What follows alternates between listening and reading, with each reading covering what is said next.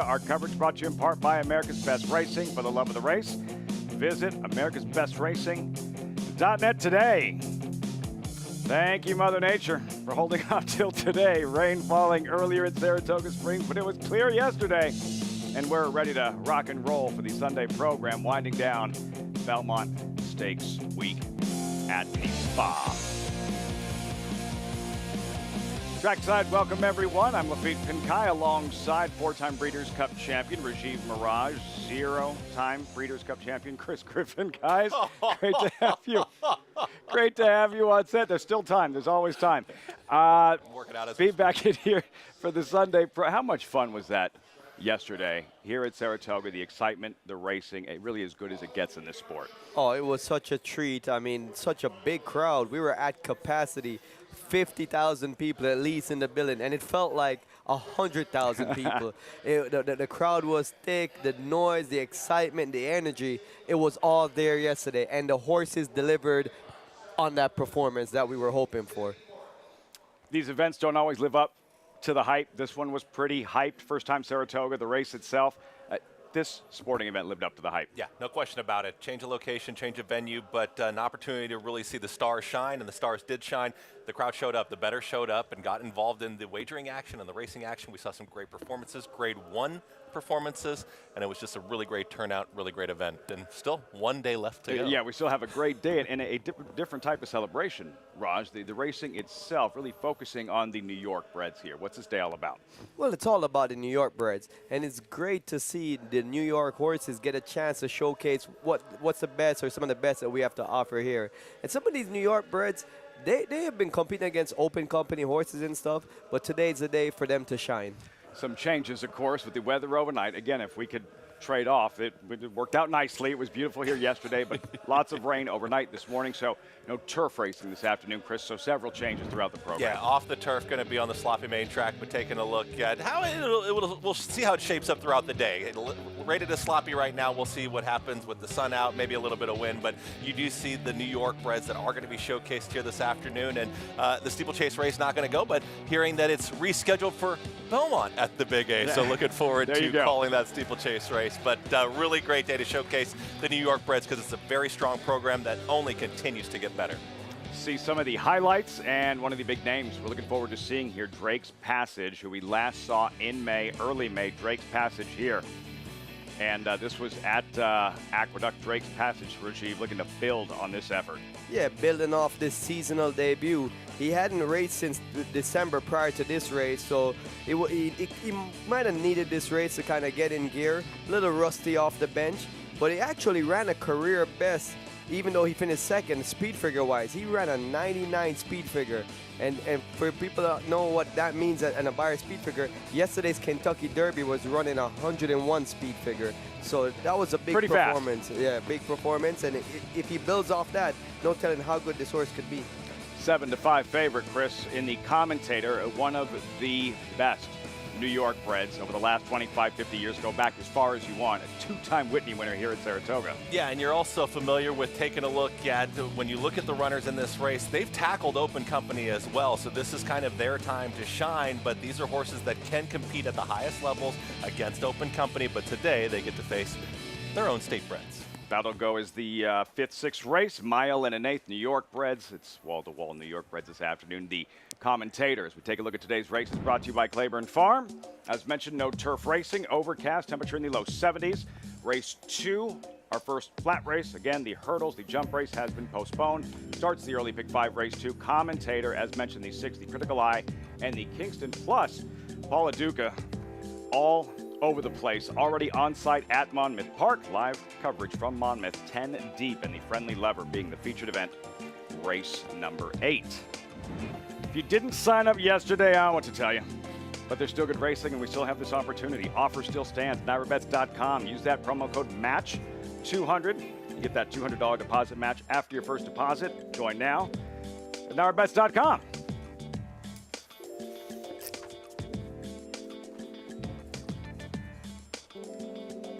So yesterday, they cap attendance at 50,000. It felt like 50,000 plus, Raja. Having been here for American Pharaohs, Travers back in 2015 after he captured the Triple Crown. That is as electric as I've ever felt Saratoga. It yesterday even surpassed that. Yeah, I can't remember any day that I've experienced at Saratoga that has rivaled yesterday. Even on Big Travers Day when I was racing and stuff, it was just surreal. Thank goodness we got a great weather as well and everything, but the crowd just poured in, and it was a great energy, great excitement, a mixture you can see of new people into the sport and fans of many years. I ran into one guy in the crowd. He said it's his 67th year consecutively at Saratoga, and then I ran into another guy next to him that says it's my first time at the track.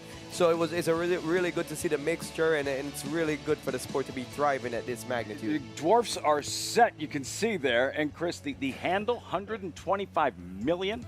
They showed up, they sent it in. Yeah, I think we saw it leading up to Saturday and seeing that we were going to see a big number like that with the special wagers included, a lot of wagering options, and great racing, grade 1 racing on a firm turf course to be able to see very top-class fields and top-class runners. And the only word I could keep thinking of was culmination. We've seen these horses run throughout the season. I've had the opportunity to call some of these horses as well. And to be able to see them kind of build up to this moment and to get to that Saturday yesterday, we saw it all come together.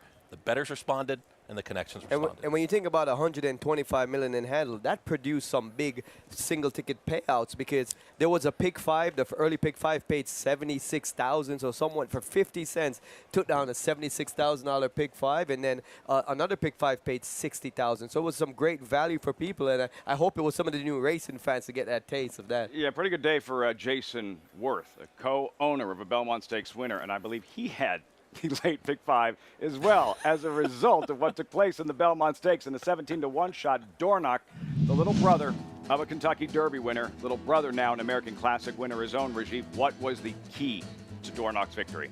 Oh, the key was obviously getting away from a clear start.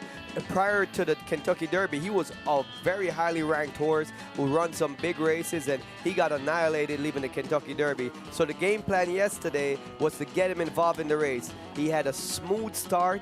Louis Saez put him exactly where you'd expect him to be, just tracking Saez the Grey, and he was resilient. Look at him come down here. Mindframe had dead aim on him and looked like he was going to go by about 2 or 3 times, and that resilience of Dornoch to just fend him off and keep finding more was just great to watch. Yeah, when you're taking a look at Dornoch and take a look at that effort, the way that he broke and the way that he was able to stalk just off of Saez the Grey and not let Saez the Grey get away. We talked about Saez the Grey getting on a lone lead. That didn't happen. Dornoch got good position. Luis Saez knows how to ride this strip, and we were talking about how he was a little quiet kind of going into the weekend, but obviously he made the big noise, and the horse showed that the bloodline was there, the pedigree was there, and now he wins a classic like the Belmont Stakes. You were right about Mindframe and his potential, the race he ran. At first glance, I thought, because sometimes you'll see horses wander because they're tiring. It wasn't that he looked tired after watching it a couple more times in the replays. It just looked like the inexperience, maybe he started to wander, but still made another late bid at Dornoch. Yeah, we talked about inexperience being the chink in his armor. And when it came down to winning the race, the win and loss, that's where he lost the race. Right when he veered out to the right, kind of got away from Irad Ortiz a little bit, and he veered back in. And that momentum loss, running between in and out, might have been the difference maker. But still a very impressive performance in just his 3rd lifetime start. A horse that's a serious contender amongst the top 3-year-olds. Since Justify won the Triple Crown, last 18 Triple Crown races, 18 different winners. Dornoch, as we welcome in Maggie Wolfendale to the broadcast, Maggie, and really enjoyed the immediate reaction with Luis Saez and the exchange that you had with him discussing that Belmont Stakes victory, his 2nd. Yeah, Lafitte, you're absolutely right, because I asked Louis, did he ever lose faith in this horse? And he said absolutely not. That when he rode him as a 2-year-old up here at Saratoga, he got off of him and said to Danny Gargan, Danny, I really think this could be your Derby horse. And he just had to wait 2 races to prove that in the Belmont Stakes yesterday. And with talking with connections with the owners, they said, we would just love the kind of trip that he needs, which is without trouble, which is more forwardly placed, because they did try to experiment in that bluegrass and rate him, to see if he's good enough. And ultimately, he proved he was good enough. Luis Saez before the race also warming him up very aggressively, so making sure that he didn't leave there flat-footed, in which we saw from him in the Derby. He still didn't break that quickly, but he was able to get his feet underneath of him and get that forward position, which ultimately proved that he does belong with these. And I thought a valiant performance from Mindframe as well. And Sierra Leone, it was just unfortunate. The track tilted towards horses who were more forwardly placed. He still made a great late bid, but he still lugged in. We were treated to some awesome performances, though, Lafitte, throughout the card. You think of Cogburn in the race that he ran, Bookham Dano, who is becoming one of my favorites. Maybe he's going to replace Jackie's Warrior. Let's not go crazy.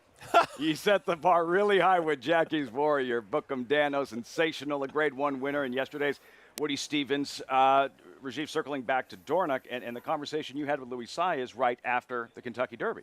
Yeah, we flew back together after the Kentucky Derby, and he said to me, Raj, trust me, this horse has it. He could do it. But I was just completely wiped out from the inside post. No shot at all. But he told me, I really believe in this horse, and I think he can come back to his good form. They were up close early. The Preakness winner, Seize the Great Dornoch. I'm expecting Seize the Great to put away Dornoch and put forth the performance the Belmont winner eventually did. It was surprising because we've been waiting and waiting and waiting to see his maximize his potential. Finally, he did yesterday. Yeah, I thought you could make a little bit of a conclusion when you saw the horses break from the gate. I thought there was some separation. You saw some of the closers get a little further back. If you felt like you had to be closer up to the pace, then you were in trouble if you were going to real deep and try to launch that big rally like Sierra Leone from way out of it. But taking a look at Dornoch and the way that he was able to stalk, broke very well, broke right with the leaders. You saw a couple of them go towards the front. You knew Seize the Great was going to go. And when you were closer to the pace, you were able to make that move. Dornoch won the race. I don't think that he just fell into, you know, some sort of lucky, maybe if you talk about Mindframe a little bit, the drifting, maybe that opened the door a little bit from a stretch drive standpoint, but we've shown that Dornoch can hug the rail, he can ride the rail, and he can get his nose down in front. He did just that. Track seemingly in his favor to an extent. I mean, it's just another variable here in as far as the postscript to the 156 Belmont Stakes, and the chase for a 3-year-old title is on. All the emphasis on the Haskell coming up, Jim Dandy, and eventually the Travers, part of that tradition, a canoe, and our Sunday coverage underway. 40 minutes till the second race, the first race here at Saratoga.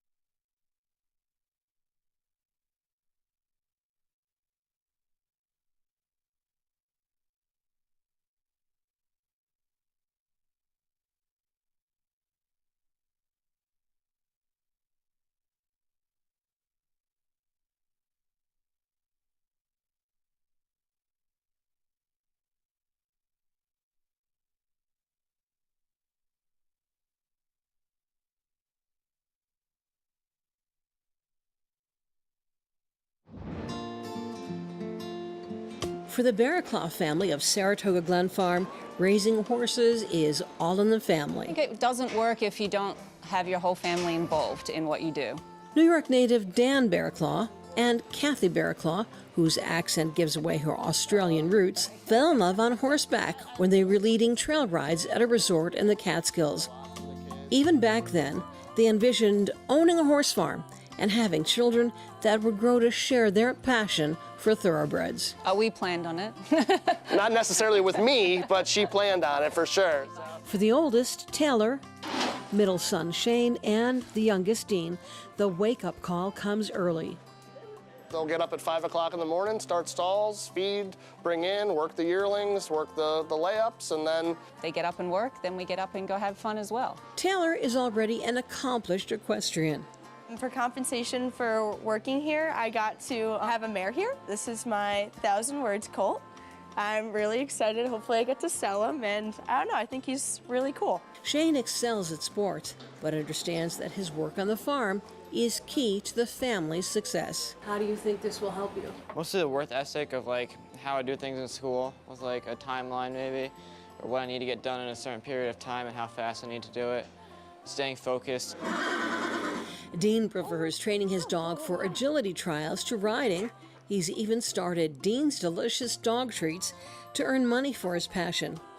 But even he picks up a pitchfork when it's time to clean a stall. I'm watering, I open doors, I mow lawns, I help Dad. The Barraclough clan credits another family for helping them become successful, the family of New York breeders, who were generous with time and advice. And we had a lot of help along the way. Joe McMahon was a mentor for us.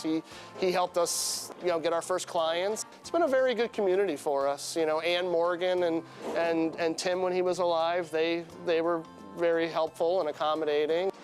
When this War Dancer filly races at Saratoga someday, she'll carry with her all the love and care she received from all 10 of the helping hands at Saratoga Glen Farm.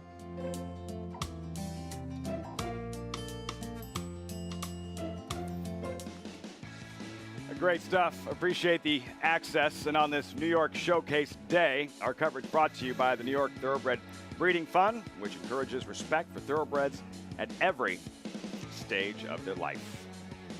NYBreds.com, 64 miles away in New Jersey, Monmouth Park. The sun's out there. No such concerns with losing turf racing. They're good to go.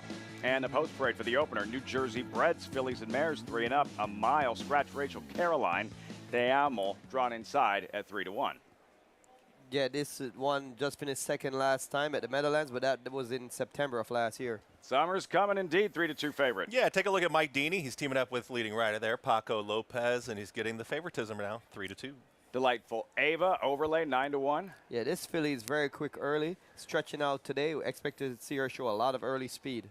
Charlize Chubb at 13-1 pictured. Yeah, it's going to have to pick it up. I mean, the 13-1 warrants probably could be even higher price. Maybe back on turf helps. Desert Passion, lightly raced 5-year-old mare. Yeah, hasn't raced since September of 23, but that one was a win, breaking her maiden last out. Contender towards the outside, exclusive champion. Yeah, definitely needed to get back on turf. I like the connections. That'll be my pick. And Singleberry Bourbon to the outside at 8-1. Yeah, another one that's an early pace factor. Not sure how much she's going to hang on late. Field for the opener.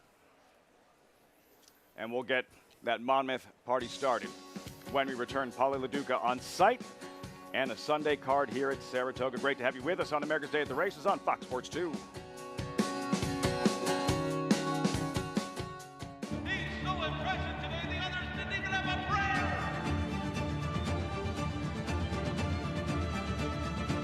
Catholic boy rolls in the run. Happy Travers.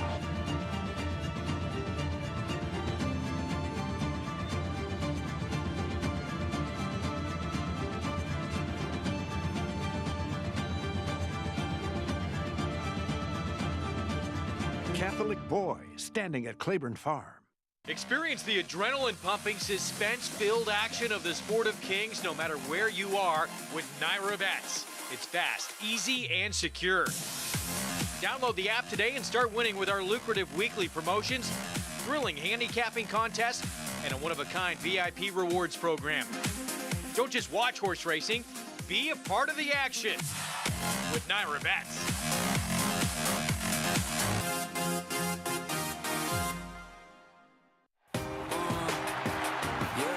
Charlatan is back, and he turns it on with an eighth of a mile to go. Express Train moves into second. Nashville dropping out of it, and then Collusion Illusion. What a spectacular return for Charlatan, who will romp in the run-happy Malibu Stakes by 4.5 emphatic lengths. Charlatan, ultra impressive. It's a new day for a new king.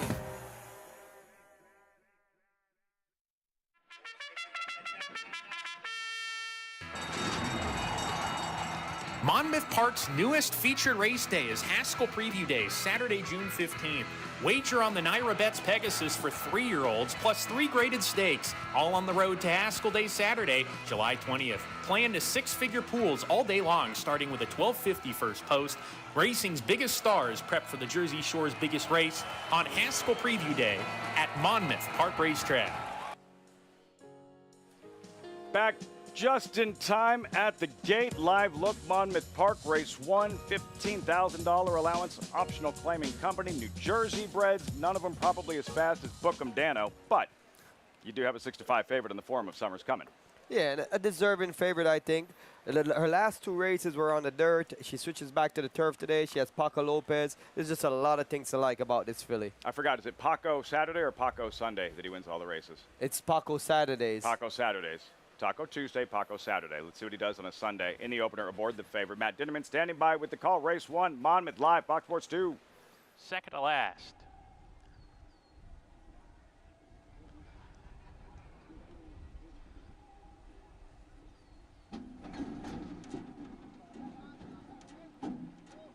That's Delightful Ava, who broke open at the front of the gate. Maddie Olver got launched towards the front. She's going to go back around and remount here. Delightful Ava, again, who was a little bit restless in there.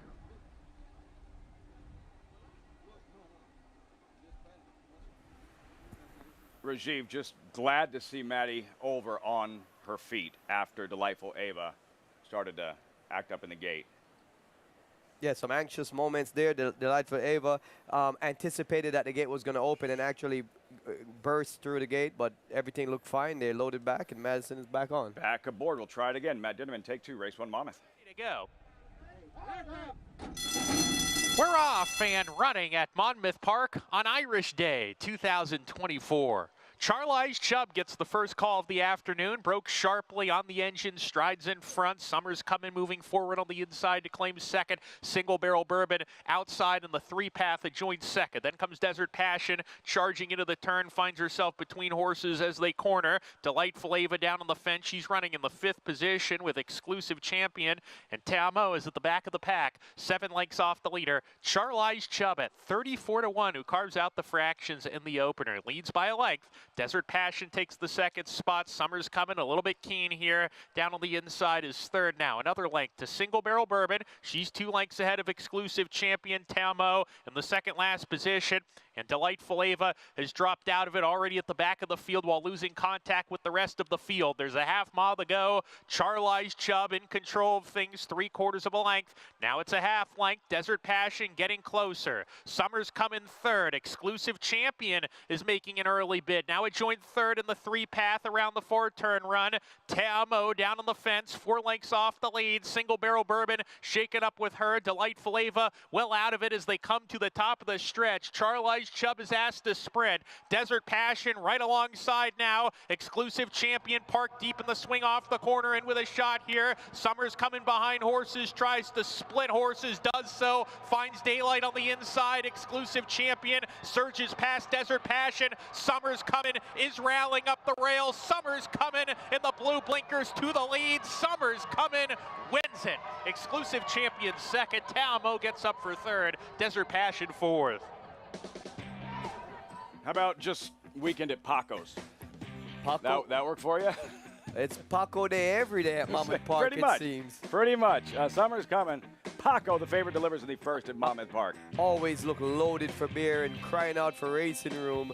And once Paco was able to navigate between horses and split, this this filly just really kicked it in, and at the end, she was much the best because she didn't really have a smooth trip anywhere around there, but just always there for Paco. I'm always wondering in those moments when you're looking for that seam and you need that hole to open up, is there any kind of chirping going on? Are you saying something? Is there a signal like, hey? No, you actually don't want to be saying anything because somebody might hear you and then try to block your lane. So you really want to be quiet and sneak through. And I think Paco is just scouting the field, kind of looking for where the opening is. And once he did find that seam, he let her go through, and she delivered. Clear example of horses that wanted to get back on turf. The 3 and the 7 run the exacta. They both wanted to get back on the grass. Paula Duca is with us, live at Monmouth Park. Paulie, just the start of another day at the office for leading rider Paco. Yeah, kind of true, right? Whenever you come back here and after a big win on the turf there at Saratoga, he's obviously going to win some races. He's got a lot of live mounts, and in the Friendly Lover today, he's going to be aboard Great Navigator in the stakes race today, and this horse is even money on the morning line. Another colt by Sea Wizard. We've seen a lot of these Sea Wizards really run for Eddie Owens Jr., and this horse is 3 for 5 over the racetrack, and I think it's going to be really tough to handle. I do think Irish Meadow is formidable in there, and so is No Sense, but when you look at it, I think Great Navigator is going to be the one to beat. It, like you guys said, it rained a tiny bit here in the morning, but fast and firm, beautiful weather out here. And Lafitte, I was just thinking back. I'm going to mention one comment about the Belmont because today's your guys' day. I started looking back and started thinking a little bit, and you end up wondering how that result kind of happened. And I started looking back and thinking, okay, when I looked at Anna Marie, when I looked at Resilience, when I looked at Sierra Leone, all 3 of those horses ran so giant in the Derby with a lot of trouble. You know, they, I think, ran their race. Now, Mystic Dan ran in all 3 legs. If you look at Seize de Greg, he actually ran in all 3 legs if you include the Pat Day. Antiquarian had just ran in the Peter Pan. If you really look at Dornoch, he kind of didn't run in the Derby. He kind of just ran around there. So when you think about it, with the 2 freshest horses kind of ran 1-2 in the Belmont. The more you think about it, look back at it a little bit, because Dornoch didn't really make a move where a lot of horses exerted a lot of energy in the Kentucky Derby, and I think the 2 horses that were fresh, like Mindframe and Dornoch, came in a little bit underrated a little bit. I think that was the key, to be honest with you. This has been the pattern, Raj, going back to the last 27 runnings of the Belmont Stakes. 27, 14 now have been won by horses who ran in the Kentucky Derby or the Oaks in the case of Rags to Riches, skip the Preakness, come back to win the Belmont Stakes. The most effective pattern in terms of horses not running in all 3 legs of the Triple Crown. We like to see our stars as often as possible, but that has been the formula. Yeah, I mean, when you see horses that are running and they're putting out everything when they're racing, sometimes it takes a while for them to get back to top form and recover from that. So a fresh horse that doesn't get fully exerted, the tank isn't as empty, and it's easier for them to bounce back. The funniest thing about the Belmont Stakes yesterday, I'm looking at it afterwards and I'm thinking, who is the leading 3-year-old? If they had to pick the champion 3-year-old today, who would get the championship? And I thought it might still be Mystic Dan, even though he finished last in the Belmont yesterday, being the Derby winner. The win in the Derby and the second place finish in the Preakness, Chris, yeah, probably not by much. It would be close, but I would think still, as at this point, Mystic Dan, the conversation of best 3-year-old in training, that's different, because now there seems to be some momentum towards Torpedo Anna, not just the best 3-year-old filly in North America. Maybe she's the best 3-year-old in training. Yeah, Kenny McPeak, you know, you'd have Mystic Dan, and then you take a look across one of the next barns over, and you take a look, and you've got Torpedo Anna. I mean, he's got the riches. He's got the colt. He's got the filly, and they both can improve off of those efforts. Mystic Dan, you know, if you talk about his campaign and going through the Derby and going through the Preakness and just not firing his best shot in the Belmont Stakes, but let me say this. We've spoken about it here on air, the different winners that we've seen in the Triple Crown Series since we saw an accomplished Triple Crown. we have had no shortage of storylines. Mystic Dan and Kenny McPeak, the coach and Sees the Gray, and now how wonderful was that yesterday with Dornick and all the connections, Jason Worth with the locks flowing. It has been an incredible Triple Crown series, and I can't wait to see what the rest of the year has in store. Again, more emphasis on the Haskell now, the centerpiece of racing in Monmouth. Every year, the Jim Dandy ride here at Saratoga, and eventually the Travers, the Midsummer Derby on the tail end here at Saratoga of the Belmont Stakes for the very first time. We'll revisit Dornick and a first Grade 1 victory. Trainer Danny Gargan, second Belmont for Louis Saez. Stay tuned.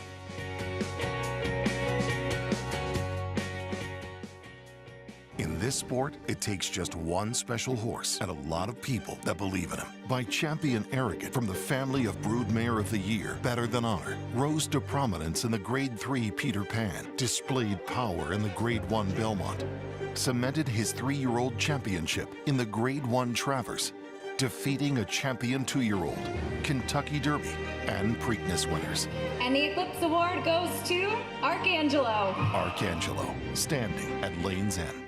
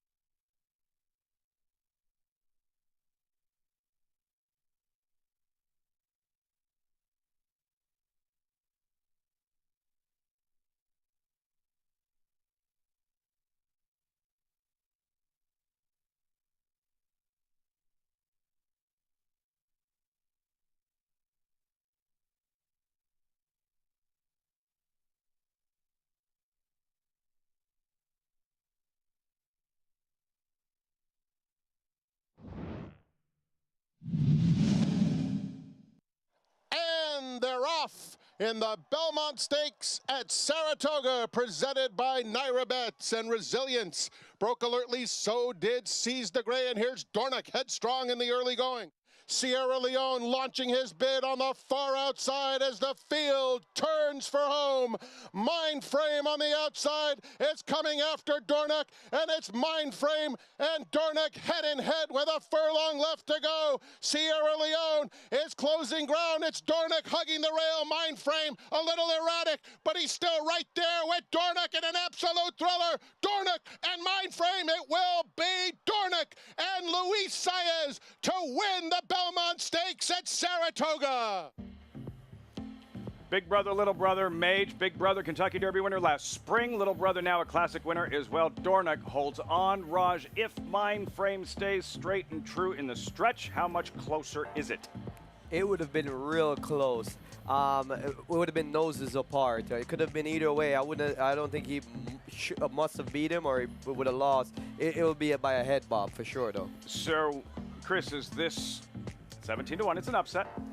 Moving forward, are you expecting to see more of that version of Dornick in the key 3-year-old races? I think they've probably figured it out, right? Where they want to place him, where he's got to run, he's got to be forwardly placed, he's got to be able to stalk pace setters. You know, don't try to take too far back. I think they're still 3-year-olds and still, as younger horses, still learning what they're doing on the racetrack. I mean, going out there and still kind of becoming acclimated. Maybe they're familiar with each other as foes now. They kind of recognize one another, right? And say, hey, I remember Sierra Leone from last time. But when you take a look at those efforts, these are still young horses improving. They're going to get better. Dornick, I think he wants to get over to that rail, and he gets very game, and he knows how to win horse races, so we'll see if they do continue. But we've also seen kind of a preview because we saw it right over this surface, so we get to see these horses come right back here to Saratoga. And to touch on what you're saying, too, it's not only for the horse to be developing, but also for the connections, the jockeys, the trainers to know the optimal way of that for that horse to perform at its best and trying to figure out what ticks all the boxes for these horses. And for sure, Dornick has shown that he has to be involved. He has to be up on the pace, or else he's not going to run its A race. Totally distracted by that kid dancing over your shoulder here, right behind us. Mind frame, excited to see what he does the second half of the season, and for Team Sierra Leone, the frustration because he has all that. He's so talented, right? But always too little, too late, chasing in vain once again, and we still saw more of the lugging in the stretch. Yeah, you know, his lugging in wasn't that exaggerated to me for some reason. But it happened. It happened. He lugs in, but then Flavien pulled him, and he actually angled around the two horses in this mind frame. And so when he was approaching the wire, he was passing them on the outside. So I don't know what his quirk really is. I was surprised to see that when Flavien was coming off the turn, he didn't take a tighter hold on the right rein. He kind of dropped his head down. And I'm wondering if this horse just needs someone to really reach up there and make him know that you're the boss. And he also bumped with the Pletcher Maiden. And yeah, that didn't help, being tangled up with the protective on his inside. And you can see that them losing rhythm. Protective came out a bit, initiated contact. Sierra Leone was turned sideways a bit. And that might have been one of the things that made him get away from Flavien a bit. Once he leveled off, he was really flying at the end. Maybe at 1.5 miles. Who knows? If it was 1.5 miles. We'll never know. We'll have a chance to see these 3-year-olds knock heads before long. And, of course, that chase for the 3-year-old title. And the Haskell at Monmouth. Paco doing Paco things. Takes down the opener with the favorite Summers coming in the opener. Yeah, this was an impressive effort there. Paco Lopez, you know he knows how to win over the surface. And as Rajiv was pointing out, when we watch races, we watch a lot of races into the far turn, had a handful, just needed a way to go. Exclusive champion got the jump. Jairo Rendon, he's ridden very well over the turf at Monmouth Park. Kent Sweezy, you've even taken a look at his trainer numbers, 5 third-place finishes to start the meet. So a lot of minor slices. Eventually, they're going to turn that around. Maybe as the meet continues, you start getting to the winner's circle. But Paco got that seam and just had enough down towards the inside for Mike Deeney. Yeah, and when you look at the final margin of victory, it was only 3/4 of a length. He was much the best because he was boxed in for a long period of time. If Paco was able to get out a little earlier, it wouldn't even been that close of a race.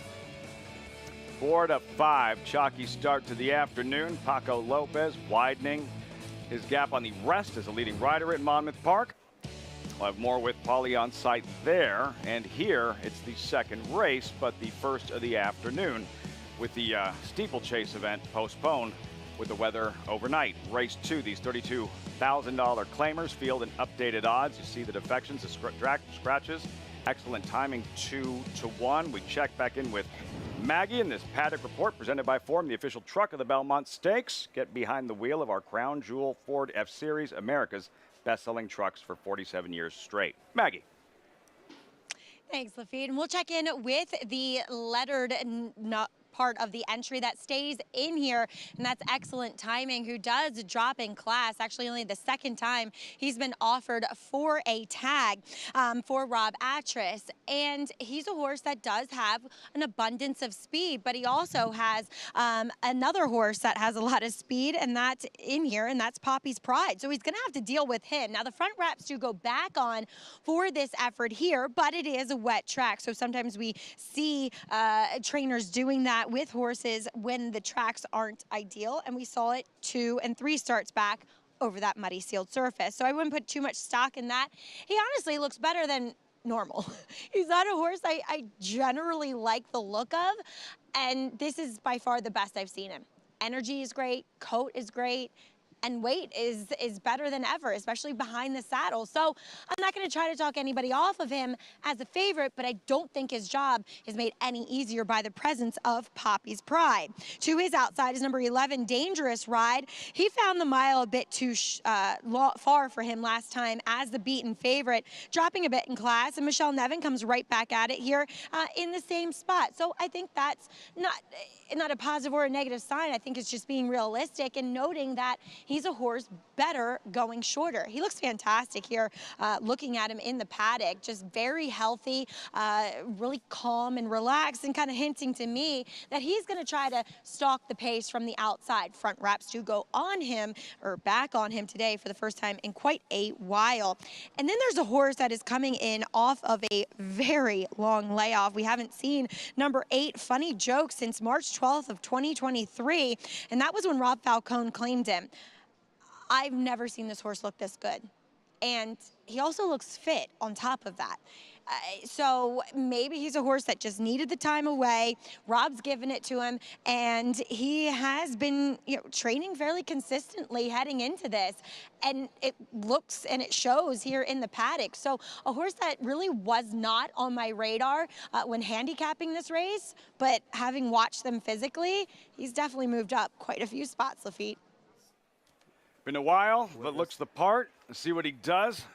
Perhaps ready to shake off that rust. Funny Joke and Flavien Prat entering the paddock. Third place finish. Sierra Leone yesterday, but a victory in the Grade 1 Met Mile with National Treasure. There's Dangerous Ride towards the outside. And Kendrick Carmouche to ride first after the claim. Michelle Nevin, Chris, and statistically very good with this particular maneuver. Michelle Nevin over the last 5 years, dirt sprints first after the claim. Yeah, Kendrick Carmouche going to take them out here, and you see first off the claim, comes right back here at this $32,000 level, was running for a big tag at Gulfstream Park, and then the connection saw fit to go in here. When they saw for $32,000, they said, let's jump in here and claim this runner. 4-year-old gelding by Lord Nelson, as you talked about, over 2 over the wet track. I mean, track rated is sloppy right now. The sun is shining, so we'll see how it continues throughout the day. But I like the outside draw. I like that forward presence. Excellent timing. Looks to be quicker, though, definitely. I mean, when you take a look at how they'll break out of the gate, is that really going to lend a Dangerous Ride style? We'll discuss race shape and much more. 10 minutes out, race 2, but the first actually of the afternoon. Right back to Maggie. Here with Andrew Offerman, SVP of Racing and Operations. And Andrew, on a day like today where we have New York Breds, the highlight of the card, you started a new initiative with NYRA to make New York bred races in 2 years from now on the same playing field as open company races. Talk a little bit about that initiative and how imperative it is to the breeding program. Yeah, sure, Maggie. Purse parity just means exactly what you says it means. Equal purses for New York bred restricted races and open races. We race almost 200 days a year, 2,000 races over the course of a calendar year. Almost 25% of those, or just over 25%, are New York bred races. So they make up a large percentage of our races. We need to make sure we keep the home team strong, continue to fill races in New York, and put on a good product for the customers. So hopefully it benefits all parties with purse parity. And we've really seen these New York bred races expand throughout the racing program throughout the year. And these showcase days, how important are they for the entire, NYRA program? It's great to be able to put on a New York bred day that allows the groups to come together, celebrate, see the best in class really race on a specific card throughout the course of the year. We have 3 of them throughout the year, obviously one of them today. So great to be able to put on a show for the fans and really promote the New York bred across not only New York, but the entire country. Now, Andrew, yesterday was your first Belmont Stakes in your official role now here at NYRA. It was highly successful. I have never felt the energy so heightened here at Saratoga. 125 million in handle. How huge was Belmont Stakes Racing Festival here at the spa? Yeah, it was an awesome day. Obviously, the place was packed. Amazing energy. Several people telling me that it's the loudest that they've ever heard the venue. I heard you talk about it a little bit yourself. Unbelievable to be a part of. Incredibly gracious to the participants that put on the show. The customers and the fans and the gamblers that showed up couldn't really top it in my mind. It exceeded expectations. Excited to do it again next year. I think from you to me to everyone here at NYRA, we thank the fans and the horsemen. Absolutely. Well, Andrew, thank you so much for your time. Thanks, Maggie. All right, Andrew Offerman putting on a great show throughout this Belmont Stakes Racing Festival, and it's capped off with these New York Breds today. Guys? That's such a fun way to end a tremendous weekend here in upstate New York, a historic weekend with the call to post for the first race you'll actually see, the second race scheduled on the program. Do you have an all-time favorite New York bred, Chris? Yeah, it's the horse that makes you a fan. Funny side, and I was really rooting against it. I was a big Empire Maker fan during that season, and really followed him along. But funny side, the gutsy gelding being able to get it done, gelding, and just indeed. the Saratoga Sable Silks. Great horse, great New York bred. Celebrate the New York Breds at Saratoga this afternoon. You just saw excellent timing. The favorite 2-1. There's Emerald Forest and Javier Castellano. Yeah, this one dropping in class after finishing 6th last time in an optional 62 claimer. Sagamore Mischief, a lot of seconds. Yeah, a lot of seconds, some thirds, some fourths in there, but is really going to have to pick it up to beat these types. Nolo Contesto, Joel Rosario winning that thrilling Grade 1 Ogden Phipps yesterday. Yeah, overcame a troubled trip last time and still managed to get 3rd place. Poppy's Pride, he's quick, will impact the running.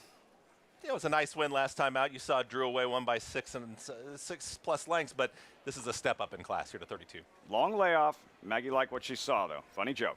Yeah, has some back races to go back on if he can show up today, and Maggie says he's touting himself pretty good in the paddock. Market Alert, popular at the claim box. My selection right here. I like that drop down from 50. I thought claiming for 25, more moderate spotting. I think I got a shot. Dangerous Ride. Think he gets a great trip today, Raj. Yeah, perfectly posted on the outside of his rivals. Kendrick Carmouche is going to have the option to track the pace and then pick his spot route. The field, the first race you'll see, second race on the program, carded here at Saratoga. Started the early pick 5. Post time in 6 minutes. Also live coverage, on-site coverage from Monmouth. Warm-up continues for the second. Paul here, the handicappers have zeroed in on Flag Song Flying. Odds on favorite 4-5. A trustworthy in your opinion, or are you leaning in another direction? Well, the horse to beat by far in here. And I'll tell you what, this is a horse that's had trouble out of the gate and came out here with a big extension blinker aboard. Now, she's the horse to beat in here. Now, I just don't know if she's going to be behind the 8 ball in here, and she's going to have to close into not so much of a fast pace in here, because I think the 2 is the pace in here. Bright Kohana for Chuck Spina and Jomar Torres. This horse has been showing speed at a higher level. I think the 2 could speed pop this field, and if the 5 makes another mistake at the end of the gate, and I got to turn around, it's Mr. Bill Miller's 80th birthday today, and my goodness, can we take a look at him right now? Let's just go with Lafitte America. Okay. Happy birthday. And whenever I celebrate my 80th birthday, I'm hoping I'm doing so at a racetrack. I couldn't tell which guy was it. Which guy was it in the shot there? I mean, celebrating. I actually agree with Paul a lot from a handicap. Happy birthday, Bill. But I agree on Bright Kohana. I think when Chuck Speed had teamed up with Jomar Torres, that's a winning connection there at Monmouth Park. So at 3-1 versus a 4-5 and a low-level maiden 12-5 claiming like this, yeah, I'm going to take 3-1. Where do you want to be for your 80th, Raj? I would love to be at Monmouth Park or Saratoga. I thought you were going straight for that Jim Dandy bar. But I had a lot of fun at the Jim Dandy bar yesterday. I know you did. Was right in the middle, conveniently located between our 2 sets. Convenient is right. Just another great place to spend the afternoon at the spa. And same can be said for the Shore's greatest stretch, where the Sunday program continues, filing into the gate for the second. Matt Ditterman standing by with the call. It's post time.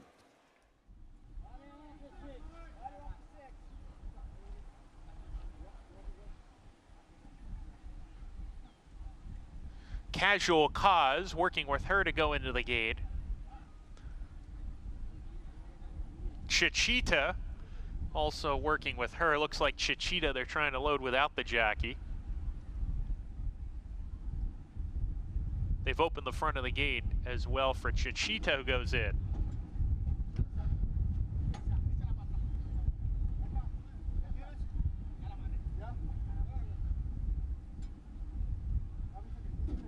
Casual Cause, post 4. Always Ellie, second to last. Allie's Hannah to the outside post. waiting for Allie's Hannah.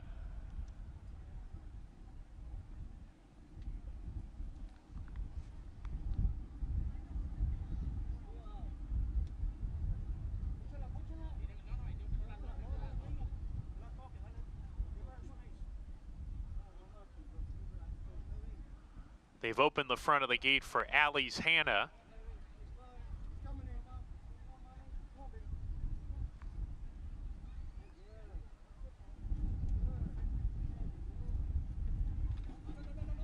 Allie's Hannah goes in. We're ready to go. And they're off.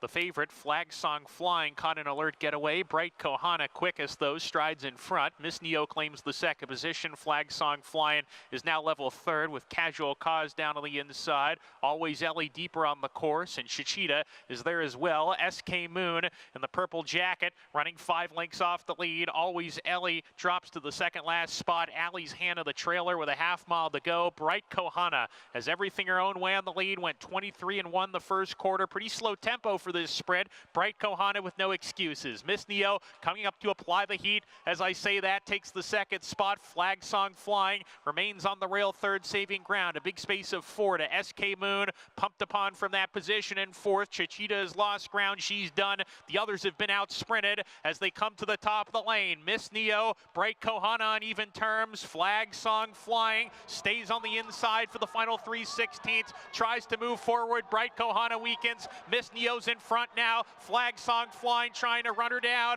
Miss Neo, Jorge Gonzalez going for home. They have a length cushion.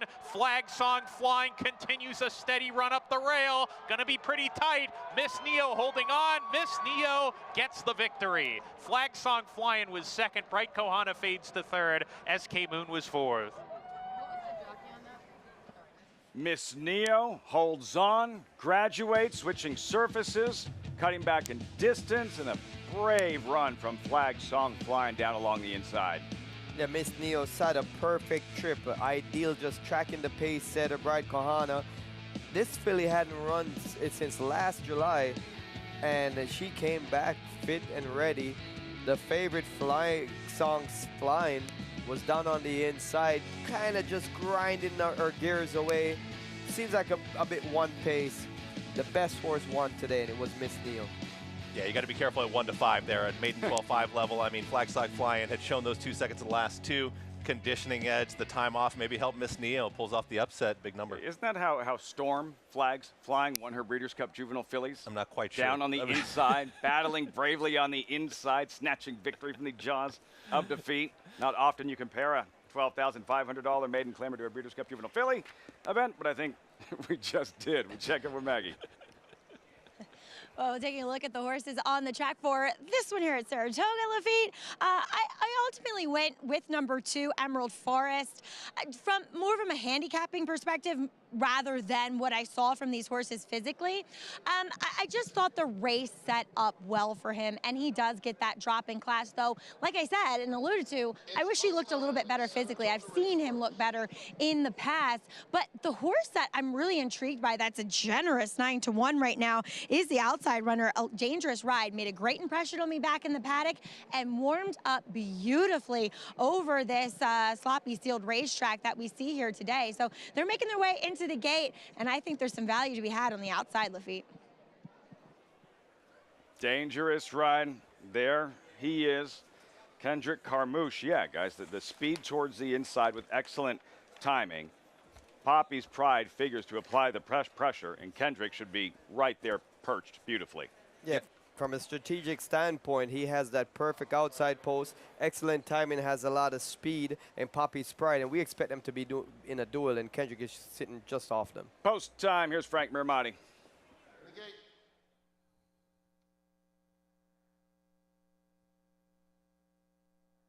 And they're off.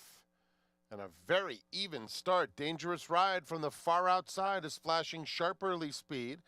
And now moving up is Excellent Timing. So it's Excellent Timing head and head with Funny Joke. Those two pull 3 lengths clear of Dangerous Ride in third. Down at the rails, Sagamore Mischief with Nolo Contesto in between horses. Poppy's Pride is 4 wide down the back stretch. A gap of 6 to Market Alert. as they run down the backstretch, and the trailer is Emerald Forest. 21-1 on this sloppy track for Funny Joke, who moves into the far turn, leading it by a length and a half to Excellent Timing in second. It's another 3. Poppy's Pride has become a clear-cut third. Then it's a lineup of 3. On the far outside, that's Dangerous Ride, trying to get right back into the race. 6 lengths off the pacemakers, Nolo Contesto and Sagamore Mischief. They turn for home. Funny Joke and Excellent Timing head-to-head coming to the furlong pole, and Excellent Timing gets the upper hand, opening up by 3. Funny Joke could not keep pace in second, and then it's a scramble as Poppy's Pride is in between horses trying to get into that second spot, and wide out on the track is Market Alert. None of them close to Excellent Timing, who scores decisively. Photo finish for second involved 3 horses: Poppy's Pride, Market Alert, and Dangerous Ride.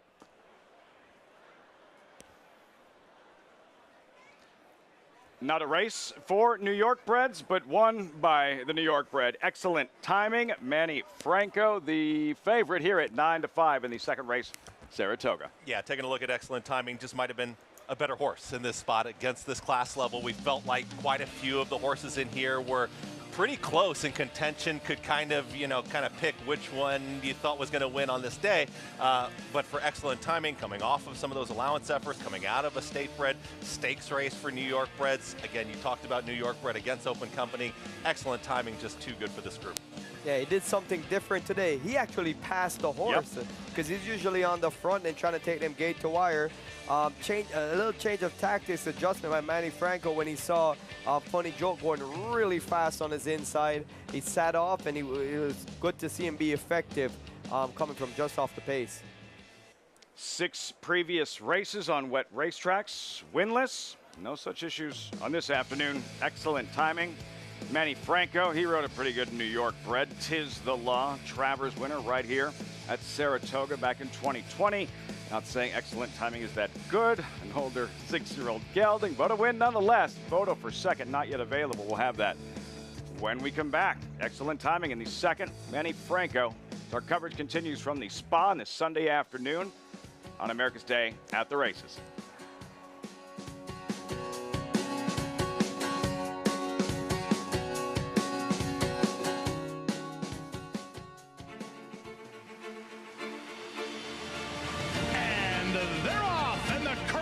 Florida Derby.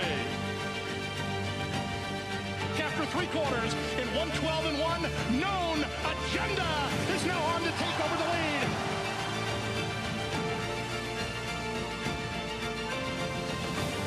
It's Known Agenda for St. Elias Stable.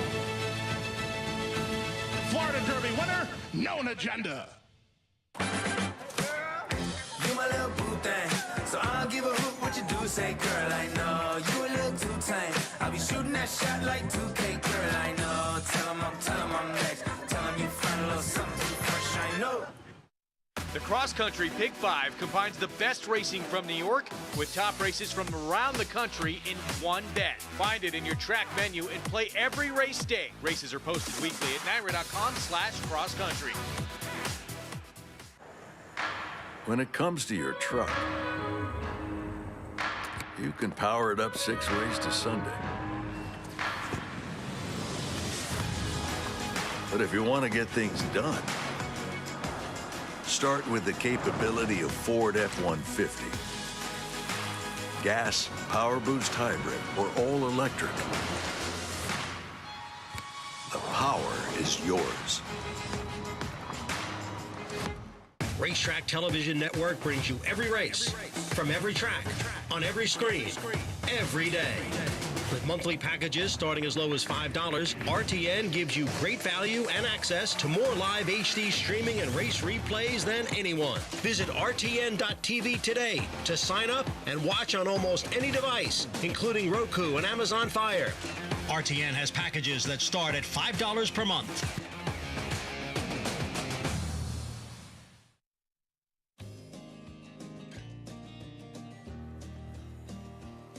Excellent Timing entering the winner's circle. You'll hear from Mike Dubb in a moment.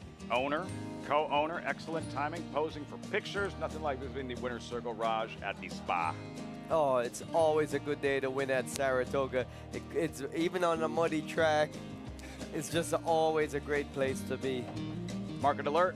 Getting the photo for second. Poppy's Pride 1:10.6. Excellent timing as promised. Mike Dubb standing by with Maggie. That's right, and we were just trying to make the line, Lafitte, on how many slips were dropped on excellent timing here. Yeah. What did you say? I guess 10. I think that would probably be about right. A New York bred, but ultimately, Mike, this is probably where he belongs. Well, I was just kidding around. You know, this is the right level, and you want to win at Saratoga. And even though it's June, it dawned on me it is Saratoga. So It all counts. And as we celebrate the New York breds today, you're no stranger to owning, several talented New York breds. What do these types of programs mean to the industry? Oh, they mean so much, and it's just so unfortunate it rained today and we lost our turf racing because everybody in New York works so hard, and when they get opportunities like this, it's a shame to lose them. But I was at New York Showcase Awards event a few weeks ago, and when you see the people from around the state who, don't get much publicity, work hard, don't say much, but they're really like supporting an industry, it really brings it home to you. And so we get that. I get it. I think Naira gets it. And onward and upward with New York breds. I couldn't agree with you more. And real quick, I do have to ask you about one you had in a scheduled dirt race, and Dr. Ardito and the commentator maybe losing his way a little bit. Chad putting blinkers on today. Any insight? Yeah, we're not sure. A mile and an eighth, 2 turns is what he's looking for. But again, when these opportunities come along, you try to lose them. You try to use them, not lose them. Freudian slip. Yeah, and we're trying because we know he's a class horse. We know there's talent in there. He was just voted the New York bred dirt champion. So it's his day, and he's supposed to be here, and we'll see if he's the good old Dr. Ardito, just like the one who takes care of me. That's right, name for your doctor. Well, Mike, thank you so much, but a lovely way to kick off the day. Thanks so much for having me. And as excellent timing, perfect timing to try to get things going here for Mike Dubb and company, guys. Maggie took the words right out of my mouth. Freudian slip is right. Dr. Ardito. Chris, what are you expecting from him this afternoon? Yeah, he's been one of my favorite New York breds to could follow along. Over $500,000 earner is one half of his starts. And yeah, changing up things a little bit because you think about him in those one-turn miles and you think about him getting that big closing kick going, and you're kind of seeing the same type of pattern that we're going to see is that they come out of the Westchester Grade 3. Kind of a subpar effort there, off the layoff, and now they come back in the commentator. Different distance at this mile and an eighth, but maybe this is going to work out. The blinkers going on is interesting, maybe to get him a bit more keen. That's the commentator. Up next here, the Mike Lee, 7 furlongs, big scratch. Antonio of Venice, 6-5 morning line favorite is out. So now Doc Sullivan, 6-5 in the early stages of the wagering. 21 minutes out, Mike Lee is next. Saratoga. Meantime, Monmouth Park. Jorge Gonzalez entering the winner's circle. Miss Neo graduates and had to dig deep and hold off Flags Song Flying, who was gradually trying to pick her off in the shadow of the wire. Yeah, well, Flag Song Sign dove to the inside, saving ground. I think that was a good move. Miss Neo would look like she was always traveling best, though. She was closer to the pace, had Gonzalez just right where she needed to be, and Flag Song Sign just looks like a filly that just has one grinding gear, and it's not really that fast. Storm Flags Flying, she would have got there, Chris. She definitely would have got there. You just showed us the replay. We would have known that she would have gotten there. But at 1-5, it's tough. And now, where do you go with Flag Song Flying? Because I get a little concerned that maybe she's just a little bit used to chasing horses, not used to passing horses. When is she going to put it together? And are you going to get any kind of value when she finally does? Well, she's been knocking at the door at this level, so one day she'll break through, but you can't take it at a short price. Third race, Monmouth. Field of 6, $30,000 claimers. Scratch the 2. Palm Island at 5-2. That's next. You'll see it right here on America's Day at the Races. And you'll hear from the co-owner, winning co-owner of the Belmont Stakes, Jason Worth. Dornock, sensational in yesterday's 156th running of the Belmont. That's next.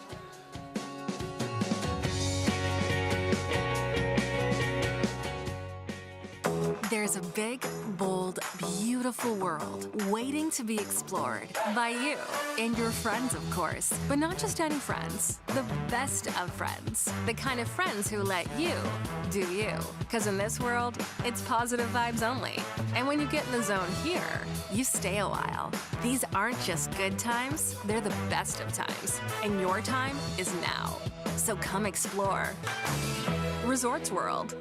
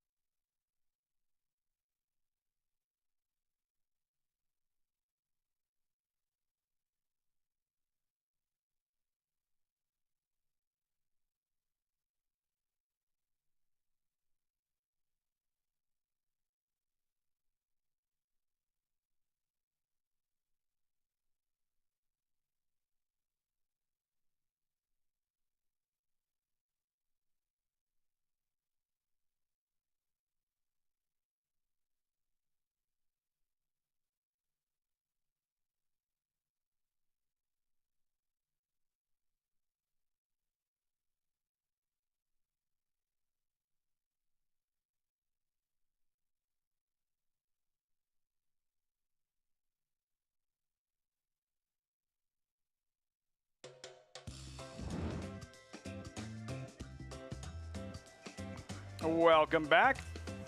America's Day at the Races on Fox Sports 2. Coverage is always brought to you in part by Hillendale Atalapa, where the obscure becomes obvious. Hear that bell ringing, 17 minutes out.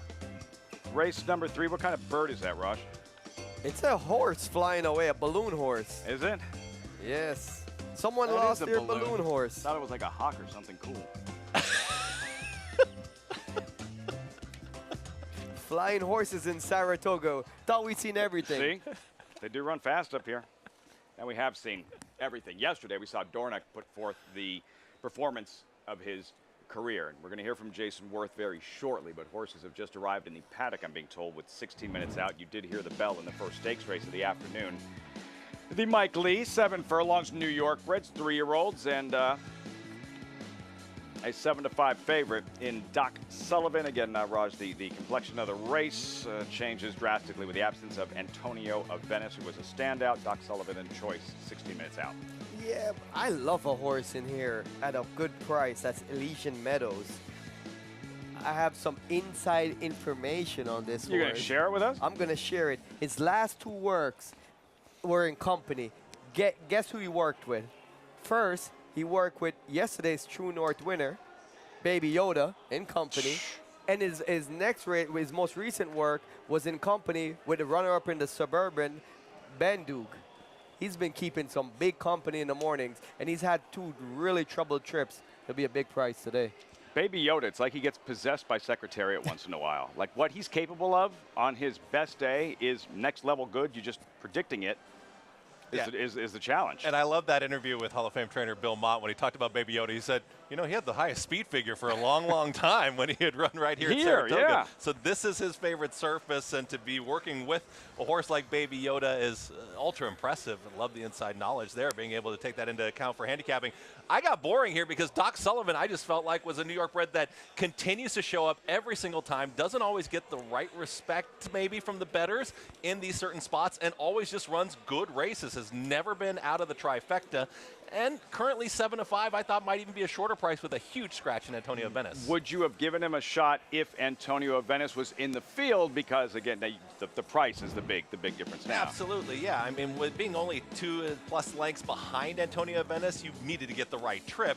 But you would have loved that price on Doc Sullivan, because you would have said, hey, I'm going to get some great value in here because Antonio Venice is going to get crushed. But we take that out of the equation. Antonio Venice is scratched. I'm on board Doc Sullivan. I think Javier Castellano is riding still very, very well at a top level right now. And I think at 6-5, I'm willing to take that price, maybe not too much shorter. And Antonio Venice's scratch also hurts my pick a bit, because he would have been a speed horse, and Doc Sullivan would have been contesting him. Now there's not much speed left in the race. Let's see, hear from Maggie Wolfendale, standing by with this Mike Lee Stakes Paddock report. Whoa, what's going on, Maggie? Wow. Whoa, oh God. Okay, well held by the groom there of Doc Sullivan. Really well held. I knew when Patrick, our wow, I just got really scared for a second. But when Patrick Davis was saddling him, our paddock judge in here, I knew that they were expecting some fireworks possibly, because Mike Maselli, a little bit older, a little bit smaller. So sometimes you need somebody younger, faster acting, and just bigger to saddle these horses. That can be a problem. I haven't observed that prior, or at least as of late. I remember him acting up a couple times early on when he began his career at Aqueduct. He came in here energetic, but other than that, little incident. He has been making all the right moves and showing me the right signs that he should be the favorite. I will keep an eye on him, though, to see how he continues to behave. Likely they're going to take him out and try to saddle him on the walk with a pony with him. So let's move on. If we need to circle back, we will. But number 3, Elysian Meadows for Belmont. I kind of like what Rajiv is laying down here. I'm going to pick it up as Elysian Meadows. He's really kind of now filling out that frame. He was a little bit of a slighter sort early on, going back to the early days of his 3-year-old season, and back as a 2-year-old. He looks stronger than ever today. So the fact that he's been keeping good company, at least in the mornings, shows and says to me that, reflective of what I'm seeing from him today, that Bill Mott thinks that he is heading in the right direction. And I do like horses that are turning back in distance a bit, because they have that stamina built in. Now, one that I haven't seen before that broke his maiden in a big way was number 5, Grand Opening. But before that, he made an excellent showing of himself, I thought, first time out in that Stallion Series Stakes, where he broke well that day, put himself in a good position on the rail behind the early speed, and was very brave to go up the inside. So showing some tenacity and moxie and some determination, hinting at the fact that he's all racehorse, and he looks at here, he's a little bull of a thing here for Robbie Bales. Just the distance concerns me a little bit, and I know that he ran okay first time out at 6.5. He is very stout and back, really true sprinter build to him. But he's got some swagger, and he's got some confidence here in the paddock. Now, it looks as though they do have Doc Sullivan over around the 3 tree in the corner with the pony behind him. I think it may have been an issue, too, Lafitte, of him not liking the lip chain, the covered lip chain that he had on, too. So they're going to do him on the walk, and looking at him, it seems as though he's much happier doing this. A handful. Maggie, Doc Sullivan, if you're Javier Castellano and you're watching all this unfold, Rajiv, what's going through your mind?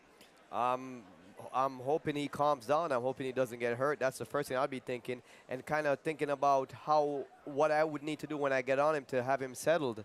This is a big, strong horse, and if he keeps acting like this, he might blow his race. It just wasted energy pre-race, the last thing you want to see. Yeah, and if you think of a horse like a car, and it has a gas tank, he's burning out a lot of his gas right now. He's not going to go to the gate with a full tank of gas. He's a current favorite.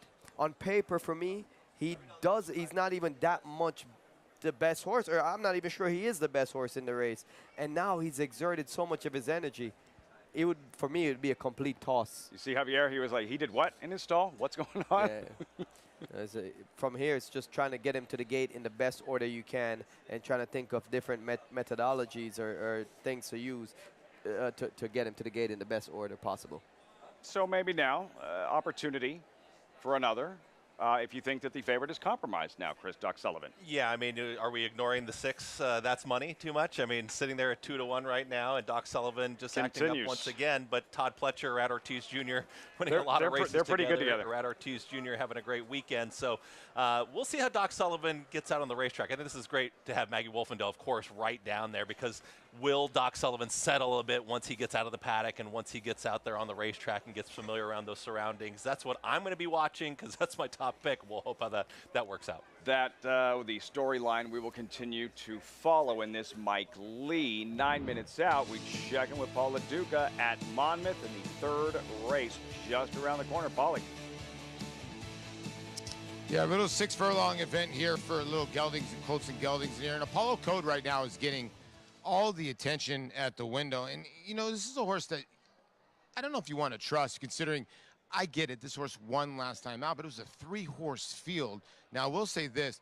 He looks tremendous on the racetrack. He was able to get away from the pony, Jairo Rendon, and he warmed up very nicely in here. It's just that last race, to me, I just don't know what to do with it. It was a 75 it was a beaten claimers. It was against some older horse, but he was 70 cents on the dollar. I can't take the 1 at 2-1. I thought the 7 warmed up great, Festinate. And, you know, we heard this a couple times. A lot of horses coming in from Tampa. A little cooler day today at Monmouth Park, and it seems like horses coming in from Tampa, they like the cooler weather. I think the 7 has got a big shot here for Kathleen O'Donnell in here. But Palm Island, I thought, was the one to beat. You know, a horse that is gelded for the first time. Kathleen DeMasso, very, very good conditioner. This horse used to be in the Todd Pletcher barn, but this horse has got numbers to go back to. And you can hear Matt Dinnerman's voice, Lafitte. So I'm going to go with the outside horse, Festinate, with Melissa Iorio. Back to the dirt here at 5-1. By a former Horse of the Year in Mine Shaft, Festinate at a price 5-1 at post time. Filing into the gate, 3rd race, Monmouth Park, $30,000. Claimer, 6 furlong sprint. Matt Dinnerman with the load and call. 2 back, Palm Island.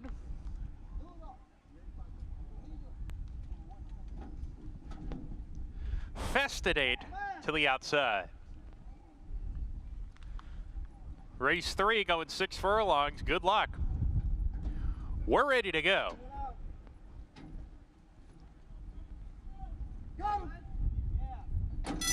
And we're off.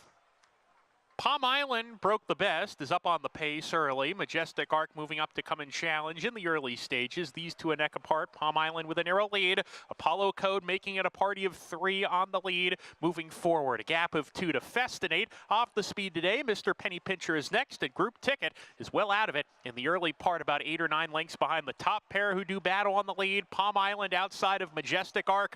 Majestic Arc in the blue blinkers with a head lead. Palm Island right there. Apollo Code eased off the pace, is getting a breather, gets into the 3 path and begins a move. There goes Apollo Code in the 3 path to take the lead away from the early leaders, and Festinate attempts to move with that rival. Apollo Code, though, streaks clear to a 1.5 length advantage. Palm Island second, Festinate third outside of him. The others still well out of it. Apollo Code comes off the corner with a commanding lead. He's increased that leading margin to 3. Palm Island second. Festinate just trying to hold on for third at this point. Apollo Code with a 16th to go. There are no dangers in sight, and he's going to win it. Apollo Code, Jairo Rendon about 3.5 or 4 ahead. Palm Island rounds out the exacta spot. Then Festinate and Mr. Penny Pincher, who is 4th across the line. Apollo Code figuring things out here. Rajiv took him 5 starts to graduate. Check that. That's his 3rd win in 6 starts and 2 easy daylight wins. Yeah, this New York bred showing off outside of the New York ranks. He won last time for $7,500.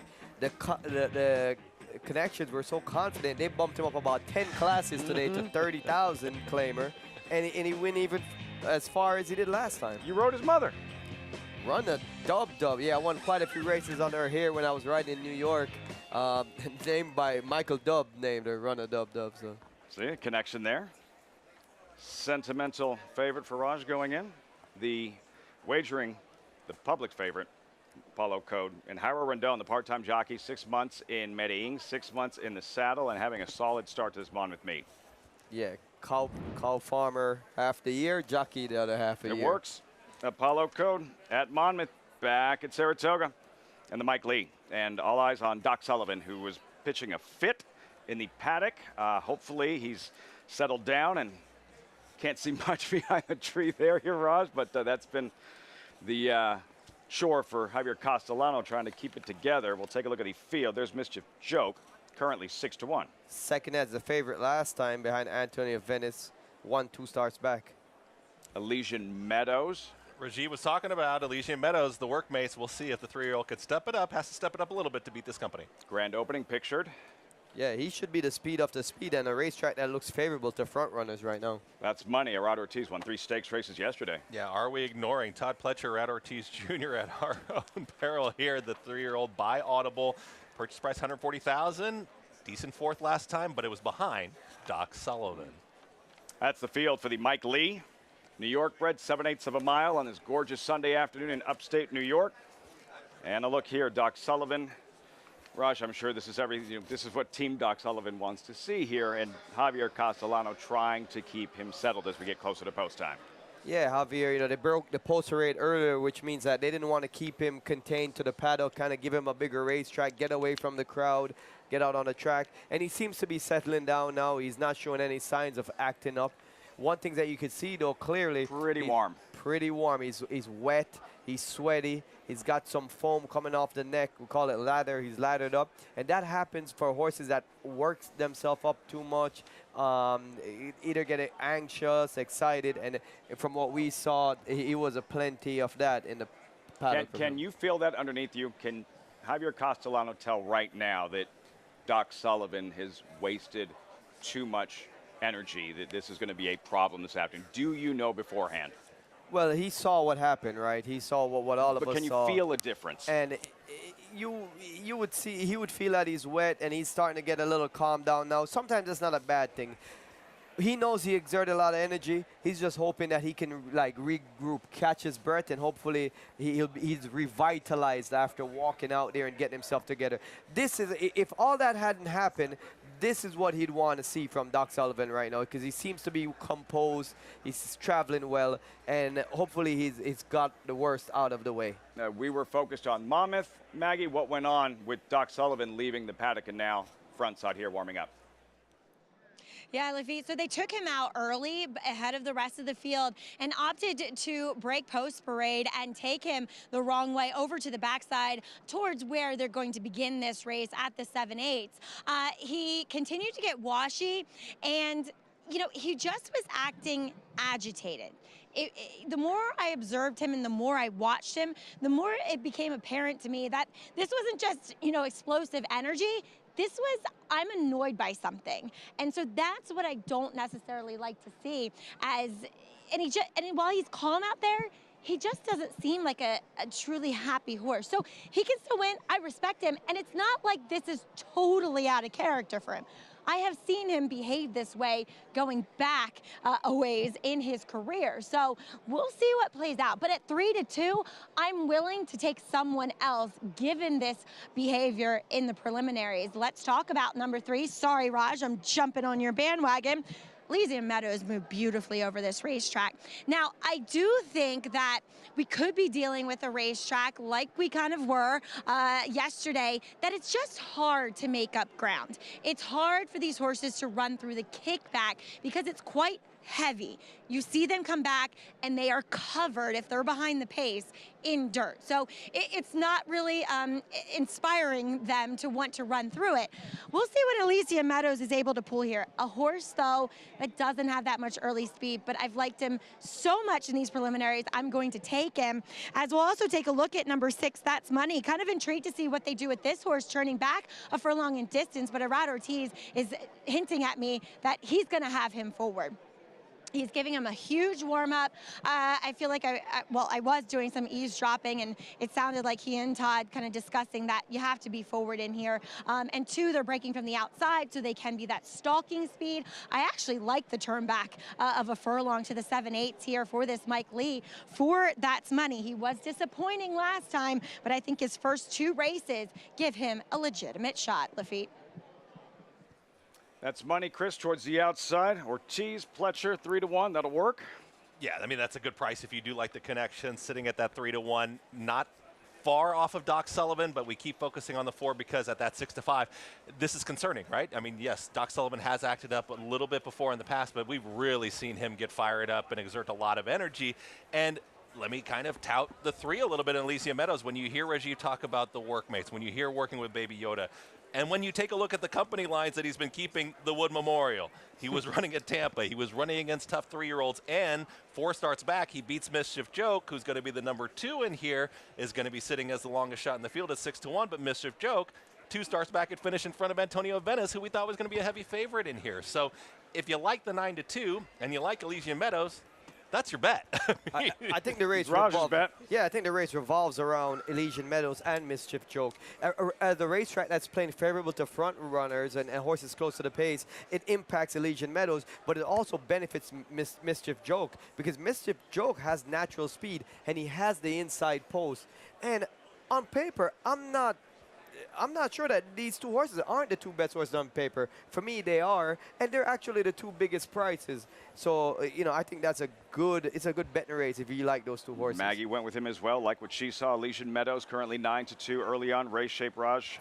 Well, what are we looking for? Luis Saez is on the inside. He knows the racetrack. Everybody knows the racetrack is playing favorable to the speed horses. He's going to send from the inside. Doc Sullivan has natural speed. He's worked up. He's going to go. Grand opening, led wire to wire last time. He's going to go. Arad Ortiz, Todd Pletcher, they talk about sending, being closer to the pace.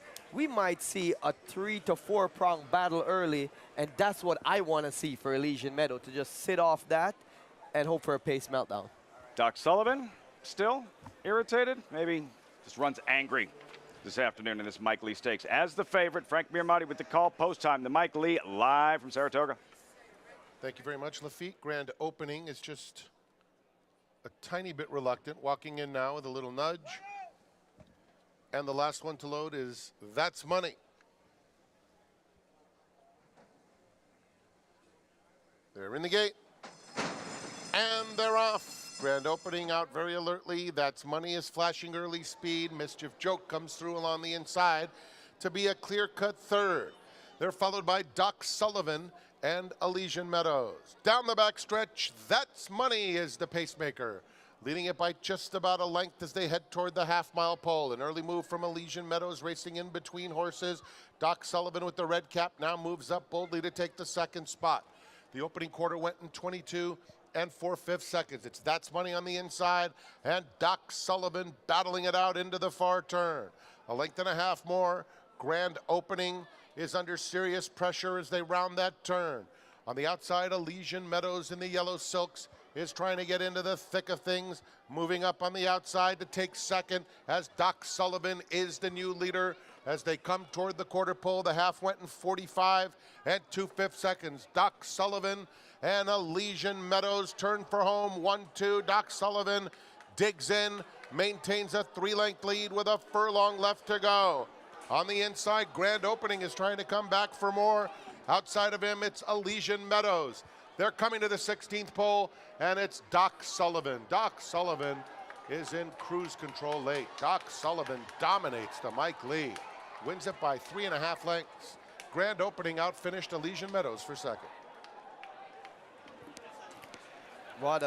A fit pre-race, all business on the track. Doc Sullivan rolls in the Mike Lee.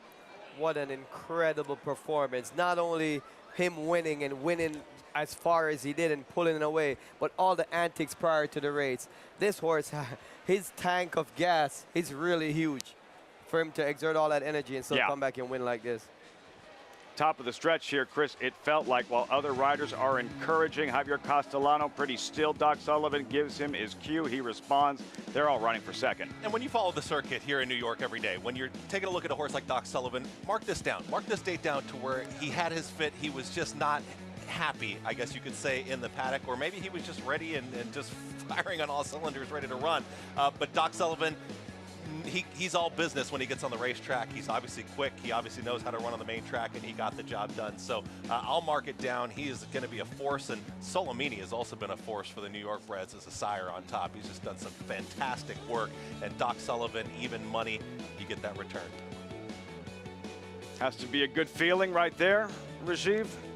Javier Castellano going to work knowing how much horse Doc Sullivan has left, and then you having won this Mike Lee a while back with Friend or Foe. Yeah, Javier looked like he was always confident. The horse was always traveling well under him, and he was just in cruise control.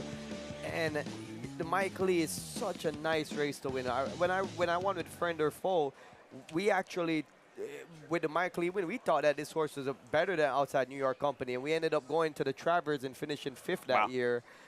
So Doc Sullivan was even more impressive than Friend or Foe won, in my opinion. So this horse might end up being a top champion New York bred, and even outside of the New York bred ranks as well. Yeah, and it's interesting from the distance standpoint. Seems like one turn, sprinting type, maybe at that mile. This is going to be his game. It does seem like he does very well here.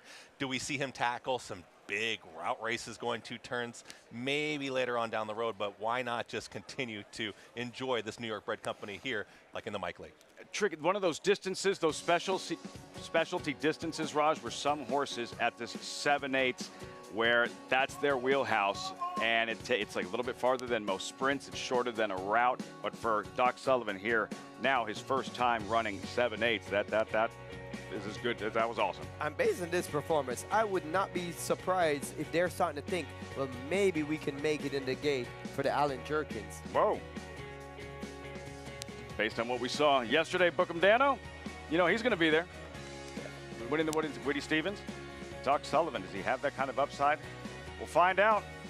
Dominant win in the Mike Lee results reaction when we come back. The sun shines bright on Caraconte. His first crops of racing age are showing brilliance on the racetrack with a high percentage of stakes winners. His versatility is evidenced by winners on all surfaces across the globe. Spandarella could not have been more impressive. The sun shines bright on this value sire.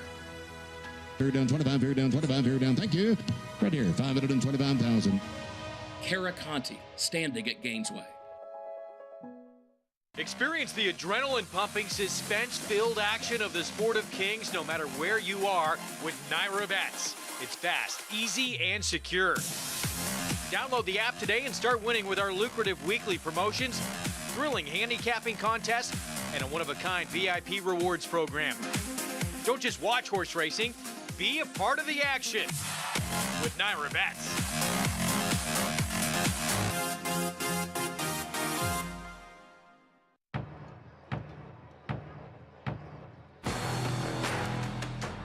Nothing stood in his way. War of Will won the Preakness. At the line, War of Will. That's a photo for the win. Straight down, middle down, 4 down, there, middle 4 down, 400,000 to back. Thank you. War of Will, standing at Claiborne Farm. At The Botanist, we always look further, seeing potential where others may not. We sustainably hand forage 22 Isla Botanicals to make a beautifully balanced gin, capturing the essence of our Scottish island home. Consciously crafted by our community to be enjoyed by yours. Look further.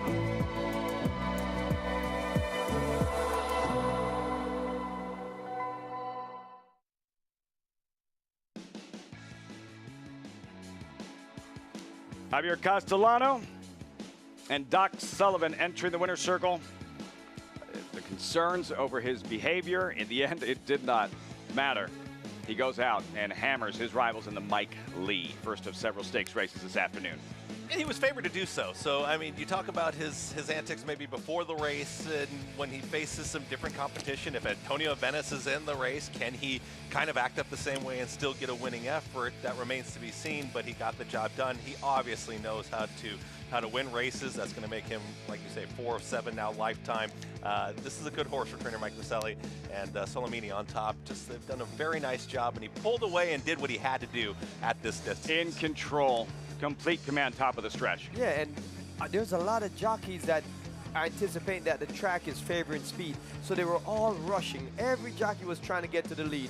Javier Castellano inherited the lead motionlessly. That's how good Doc Sullivan is. He was outrunning these horses down the back stretch without any urgency from his jockey, while everyone else was pretty much pedal to the metal trying to stay up with him. So this horse has a high cruising speed, natural pace. He's a good horse. Impressive Doc Sullivan here in the Mike Lee, first of several stakes races, winding down Belmont Stakes weekend here, Chris, in a celebration of the New York Breds, very competitive races, and a really exciting way to close out a terrific weekend of thoroughbred racing. Yeah, it definitely is an exciting way, and I think they said we were going to throw it to Maggie. I think Are we? Maggie, is she ready? yeah, Ready to go? Maggie is ready to go. Maggie's in the winner's circle. Trainer.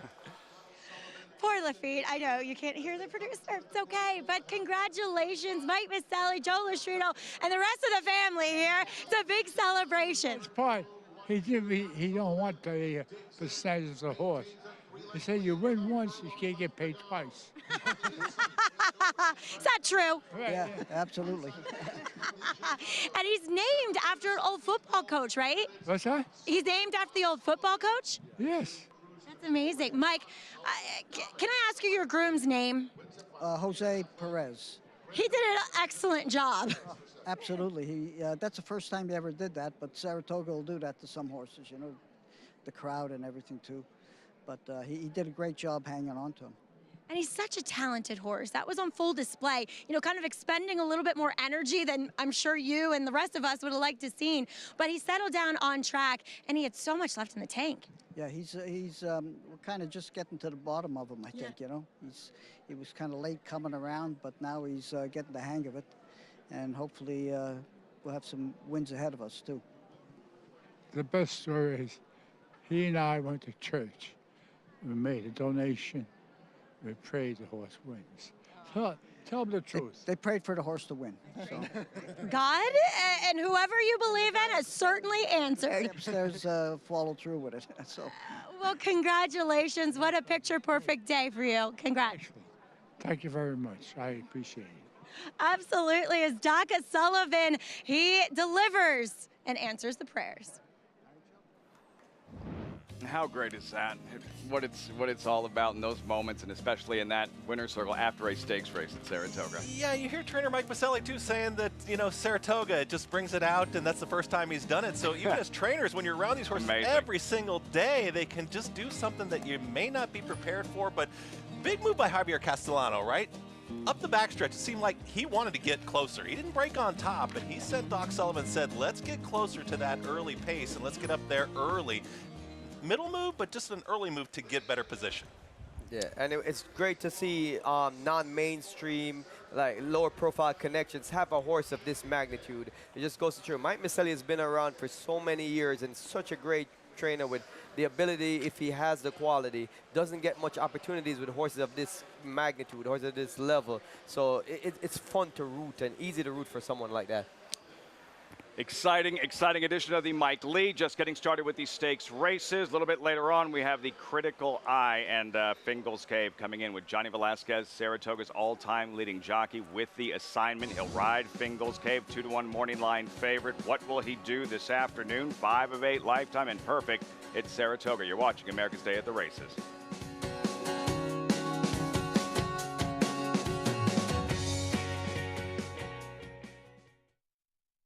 Connect, a Grade 1 winning millionaire, making his mark as a sire with Rattle and Roll, a Grade 1 winning 2-year-old, and multiple graded stakes winner. Graded stakes winning 2-year-olds, Hidden Connection, and Whitwater's Rand. Graded stakes winning 3-year-old implicated. Connect, a proven sire in the making. Standing at Lane's End Farm.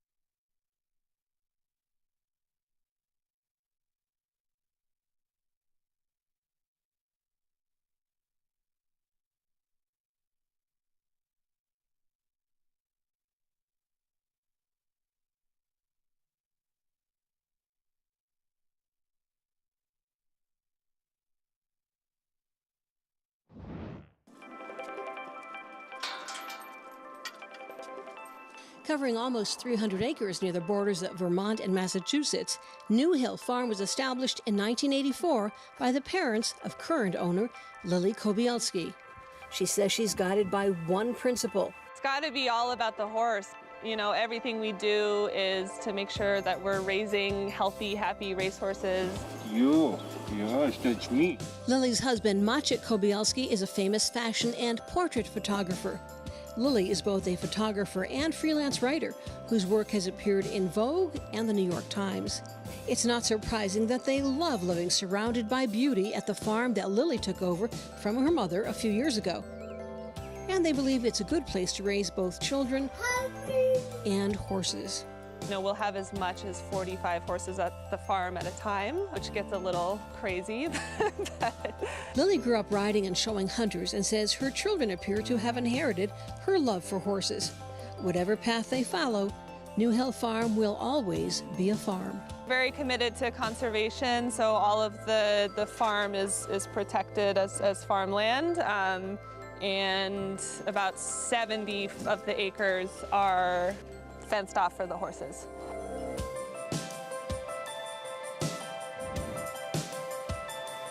More challenging, Chris. Taking care of 47 children or 47 horses?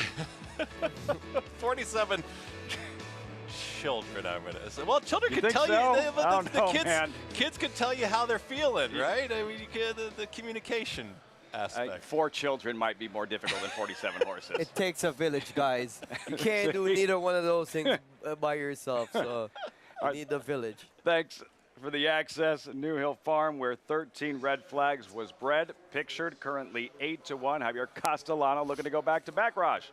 Yeah, Javier holding the hot hand, and he's on the inside, and he has a bit of speed in here, his mount, so I expect him to kind of let this one run out of there and try to be forwardly placed. A track now listed as muddy. How does that change things for the riders? Is that something that is, if it's brought to your attention, does that change anything for you whatsoever? Well, there's one thing that changes. when it's muddy, there's more moisture and it sticks more to your goggles. So if you're riding a horse that, it comes from off the pace, you're going to want to be wearing more goggles because you'll go through them faster. And B, if you're riding a horse that doesn't like too much kickback, you're going to have to try to keep them outside in the clear if they're behind horses because they won't react as well to it. There's so much splash coming back in their face. Breezy Sunday afternoon here, Saratoga. We'll get right back to Maggie in the paddock after we meet the field for the 4th race at Monmouth Park. $8,000 claiming event. Non-winners 4 lifetime, 6 furlong sprint, and an 8-to-1 shot. Dr. Rags and Fernando Hara. Yeah, beaten 12 lengths at Penn National last time. This one has speed, but usually fades away in the stretch. Face Abarrio. Paco Lopez looking for a second. Yeah, could be controlling speed. I mean, off the claim, take that small step up here to the $8,000 level. 2-to-1 though, sitting at second choice. Several key scratches. My Mamba, now the favorite, 7-5. 5 lengths winner over the track last time for the red-hot connections of Mario Serre and Hernandez. Notion to tap it. Already 8th start in 24, winless thus far. Yeah, best used underneath. I feel like this is one more for the minor shares. Is going to have to really pick it up to run with the top 2. 6 whips, Ponyless and Jairo Rendon looking to go back-to-back. Yeah, this speedster gets a complete makeover. Change of trainer, change in the track, blinkers on, and gelded for the first time. Lots going on there. Field for the 4th at Monmouth. You'll see it right here. That is a live look. All right, so you met the field. My Mamba, who is 3-2. If he's going to be effective, Raj, what's the key coming off that blowout win May 11th? Well, the key is replicating that same race where he just tracked the pace early. He didn't drop back too far early like he customary is, and just tracking the pace and not getting disconnected from the early speed. Final thoughts here, Chris? Yeah, I tell you what, I'm going to be on the 3 Face Abarrio because I just feel like controlling speed. We've seen this horse run at Aqueduct, so I think, you know, against this company, a little bit softer, kind of finding the friends, if you will. The interesting horse is the outside runner, though. The blinkers on, gelded, John Service training. You take a look at Jairo Rendon with the mount here, sitting at 3-to-1, a top rider. Very interesting horse that has shown speed, and with the blinkers on, could this horse be on the lead? 6 whips. We're about to find out. Matt Dinnerman with the call. Post-time race 4 Monmouth. To the outside post, 6 whips.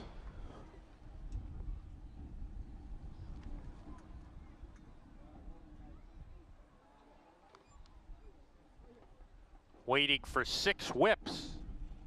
He goes in. We're ready to go. And they're off. 6 whips on the far outside. Broke the best and is on top in the early stages. Face Abarrio moving up to apply the heat. These two get acquainted on the lead. The gray horse My Mamba 3rd with Dr. Rags to the inside. Notion to tap at 5th and last. 5 behind the top pair. 6 whips on the outside with a nose lead. Face Abarrio still there, matching him. 1.5 lengths to another pair. Dr. Rags, My Mamba are side by side, and they're 4 better than Notion to tap it, who will attempt to do his best running later as the 5 runners sail into the far turn. Face Abarrio, a neck in front from the inside now. 6 whips second right there. These two, the 2 favorites, have been 1-2, and now here comes My Mamba with his charge. My Mamba, Jorge Hernandez in the 3 path come looking for the lead, and the top 3 choices in the wagering are battling it out. 6 whips between horses, the first one out of that trio to blink. My Mamba and Face Abarrio, they're still together. My Mamba on the outside with a head lead. Now it's a half length. Face Abarrio couldn't keep up with him, and it's My Mamba shaking away. My Mamba by 2, My Mamba by 2.5. My Mamba, your victor. Face Abarrio, second best. Notion to tap it rallies for 3rd, and 4th was Dr. Rags. 6 whips trailed the field hoe. The Maryland bred. Back-to-back convincing wins. My Mamba perfect at Monmouth Park. Yeah, executed perfectly by Jockey Hernandez, who he had him right where he wanted to be, just off the embattled duel and tipping out, coming off the turn, always in a perfect spot. My Mamba finding his best strides at Monmouth.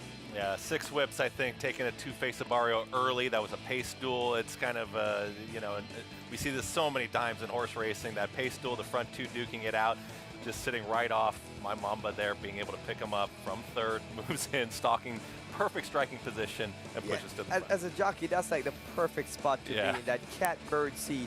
You feel like you're the hunter and you have the prey just battling it out and getting softened up for you. Yeah, they were eyeball to eyeball, and the 6 got it done.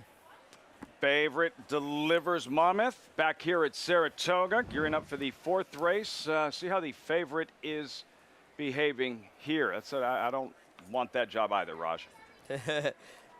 Yeah. Oh, it's the guy climbing up on the starting gate. Oh, that's scary. I don't want that either. If he slips, he's down. I think he looks like he's handling it very, very He's well done right a time or two. Spiteful Lily, who is the favorite. He did better than I did at hot yoga last week when I hot slipped yoga, off a handstand and almost went through the wall. Maggie, you want to discuss Raj at hot yoga or the favorite here? Spiteful Lily, how is she behaving? Hot yoga? I mean, I didn't know you were like a middle-aged woman, Raj. No, I'm kidding. But I respect that you do hot yoga and you fully admitted to it here on the show. Well done. But a quick update.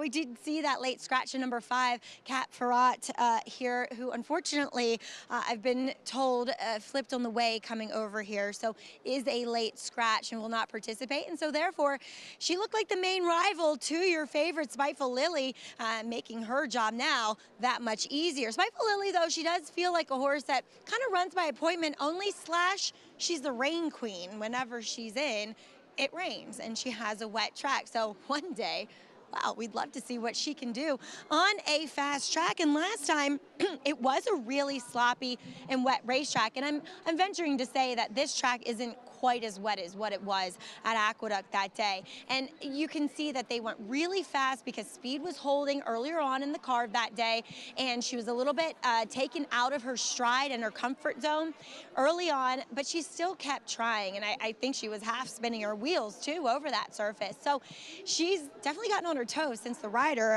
has gotten up on her Junior Alvarado, but I do like what I'm seeing from her overall, and maybe the 7 furlongs will be her sweet spot, because looking at her, I really don't think she wants to go quite a mile, at least not yet in her young career. So I think she lands in a pretty favorable spot. One that I'm intrigued by, though, is number 7, Mama's Got a Gun, for Linda Rice. I know that race came back fairly slow, but she won it in the right kind of way. She showed some versatility coming off the pace and weaving her way in through traffic, ducking down to the inside, and eventually won under wraps with Jose Lascano aboard by 3. I think there's some talent in there, and I think she can run a faster race at maybe here today. I think the board is reflective of that. Lafitte. Just want the story behind the name. Mama's Got a Gun, 3-1. Horses making their way front side. Spiteful Lily at 1-2 here. Chris, why such an overwhelming favorite? Well, she's going to get a muddy track once again, rated as muddy. She's been over sloppy and muddy, and you take a look at her debut run. She wins by 14+ lengths. You know, her rivals are really going to have to pick it up to run her down today. I mean, at 1-2, that even seems a little bit soft. I mean, I thought she might get bet even more based off of that form, and 3-1 would be too short. I'd be looking at a little bit of value somewhere in there, but she is a deserving favorite. I just feel like her rivals are really going to have to pick it up. Yeah, coming into this week of racing, I'm looking at the whole entire card, the festival, and I thought that Spiteful Lily is the most likely winner. Wow. For this week. For the whole week. For the whole week. week. All the grade 1 races yesterday and all the grade ones. Cut right. back in distance. There's just so much to like.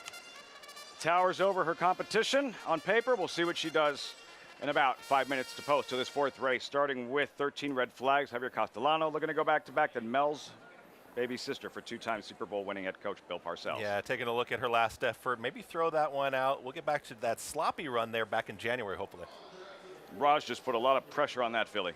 Yeah, and I talked to the Bonds about it. They love her, and they said that they're not taking any prisoners today. They're letting her go. Doc, Mama's Got a Gun, 3-1. Yeah, she did win over a muddy track last time, won by 3 lengths, so not without chance, but she has to pick it up from a number standpoint. Massaria to the outside with the handsome cousin, Romero Mirage. The only knock on this horse is the ugly-looking cousin on her back. If she had a better-looking jockey, I'd pick this horse. Everybody's that much better looking in the winner's circle. See if Brajiv's cousin can pull off the upset at 13-1. All eyes on Spiteful Lily, the 4th on this Sunday from Saratoga when we come back.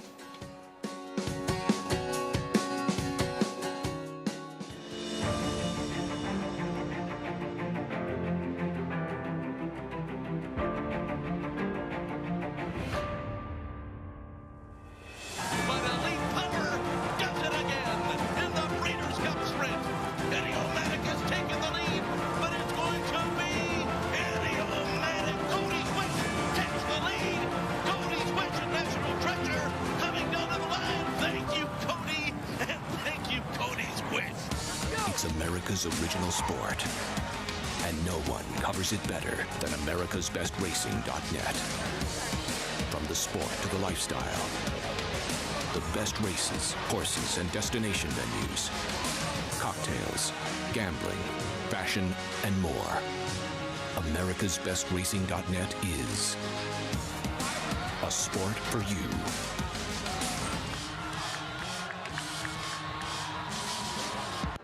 You've earned this, so hold it up high.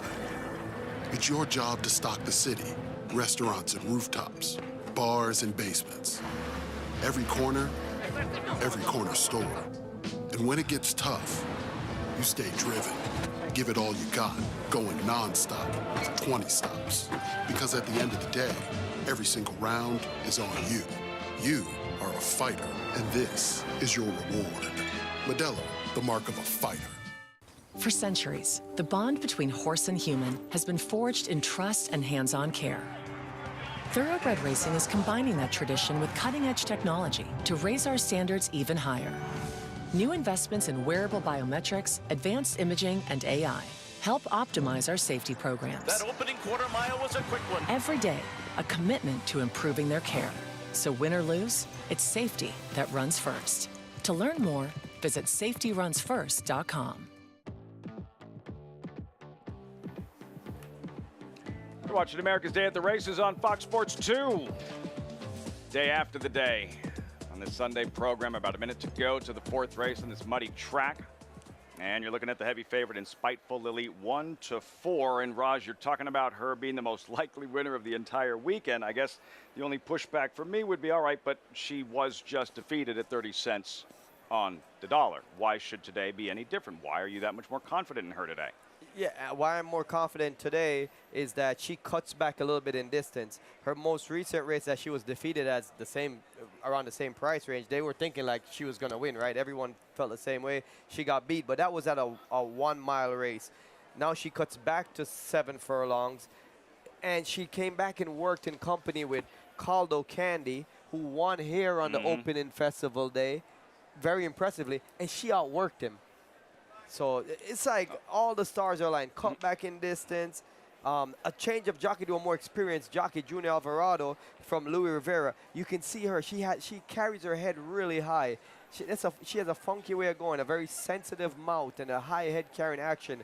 I hope Junior is able to put his hands down, get her to put her head down a little bit, and stay out of her way. That's the way to ride a horse like this. You don't want to be grabbing on the reins. You want to let her be free running and where she gets in a rhythm where her head goes down.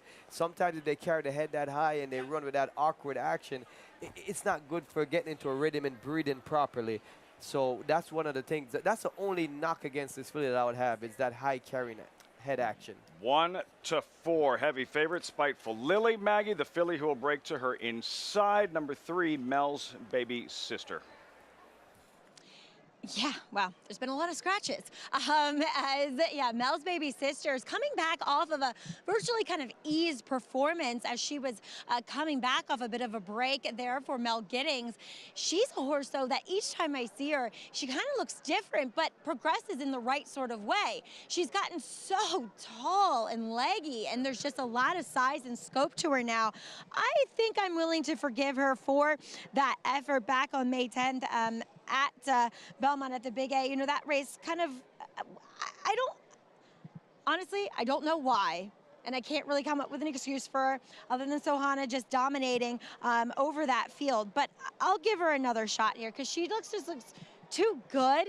And the fact that they're coming back, you know, a month later with her here, I just think that we're willing to forgive that last race. But I do want to touch on Spiteful Lily and what Raj was saying. I've seen Junior Alvarado ride a lot of horses like this with that, quote unquote light mouth, and I think he's one of actually the best at getting a horse to respond to his cues without having to do too much with the reins and apply too much pressure to the bit. So I'm quietly confident that he will be quiet in the saddle with her, guys. Just to expand on that, Raj, the challenges, the difficulties, riding a horse with that high head carriage during the race, not just during the race. Yeah, and the challenge is, getting comfortable, getting her comfortable. And you go from a relatively young jockey that did nothing really wrong with her last time, Louis Rivera, to a more experienced jockey who has so much more experience, like Maggie said, riding horses like this over many years. So he should format her really good. Spiteful Lily, 1-4. Post time for the 4th, live from Saratoga. Here's Frank Mermati. They're in the gate.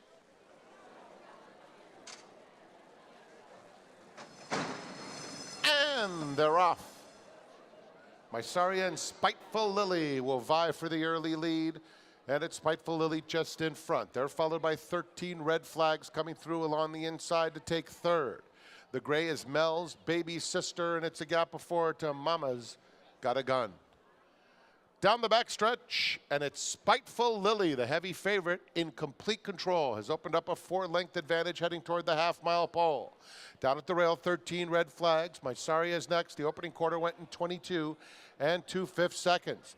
Mel's Baby Sister has made some headway, taking second behind the clear-cut leader, Spiteful Lily. It's Spiteful Lily, Belle's Baby Sister is a length and a half back second. Another 3, Mama's Got a Gun, is next, followed by Mysaria and 13 red flags. The half went in 45 and 2/5 seconds. Spiteful Lily has been there every step of the way. Mel's Baby Sister trying to get closer. Mysaria red blinkers along the inside. Mama's Got a Gun is next. There's an 1/8 of a mile to go. And Spiteful Lily is asked to finish the job. And she opens up to lead by 4. And she's home free. It's Spiteful Lily and Junior Alvarado splashing home as much the best. Spiteful Lily reports home 6 or 7 in front. Mel's Baby Sister was clearly second best. Then Mysaria and Mama's Got a Gun. Your lock of the week, Raj, performing accordingly here. Spiteful Lily in the 4th at Saratoga, 1-4. I don't want to take too much credit. That's not much meat on the bone, the 1-4. But, one like a 1-4 shot should. Never any anxious moments. And, Junior Alvarado just, the plan was to not get in this filly's way, let her bounce out of there. She got up front, she got comfortable. Still learning the ropes, I feel like, with her. You can see coming off the turn here, Junior's having to pull on the left rein. She's not cornering too well, drifting out a bit. She's on the wrong lead. I think she's a filly with a lot of talent, but lightly raced. As a 4-year-old, this is only her 3rd start. She has room for improvement. Still hasn't switched. There she switches. And top of the stretch, Chris, it looked like we had a horse race with Mel's Baby Sister to her outside flank. It looked like we had a horse race until we didn't. Yeah, the runners in behind, they were giving her best shot, and Junior Alvarado got to the top of the stretch. Then he kind of just encouraged her a little bit and just got her to keep to her task and started running. Really interested to see her run over a fast track. I think it'll be nice to see what she can do over a fast main track. She's caught in, an off track now in 3 lifetime starts. She's going to win 2 of them. She was expected to do what she did here. She was a 4-year-old tackling some younger rivals at the 3-year-old level. But when you have a 1-4 favorite, sometimes you're going to end up with a short price favorite like that. It's nice to hear that I think Caferat's going to be okay after that scratch, but Spiteful Lily, she got the job done. Junior Alvarado just wraps up, takes care of her in the late stages. Geared down late, and home field advantage. James Bond, Spiteful Lily rolls in the mud. There is Jimmy Bond, and right to the winner's circle, Spiteful Lily in this 4th race at Saratoga, 6-3-9-7 results. Reaction when we come back. So our coverage continues on the day after the Belmont Stakes. Junior Alvarado had her wrapped up late indeed. Spiteful Lily, the favorite, much the best in the 4th at Saratoga.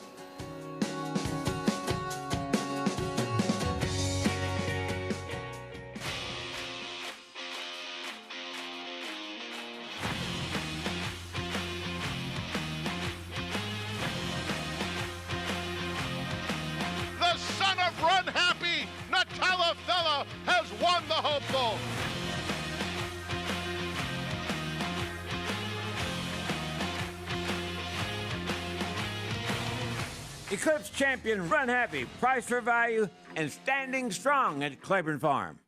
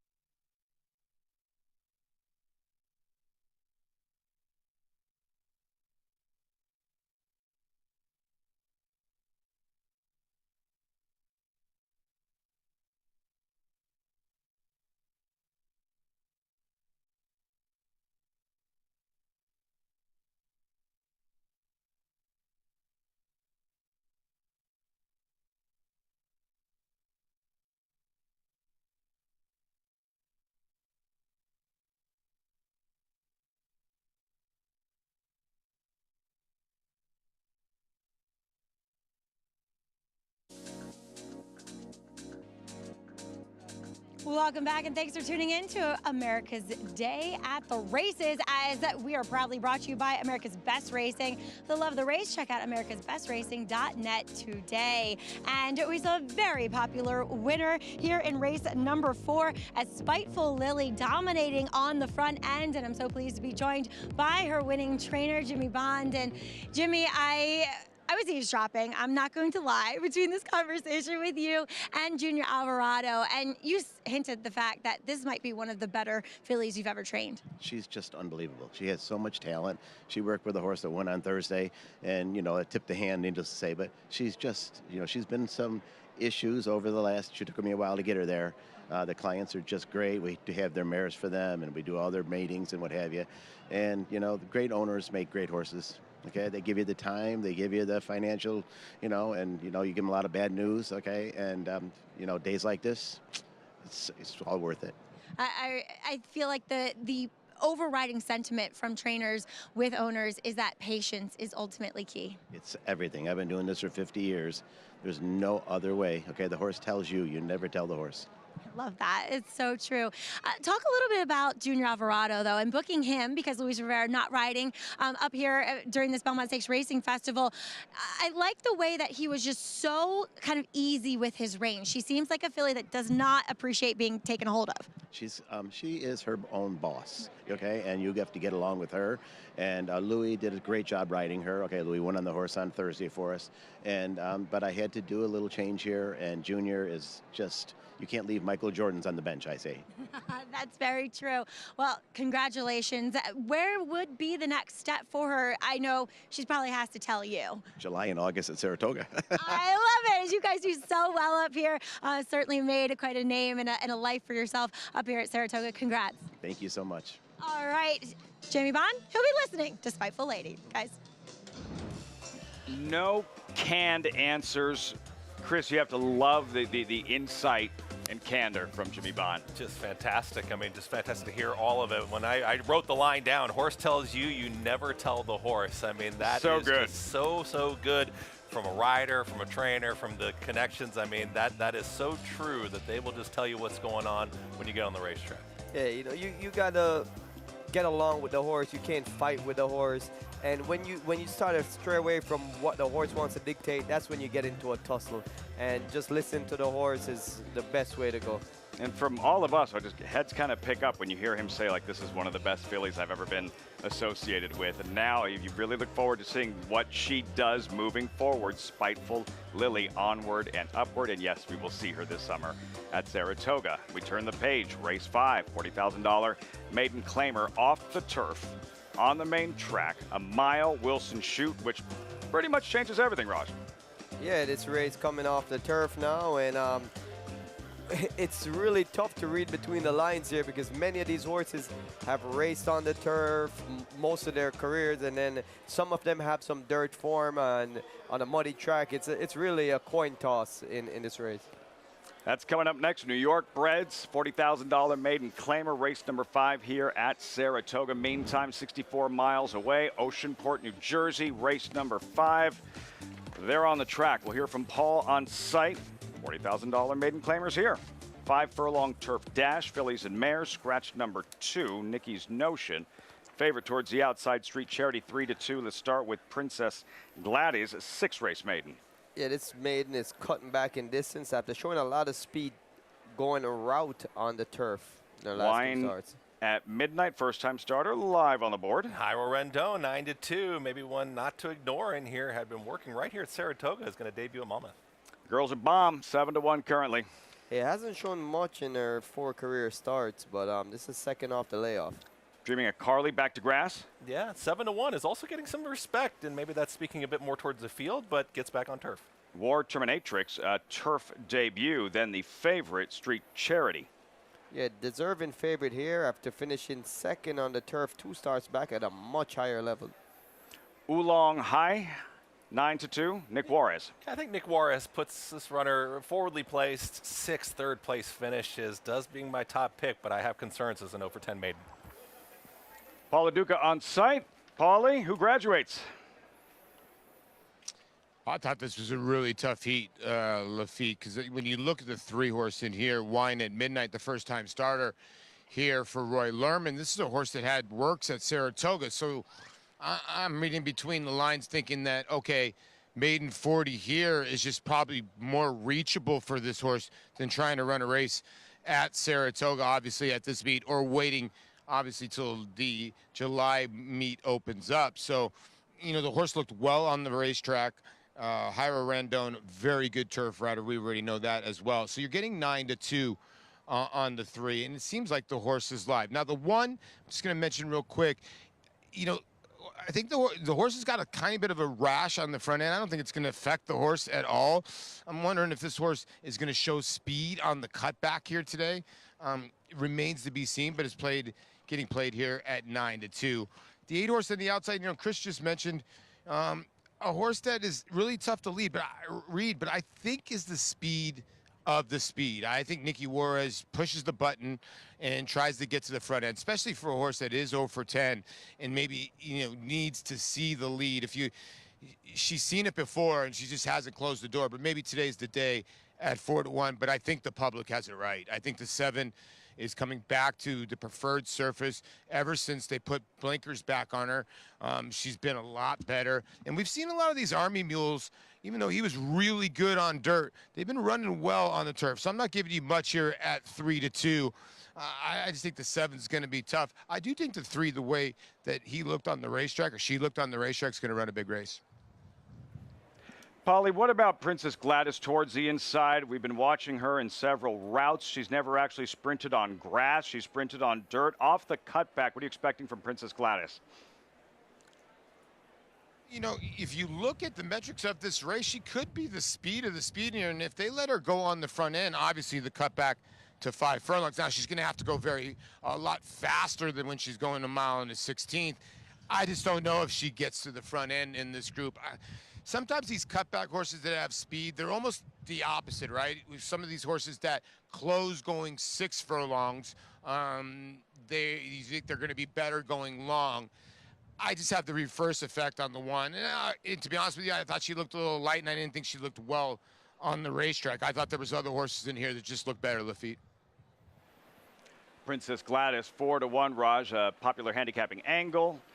Route to sprint. Do you find it as effective when you're handicapping grass races, looking at grass races as dirt races?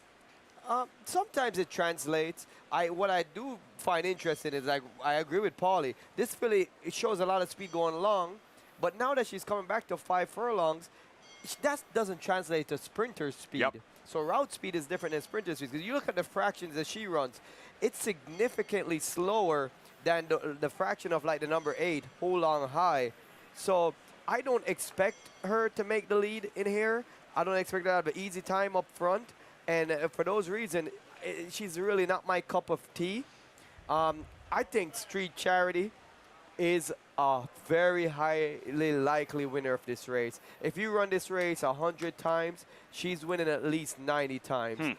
She's cutting back in distance, getting back to her preferred surface, and dropping in class after having trouble trips in her last 3 races. She also draws a good post. I know I'm talking about a 6-5 shot, but there's vulnerable favorites that you try to find and beat against, and then there's favorites that they are so stand above their competition. It's like you just pinpoint that and then try to take advantage of it. And I think that Street Charity is one of those. When Raj is confident, not shy about it. I heard what you said about the winner in the last race, Spiteful Lily, most likely winner of the entire weekend, and then she went out there and just crushed her competition. This turf sprint, what we saw yesterday in the Grade 1 Jaipur, Cogburn, one of the most impressive performances you will see in a turf sprint. And Cogburn, that victory, he stays healthy. Looking ahead, way down the line, the fall in the Breeders' Cup turf sprint, he does look like the nation's best turf sprinter. And we talk about divisionals and different divisions and who's the top divisions and who's second and stuff. He's the one in his division, turf sprinting, that has completely separated himself from anybody else. If he retains this form, he's virtually unbeaten. This is a horse that could possibly go undefeated all year and win the Breeders' Cup turf sprint, and nobody would be surprised. No one in his competition even comes close to him. Breaking a course record. Turf sprints are not won in that kind of dominant fashion. You just don't see it. No, they're supposed to be blanket finishes. You're supposed to see some like real a 3-length tight photos. win right? is a blowout. It's just striding was away. something else. I mean, just watching an effort like that to be able to get away from a field that's gonna, they're all gonna have late kick. They're gonna be lifting late here at the end of stages. To win like that is just ultra impressive. Can he continue to carry that form? We'll find out. But that was impressive. Yeah, usually turf sprinting, it's more for scramble. You see horses scrambling, they go really fast and really quick. He glides. He just does it so effortlessly. Like if you isolated him and watching him move, he doesn't even look like he's going fast. But however, he's running away from these super fast horses that are just scrambling behind him. There were 15, 16 baseball games last night. You have blowouts all the time, 9-2, 12-1, right? I think the Dodgers beat the Yankees, 11-3, whatever it was. What Cogburn did to his competition, that was like a 24-2 blowout. Yeah. You just don't see it. Especially against the company he was keeping. I mean, we're Grade talking 1. about Grade 1 company. You're not supposed to do it like that. To be able to do that, just so impressive. The layout configuration here at Monmouth, getting back to this race, that 5 furlongs, I think it does lend to the number 8 Oolong High. That's going to be my top selection. I think has to get to the front. But that 5 furlongs, it'll be that quick sprint over to that turn. Not quite like coming out of that little dog leg with the chute at the 5.5. I think speed does very well there. But this 5 furlongs, I think it's going to be go, go, go. The 3 continues to hold intrigue for me, though. New York bred ends up over at the Jersey Shore. I think you get Rendon very interesting. First time starter, wine at midnight. See how it all unfolds. Matt Ditterman with the call. Post time, race 5 live, Monmouth Park. War Terminatrix.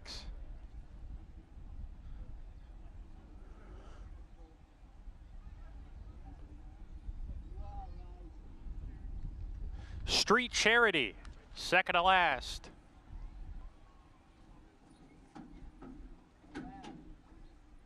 To the outside, Oolong High. Here's Oolong High and Nick Juarez. We're ready to go. And we're off. Street Charity bounced away alertly, isn't quick enough to go to the front, though. Oolong High is quickest with My Girl Is a Bomb. These two get acquainted on the lead. War Terminatrix off of them with Street Charity and Dreaming of Carly inside of that pair. Princess Gladys second to last. Wine at Midnight, the first-time starter, is last off the tearaway leader. My Girl Is a Bomb, who scampers away 2.5 lengths. Oolong High right behind now in second. Street Charity draws level with her. Dreaming of Carly fourth, 4 behind, set along on the fence. A space of 3 to War Terminatrix. Then Princess Gladys, Wine at Midnight, top of the stretch. My Girl Is a Bomb has come back to the second and third place runners, only in front a length and a half now. Street Charity shaken up from second. Oolong High right behind her as they come down the lane. My Girl Is a Bomb has something for the final furlong. My Girl Is a Bomb opened up that lead to 3 as she was asked to go. Now Princess Gladys on the far outside is rolling. Princess Gladys trying to get to My Girl Is a Bomb. Princess Gladys, I think she got it. We'll give it to Princess Gladys, and if she did get it, it was a perfectly timed ride by Sammy Camacho. My Girl Is a Bomb, heartbreaking loss if she didn't get there. The ambush late. Princess Gladys, was she able to pick off My Girl Is the Bomb, Raj, in the shadow of the wire? You really asking me to call this, man? You put me on the spot. I don't know. This is too close to call. Where's Paul? Yeah, where is Ask Paul. You want to know who won before they reveal the photo? Ask Paul. I'm 64 miles away. Paul, what happened? Who's the winner? Yeah, the 1 won the race. This is an awful beat if you had the 4. And you listen, we were talking about the cutback, and you mentioned it, Lafitte. The cutback enhanced this horse's kick late. This is an awful beat if you had the 4. My Girl's a Bomb. We keep talking about Melissa Oreo. You got to pay attention. She loves to send these horses to the front end, and she almost stole this race, but she got popped at the wire here. Perfectly timed. Sammy Camacho, as Matt Dinnerman mentioned, Princess Gladys, and just like that Jaws theme, you could hear Chris getting closer and closer and closer. She got there, picks off My Girl Is the Bomb. Princess Gladys graduates in her 7th career start. Results when we come back. Plus, star jockey Arad Ortiz, kind of a roller coaster weekend, banged up at the gate before the 5th race Thursday, right back to work Friday. 5 wins Friday afternoon, and yesterday 3 graded stakes victories. He possessed such natural athleticism. It is Golden Pal winning the Juvenile Turf Sprint. He's very, very agile and quick. Golden Pal has repelled the challenges. Each and every race, he just got better and better. Golden Pal broke like a rocket. Golden Pal, wire to wire. He's a very confident horse. Golden Pal, the lead is out to 5 lengths in deep stretch. He's just got a brilliant mind. They're all behind Golden Pal. I'm going to be breeding everything I have to him.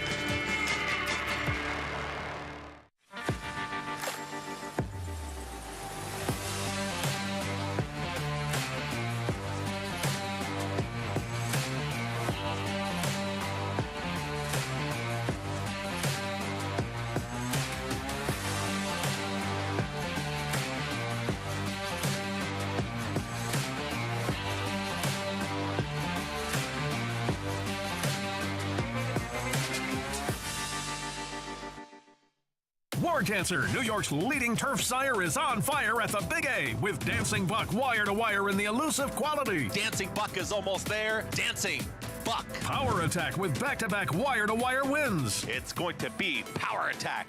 As well as 26 Black. 26 Black almost there. 26 Black. And Roos. Torrigo trying to catch up both. Roos to the inside of the red blinkers. Roos gets the victory. The breeding shed is still open. Breed to a winner. War Dancer, proud to stand in New York. Racetrack Television Network brings you every race, from every track, on every screen, every day. With monthly packages starting as low as $5, RTN gives you great value and access to more live HD streaming and race replays than anyone. Visit RTN.tv today to sign up and watch on almost any device, including Roku and Amazon Fire. RTN has packages that start at $5 per month.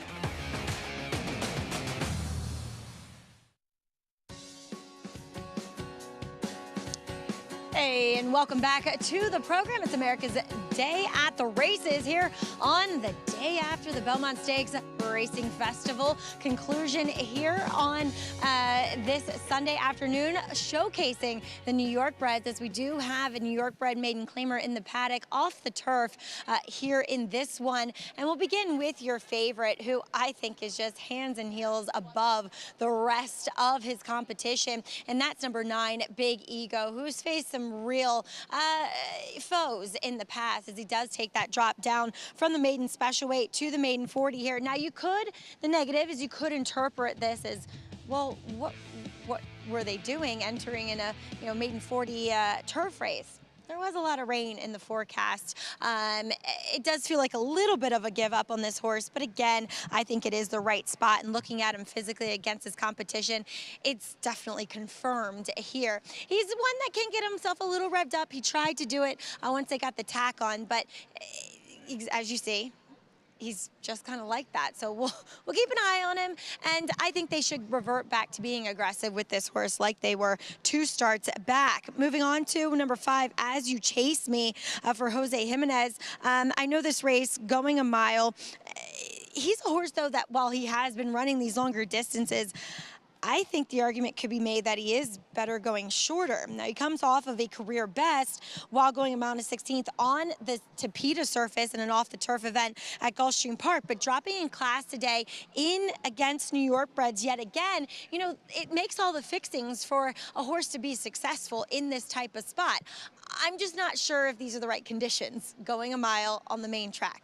He looks more turf meant, to be honest, and albeit his one dirt race against New York breds in his 3rd start of his career, ignoring his debut, was against some nice ones, including Elysian Meadows and Big Prankster. But Lafitte, I'm just worried that this might not be to his liking today. All right, so see how he performs out of the Wilson chute. As You Chase Me. Rod Ortiz, he's been performing at a high level. What else is new? He's on number 9, Big Ego, and what's been a big weekend for not only Arad, but the Ortiz brothers, considering, Raj, what just took place at Churchill Downs with brother Jose. Yeah, brother Jose just hit a career milestone, 3,000 win.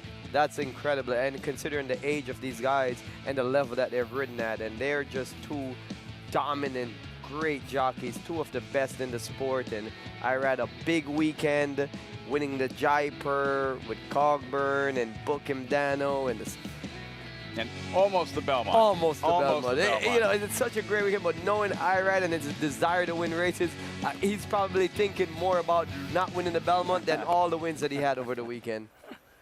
Phenomenal rider, the brothers. And for a while there, we were wondering if Arad Ortiz was going to ride Friday or Saturday after he was off his mounts, Chris, on Thursday, after getting banged up at the starting gate. I was able to analyze his ankle in that first race in that opener on Friday, but Arad Ortiz Jr. just shows that pound for pound jockeys continue to be the best athletes in the world. They shake off the injuries and come right back. Arad on a live one here. Big Ego, Post Parade, Awesome Force off the board, 6 straight. Malibu Margarita with Met Mile winning rider, Flavien Prat. Yeah, taking a look. Correction, is out. My fault. 4 Eyes number 3, then Dundee Causeway at 22-1. Yeah, this long shot has not done much running on the dirt. As You Chase Me, Javier Castellano aboard. Yeah, taking a look at the effort. 4th, beaten 5 lengths last time over the synthetic there at Gulfstream Park. Comes back, hasn't run since March. Number 8, Kid Creasa, Speed. A sneaky long shot here showed a big workout on June the 2nd. If he can translate that workout to the race, it'd be a live long shot. Big Ego acting a little spooky in the paddock. There he is in Arad Ortiz. Yeah, 2-1, a little bit short because the horse has not been better than 4th, and that was on debut. Charming Jim, 6th race maiden, Trevor McCarthy. One that was hoping that to get back to the turf, hasn't shown much running on the dirt as yet. Number 11, Woe Hop, Bill Mott. Yeah, 7th last time is going to really pick it up. Maybe we could throw out that last effort, but hasn't done much running yet. And will be a 3rd straight race on a wet track, then unaudited, and Ramon Vasquez at 9-1. 2nd last time at the exact kind of scenario. Race came off the turf at this level, and he almost pulled it off that day. Class drop-in contender draws in number 13, Mama's Midi, and Belmont winning jockey Louis Saez. Yeah, I was scratching out all of the also eligibles, and I said, wait a minute, the 13 is still in, and Mama's Midi, I think, has actually got a very good shot here at that 5-2 number. The class drop key there, Raj, with Mama's Midi. Yeah, Mama's Midi is the one that is the most beneficial for the race coming off the turf because it's a proven dirt horse. Has had success finishing second at the maiden special level 2 back and fourth last time sprinting. So definitely a horse that wound up your top selection, yes, Chris, with Mama's Midi? Yeah, with the pedigree, you take a look at William Butler. You talk about New York breds. We've seen William Butler do very nice work. Those silks just scream Rodney. I can think of Rodney right off the top of my head, but William Butler's done a nice job with the New York breds. And I think this slight drop in class of the maiden 40 level has actually been competitive at the maiden special weight. You have Louis Saez aboard. Panda Gate went out to the Middle East and did some good work. So I just think that Mama's Midi probably with the right company here at that 5-2 number. You wound up with a favorite, Raj? Yes, Big Ego? Oh, yes. Big Ego, I think, stands over this field. And Maggie just validated that by what she said. He looks bigger and stronger than his competition, and I don't see any reason not to pick him. Saying goodbye to our audience on Fox Sports 2. Moving over to Fox Sports 1 for the remainder of the program here, or at least a part of it, as our coverage continues on this Sunday afternoon, the day after the Belmont Stakes at Saratoga.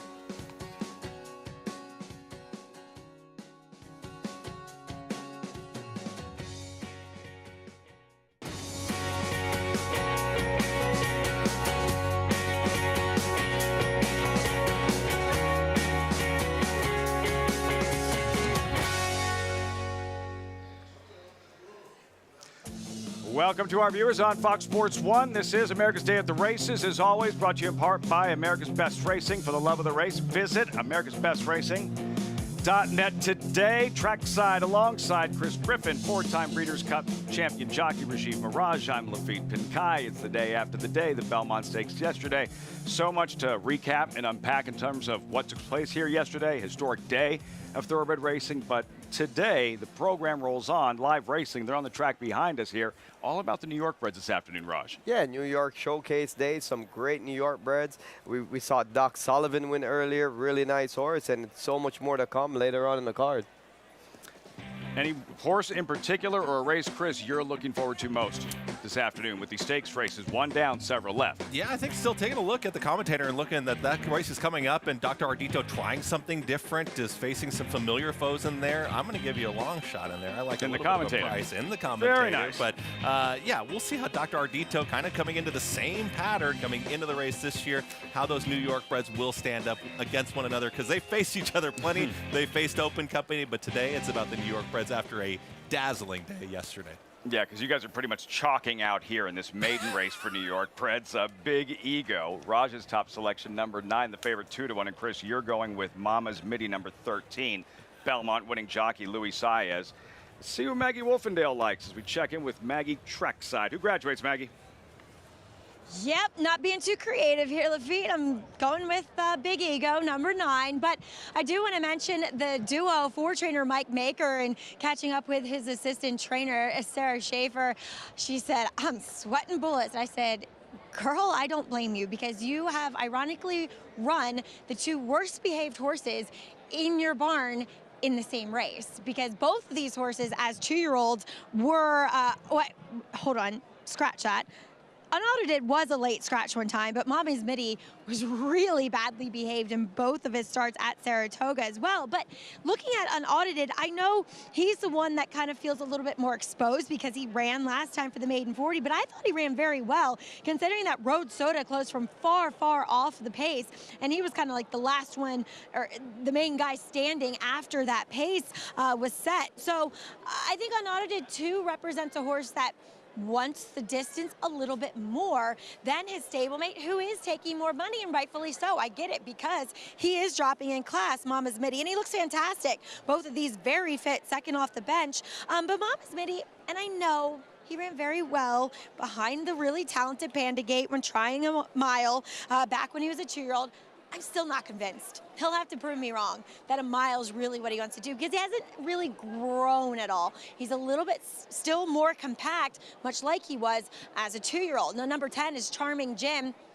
there's nothing I can really recommend on paper that makes them a standout over the 9, 12, or 13. But I will say that they did honor the groom and Hot Walker here with the Best Turned Out award for trainer Mark Hennig. And I can see why. He's really just made an excellent impression from start to finish of these prelims. Lafitte? 12-1, Charming Jim here as they make their way behind the starting gate, Raj. And yeah, for handicappers and everyone pretty much having to go back to the drawing board with this one, off the turf, on the main track, hence all the defections. Track listed as muddy out of the Wilson Chute this afternoon. Yeah, and you just have to kind of look at horses that are already proving on this kind of surface.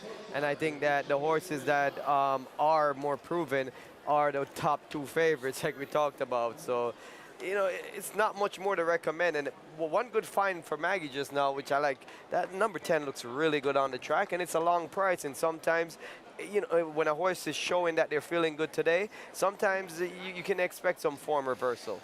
Tipping his hand, see if he runs accordingly. We're ready to rock and roll for this 5th race live from Saratoga. Final check of the tote board reading 2-1. Number 9, Big Ego, Arad Ortiz. Big weekend, 5 wins Friday, 3 stakes wins yesterday. We'll see if Big Ego can break through and graduate in his 4th career start. Frank Miramati with the call. Post time, race 5 from the Spa.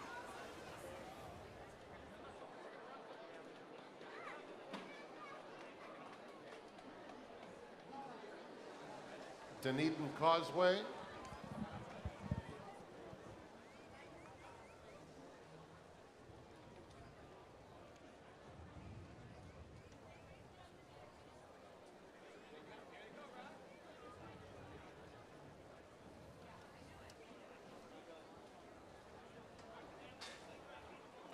Mama's Midi will be the last one, following Wohop.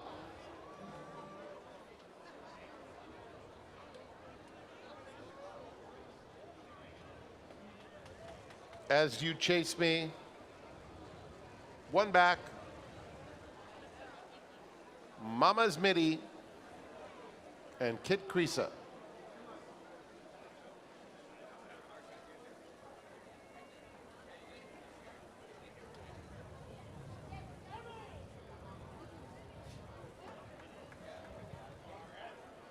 Goes in.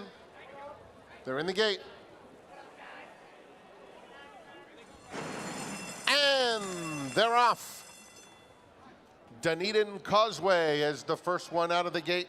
But now there goes Kid Creasa, and Kid Creasa leads them on the far outside, unaudited, and Big Ego is in between 3 of them right across the track. It's a gap of 5 back to Mama's Midi, who is followed then by Wohop. Dunedin Causeway, who broke well, is now toward the back of the field, passed by both Awesome Force and As You Chase Me. And then at the back of the field, we have Charming Jim and 4 Eyes. The opening quarter went in 23 and 4/5 seconds, and it's Kid Creasa showing the way. Kid Creasa in front by a length, with Big Ego second toward the half-mile pole. It's another 2.5 back to Unaudited, who races alone in 3rd. That group is followed by Wohop trying to advance inside of Awesome Force. Awesome Force, however, is in 4th. As they move around the far turn, Mama's Midi is next. Then it's a gap of 5 still to As You Chase Me, followed by Dunedin Causeway. 4 Eyes is next, and Charming Jim. They went 47 and 2/5 seconds for the half mile, and Big Ego is up to take command. On the outside, Unaudited, trying to move and challenge in 2nd. And now As You Chase Me is making some nice headway, splitting rivals at the top of the stretch. As You Chase Me coming after Big Ego. These 2 will pass the 8th pole together. As You Chase Me, Big Ego are 1-2 with Wohop in 3rd. A 16th to go. It's been a rail skimming ride for As You Chase Me.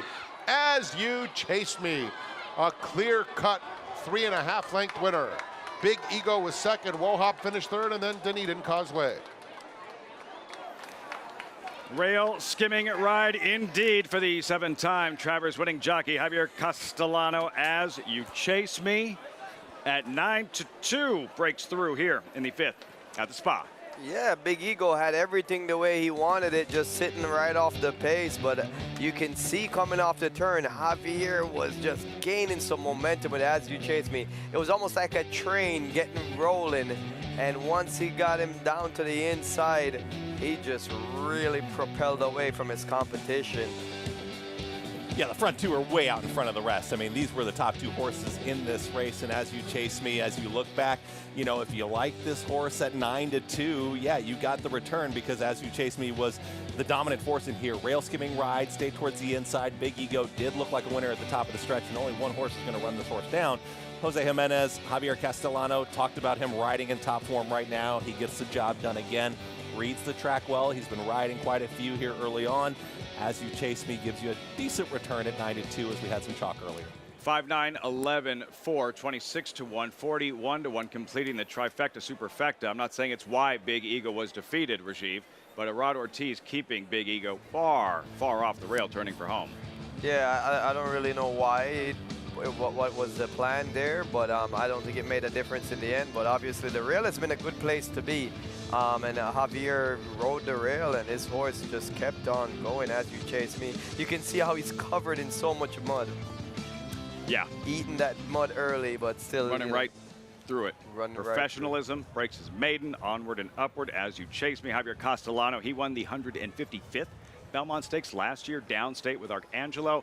The 156th Belmont Stakes yesterday here in front of 50,000 strong. Let's go back to the start of the race. Sierra Leone favored. You know what? Let's go to the end of the race. And Dornoch at the top of the stretch, 17-1 Raj, but he's strong with Luis Saez in mind frame to his outside flank. Yeah, the stage was set here for a showdown coming down the lane, and Mindframe had the momentum going, seemingly had it right where he wanted it. You could see him drift there away, and there was lose a bit of a momentum, and Dornoch, he just was so resilient.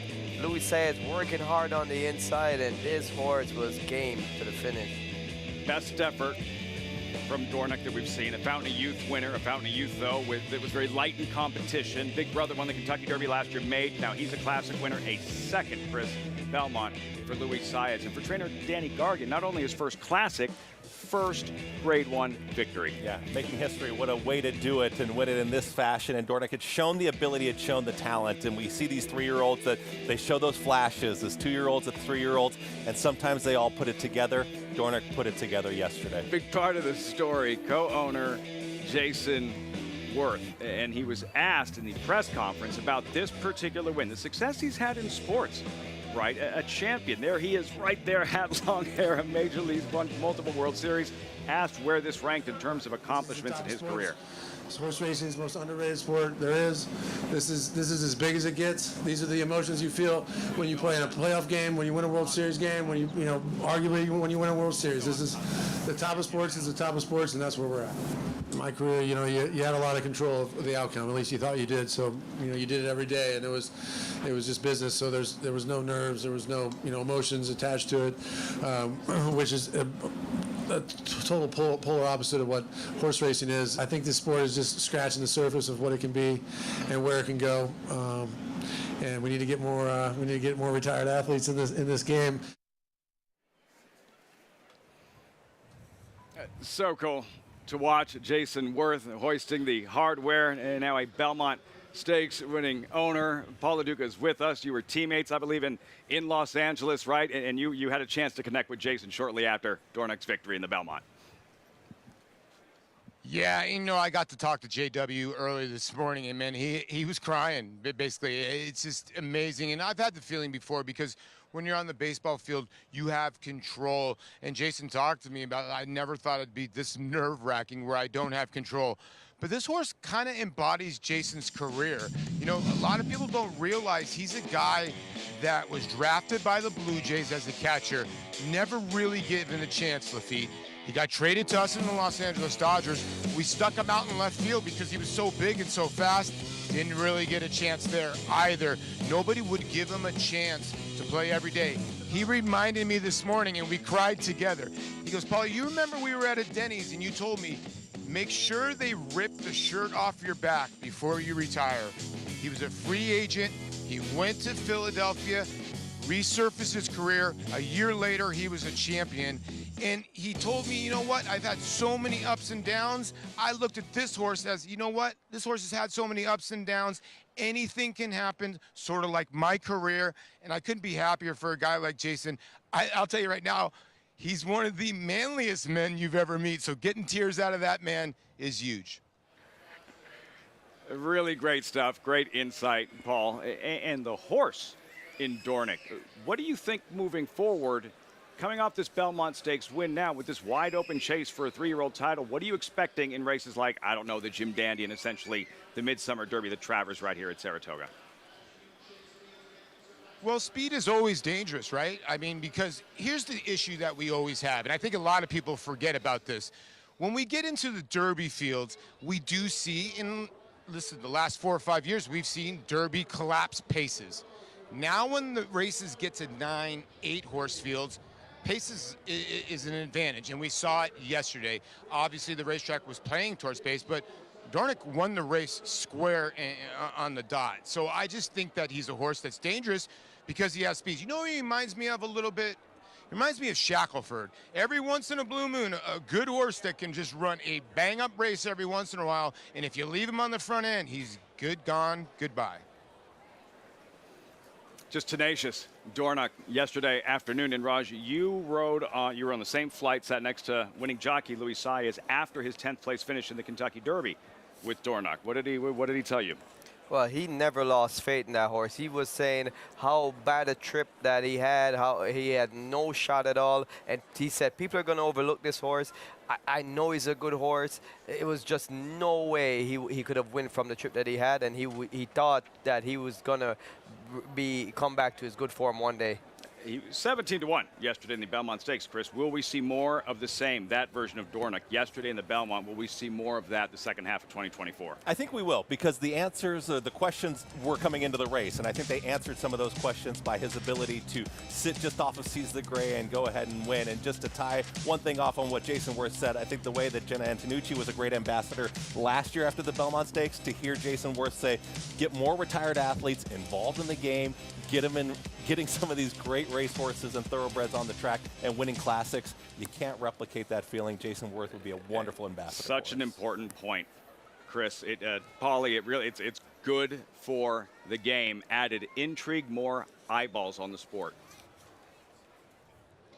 Yeah, and I think the other part about that, Chris makes a great point. I think social media can be obviously very, very negative, but I think a lot of people don't realize a lot of athletes, especially hockey players and baseball players, have owned horses for a long time. One of my really close teammates, Moises Alou, was a big-time horse owner. Jorvik Torrealba was a big-time horse owner. We've seen Victor Martinez. Alex Bregman was secretly at the Belmont yesterday. I just think now with social media, we're seeing more people out there, but I'm in agreement with you. When I think Jason hoisting that trophy, I think a lot more people or a lot more baseball players are going to get involved. You know, this race right here is a cool little race, race number 6. We got 2 nice little horses here. Little knee for Eddie Owens Jr., who has been monstrous so far this meet, 2 for 2 lifetime. And the outside horse in here, the 7, 46 counts, 2 for 2 lifetime for Kathleen O'Connell. It looks like a dead showdown between these 2 horses. Then I walked in earlier and I heard a little birdie that the one congressman who has not ran since February is working a hole in the wind. I just don't know. As sharp as the 4 and the 7 are, I just don't know if the 1 can win. He is a big boy too, a son of Constitution. But I'm going to stick with Eddie Owens. He's so hot right now. I'm going to stick with the 4 Little Knee at 6-5. But I would not be surprised with a lot of speed in here if this 1 comes running late off a long layoff. Thanks again, Paulie, as we take a look at the 1 in Congressman loading in right now. I'm going to go with the 4 Little Knee. Rajiv, who did you like here in this upcoming race? I like the 4 Little Knee as well. We talked about it last time. Paulie and I were down in Monmouth. We watched this horse run, and he absorbed so much pace, pressure, and still was able to pull away from a nice field. So it was a really intriguing race, some good horses, and maybe a next future stake runner in here. Yeah, good competitive field. Going to go 6 furlongs the sprinting distance. Looks like a little bit of a reluctant load here. Hushin's in, and they're going to be loading the current favorite. Looked like 6-5 last time that I saw on the 4 Little Knee. Hyro Rendon for Eddie Owens Jr., who we talked about, has done some very nice work there over at the Jersey Shore, but only a 2-time runner, so maybe that's why this 3-year-old gelding by Mohayman just taking a second to get in the gate. I mean, when they're reluctant to load like this, what do you think about that leading in, Rajiv? From a handicapping standpoint, it's not my favorite thing to see when a horse is showing that, and I don't remember him doing this last time as well, and you can see them trying to implore him to go in the gate. I don't really like that. The number 7 here, we haven't talked much about him, 46 counts, but he has that perfect outside post to be able to track the pace, because Fernando Jara is going to have to hustle Congressman out of there from the rail, and there could be a speed duel, and it might set up favor with a Paco on the outside at Paco Park. We'll see if they can get it done. The 7 is the last of the load, 46 counts, and I'm going to toss it to Matt Dinnerman. He'll take us the rest of the way, race 6 here at Monmouth Park.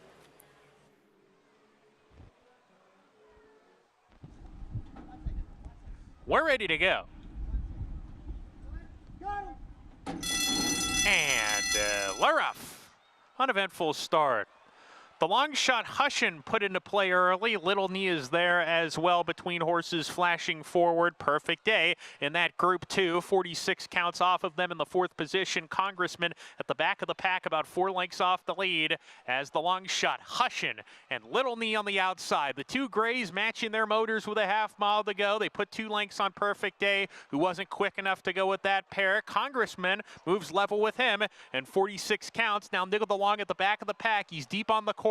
Advancing position right now as Congressman had to take up right at the 3/8 pole, went in tight on the inside around the far turn. Hushin, Little Knee still together. Little Knee with a head lead. 46 counts on the outside third. Now shake it up. Little Knee lets it out. Little Knee extends stride and put 3 lengths on the competition, and a matter of strides, and the son of Mohayman is going strong coming off the turn. He's gone 5 ahead. Now it's 6. Little Knee will remain unbeaten, and this is a promising son of Mohayman.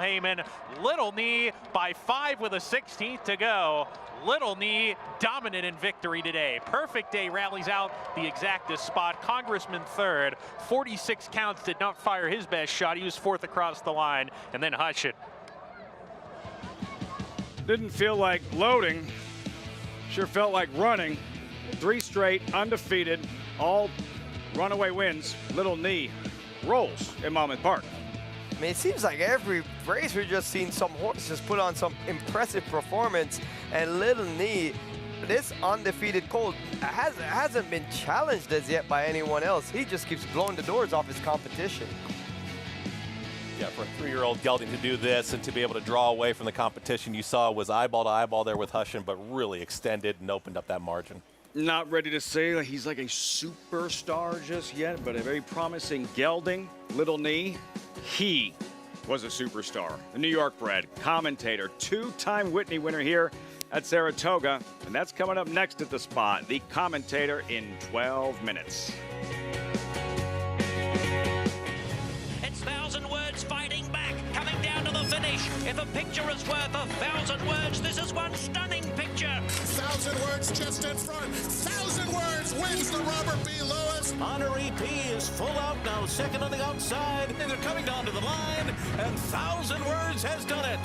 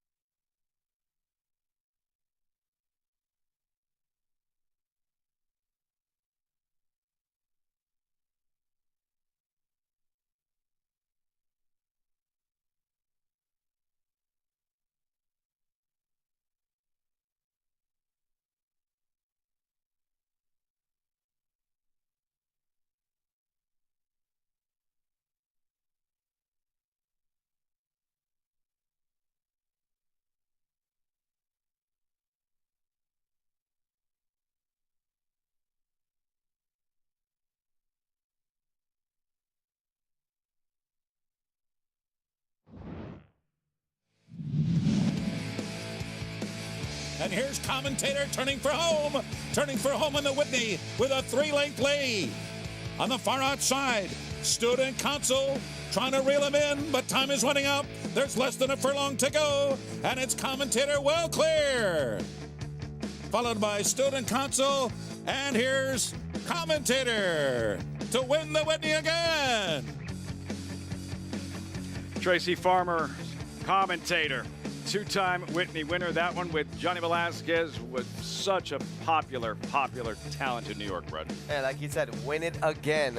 This horse was just crushing his New York bred competition over quite a few years. And when he gets on the lead, Commentator, man, he will just run fast early and he'll sustain that over a long distance. And he'll just run his competition off their feet.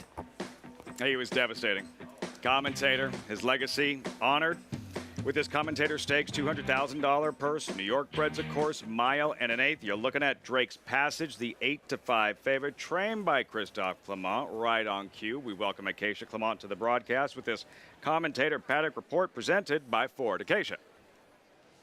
And Lafitte, not to be a homer, but we will start with Drake's Passage, as he could benefit tactically with the scratch of Olympic Dreams in here, because he does have tactical speed and the ability to be forwardly placed. And I know instructions to Manny Franco were to be aggressive with him at the start. It does depend, of course, what Sheriff Bianco does stretching out from his inside, but Drake's Passage has been running fast against open company, and I wasn't in the paddock for his last race, but seeing him here compared to last year, he has physically taken a step forward from 3 to 4, very resemblant physically of his sire Tonalist, with quite similar markings as well, extremely well muscled, and I like that he's very relaxed here in the paddock as well, especially as he'll stretch out the added eighth of a mile in here today. The 3, Dr. Ardito, is definitely a quality New York bred, and he will be getting an equipment change today. He's a little bit of a quirky horse. I remember speaking to Chad Brown about him last summer and saying that, well, they certainly love having in the barn. He's just somebody that you have to be a little bit careful with. He doesn't like to run down inside of horses. He wears a cage bit as he can drift a little bit. And so getting shortcut cheater blinkers on today for the first time, I would imagine to give him a little bit more focus, and especially while he is coming out of graded stakes company, to see if he can step forward off his last couple disappointing efforts. The number 5, Donegal Surges, is a bit of a wild card as he's stretching out from 6 furlongs to a mile and an eighth. Physically, he doesn't really look like a sprinter. He looks like he wants to go a little bit longer than that.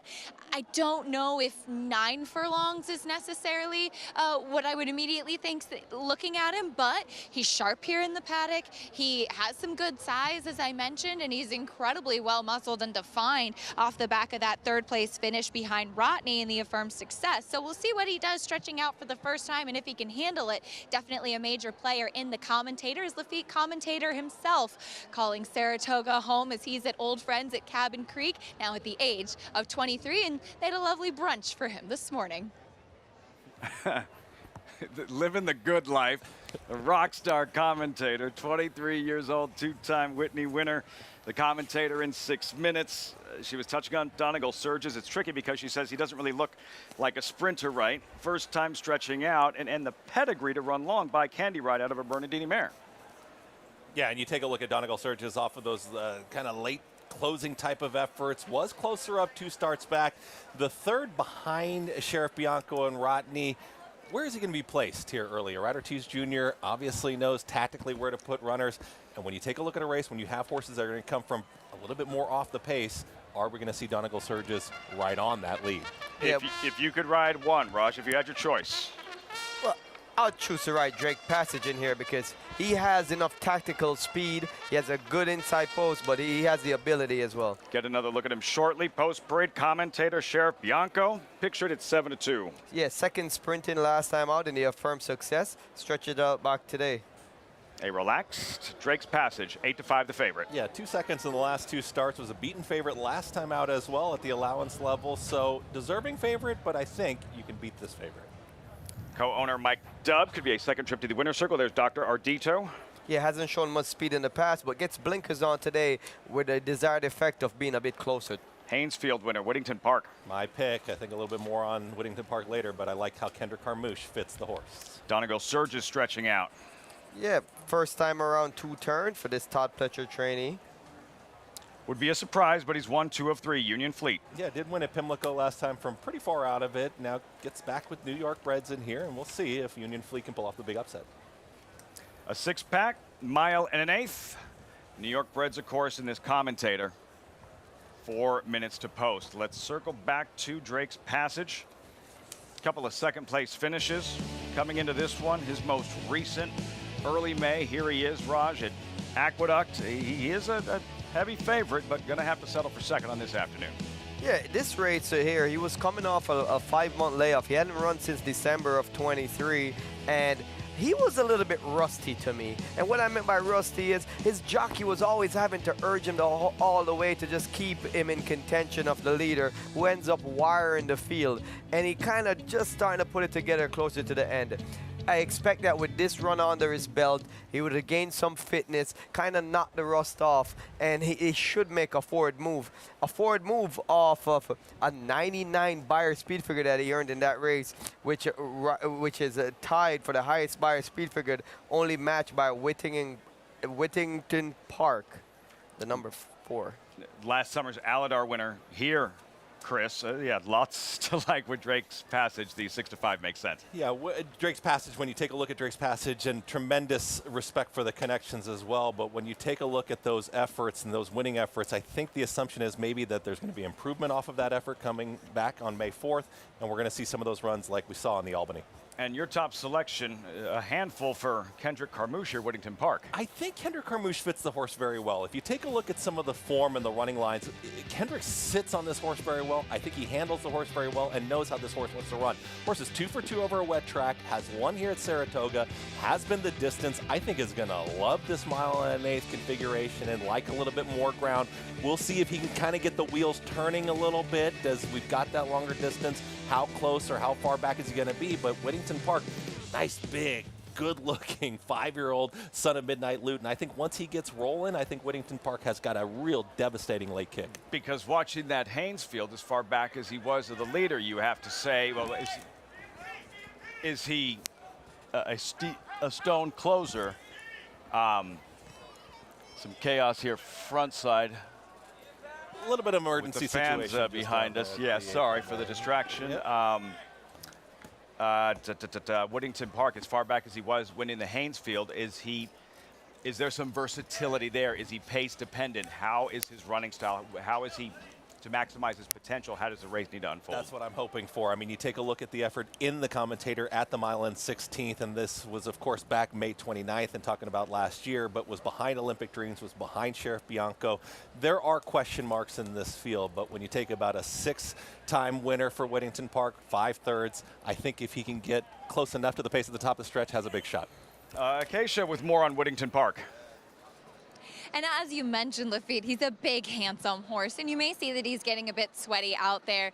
That's very normal for Whittington Park. He's typically the type of horse that can get a little bit hot before his races, and it has become surprisingly warm out today with the sun shining, so that's very normal. He had a lovely big warm-up away from the pony, very typical of Kendrick Carmouche as well. But one thing I will say is that you look at the Carter 2 starts back, and that was on a day where you really wanted to be forward and on the inside of the track. And Kendrick Carmouche, with a horse that wants to go a mile or 9 furlongs, if not a little bit more, he had him forwardly placed. And I think that Kendrick is very attuned to this horse, much like Chris mentioned, that he really fits him very well. And he's able to use some of that versatility and have him be placed in the right kind of spots. He's very sharp today. Again, that's typical of him. I certainly don't mind the 2 turns for him at all. And I don't expect him to be that far back, especially given the warm-up that I've seen from him and just the way Kendrick is able to get him to adapt to the way the races play out. The one Sheriff Bianco is another one that's stretching out in distance. He has only run 9 furlongs once before in the Empire Classic back in October when he came from off the pace to run second behind Straight Arrow, who was in very good form at that time. Now, this is a horse that just sometimes doesn't carry his weight that great. And typically with Linda Rice's horses, they are very good in their flesh. They carry a lot of substance, a lot of muscle mass, and just for whatever reason, just typical of Sheriff Bianco, he just doesn't really carry that much condition. So I know that's pretty normal for him. I just really wish for the stretch out that I was seeing a bit more muscle mass across his top line and across his flank, and maybe just a touch better in his coat. Like I said, just from what you're used to seeing of Linda Rice's horses. Now, he did have the sprint last time behind Rodney as a prep to stretch out. He's sharp in here today. I wonder if Jose Lezcano will try to be aggressive with him from the rail. We'll see if he can put things together to go the distance, Lafitte. Okay, so not an A+ in terms of appearance, Sheriff Bianco, but you have to respect him, Raj. A gelding who's raced 30 times, first or second in 19 of those. Yeah, hard knocker. He's, he grinds it out. The run up into the first turn here is going to be the key to this race. This is going to really set the stage from the gate to the first turn to kind of see what's going to happen. Because if Sheriff Bianco is going to be gunning from the inside, and if Donegal Surges go out, Drake's Passage should be sitting that perfect coveted pocket trip, and that would be the most ideal scenario for him. Well, commentator at 23 is having brunch at Old Friends Cabin Creek. The race that lives in his legacy is about to take place. The 2024 commentator live from Saratoga, Drake's Passage. Favorite at post time. Here's Frank Miramati.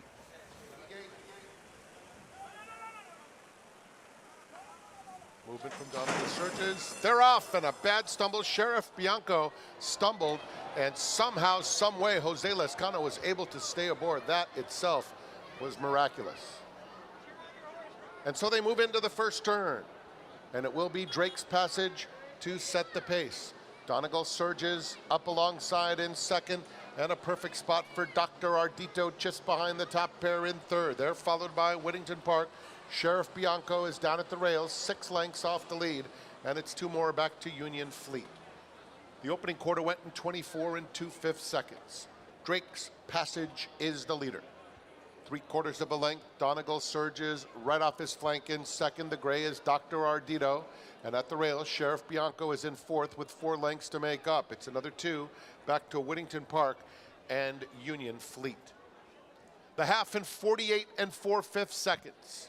Drake's Passage, the favorite, carving out the fractions, has been in front throughout and is there by a length and a half over Donegal Surges as they move into the far turn. Sheriff Bianco has taken the third spot, has 3.5 or 4 to make up. Dr. Ardito hard-ridden outside of him, and then it's Whittington Park, and Union Fleet has been at the back throughout. 1:12 2 for 6 furlongs. Drake's Passage and Manny Franco hounded the whole way by Donegal Surges. They're 1-2 with Dr. Ardito in third, then Sheriff Bianco. 3/16 of a mile to go, and it's Drake's Passage who goes on willingly, maintaining a comfortable lead through mid-stretch. Donegal Surges gave it his best, but is now 4 lengths behind Drake's Passage, who rolls home in the commentator, fittingly in front-running fashion by 4 lengths. Donegal Surges was second, third to Whittington Park in front of Dr. Ardito. About a decade ago, a stallion sire won the Belmont Stakes tonalist for this very team, and Robert Evans, winning owner, Christophe Clement, winning trainer. Drake's Passage. Acacia told you how relaxed he was. Cool customer, went out there and hammers him, stretching out in the commentator. Yeah, got into a beautiful rhythm on the front end there. Just a nice steady pace, steady strides.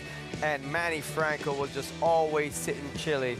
You could see down here coming, he didn't even have to uncut the crop. As soon as he cued him to go, he was started pulling away from Donegal Surges, who actually even made more separation from the rest of the field. So the field got really spread out late. Drake's Passage was just clearly the best. 2-5-4-3, and then, like, look at what happened at the start with Sheriff Bianco, Raj, and Jose Lezcano. What takes place, and how is he able to get back into the irons? Well, Sheriff Bianco tripped and slipped coming out of the gate, and Jose Lezcano was remarkably stay on. That athleticism to get back in the saddle. He was tossed to the left of him. That core strength, upper body strength, to be able to stay in the saddle was just absolutely incredible. We definitely want to see that again. How does he not go overboard? As you look at Drake's Passage, another look, Sheriff Bianco. Like, Chris, if you're in the same situation, I'm sure you could pull this off as easily as Jose Lezcano does. Bad stumble, you're thinking he's going overboard. I could have free hot yoga lessons for a year and still not be able to do what Jose Lezcano just did. He is completely out of the saddle. He's on the left side of the horse and is able to collect himself. He still had to get his feet in the irons. It changed the complexion, obviously, in the race, so you have to take a look at this race when you mark it down for Sheriff Bianco. But Drake's Passage, I've never been on a horse, I've never ridden a horse, but I know what a confident look back looks like when I see one. Manny Franco gave one, and Drake's Passage handled business in the commentator. Confident look, Raj, from the trainer, Christophe Clement. Trained tonalist, denying California Chrome and Company while Chrome was bidding for a Triple Crown in 2014. Tonalist Belmont Stakes winner, Drake's Passage, the day after the Belmont Stakes. In the commentator, onward and upward for him. Yeah, definitely. I mean, this was only his second start of the year, and we talked about how he was a little bit rusty in his first start of the year and that finishing second, but he did earn a big speed figure that day, 99, and this was actually a step forward of that performance. So he's definitely the leading older horse routing in New York breds right now. As impressive as Drake's Passage was, like, again, I still don't know how Jose Lezcano didn't go overboard. No, that was nothing short of incredible. You can see his right leg completely get tossed out of the irons, the stirrup, and he gets thrown to the left side of the horse. It's so hard to even be stable on the stirrups, much less to get back in it after being thrown out. That was pretty remarkable. I've never seen nothing quite like that. Unreal. Winding things down, Greg Wolf and the crew standing by for the second half of the program. We've had a day or so, 24 hours, to digest everything that took place yesterday. Chris, historic first ever Belmont Stakes at Saratoga. Your lasting impression? Yeah, just been a fantastic time and been an opportunity to be able to sit here at the desk and kind of have a different vantage point and a different view and a different take on some of the races that we've seen and some of the great performances, and so much respect for the jockeys, the connections. Everyone really showed up, the bettors, the crowd, everybody showed up. It was a tremendous weekend. It continues on, but I've had a fabulous time, and a quick shout out to my man Frank. Yeah, it wasn't planned, but you also called your first race at Saratoga. Yeah, that was not the way that I planned it. It wasn't quite the way that we mapped it out, but it's been an honor, and I'm blessed to do it. I am overjoyed as a fan of the game, and now to be up here sitting at the desk with you guys, with a Breeders' Cup winner, with the great Lafitte. Come on. It's been a blast having you. And the great Chris Griffin. Oh, stop it. No. Keep it coming. Keep it coming. Highlight for you, Raj. The Belmont Stake. I just seen another horse and throw his name in the hat and potentially spicy up the 3-year-old division. And I'm thinking the Travers Stakes. It is going to be such a big race, such major implications on the championship. And that's what I love about these different horses winning these all 3 legs. The chase for a 3-year-old title. It is wide open once again. 3 different horses winning the 3 different Triple Crown races. Make it 18 in a row for this guy, Drake's Passage. Back to the winner's circle. Dominant in the commentator. Coverage continues. Greg and the crew standing by for the second half of the Sunday program at Saratoga.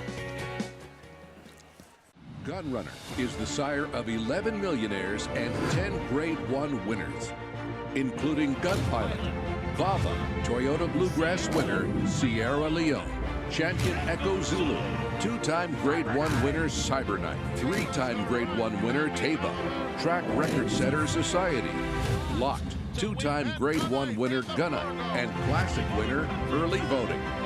Hall of Famer Gunrunner, standing at 3 chimneys. Experience the adrenaline-pumping, suspense-filled action of the Sport of Kings no matter where you are with Naira Bets. It's fast, easy, and secure. Download the app today and start winning with our lucrative weekly promotions, thrilling handicapping contests, and a one-of-a-kind VIP rewards program. Don't just watch horse racing, be a part of the action with Naira Bets.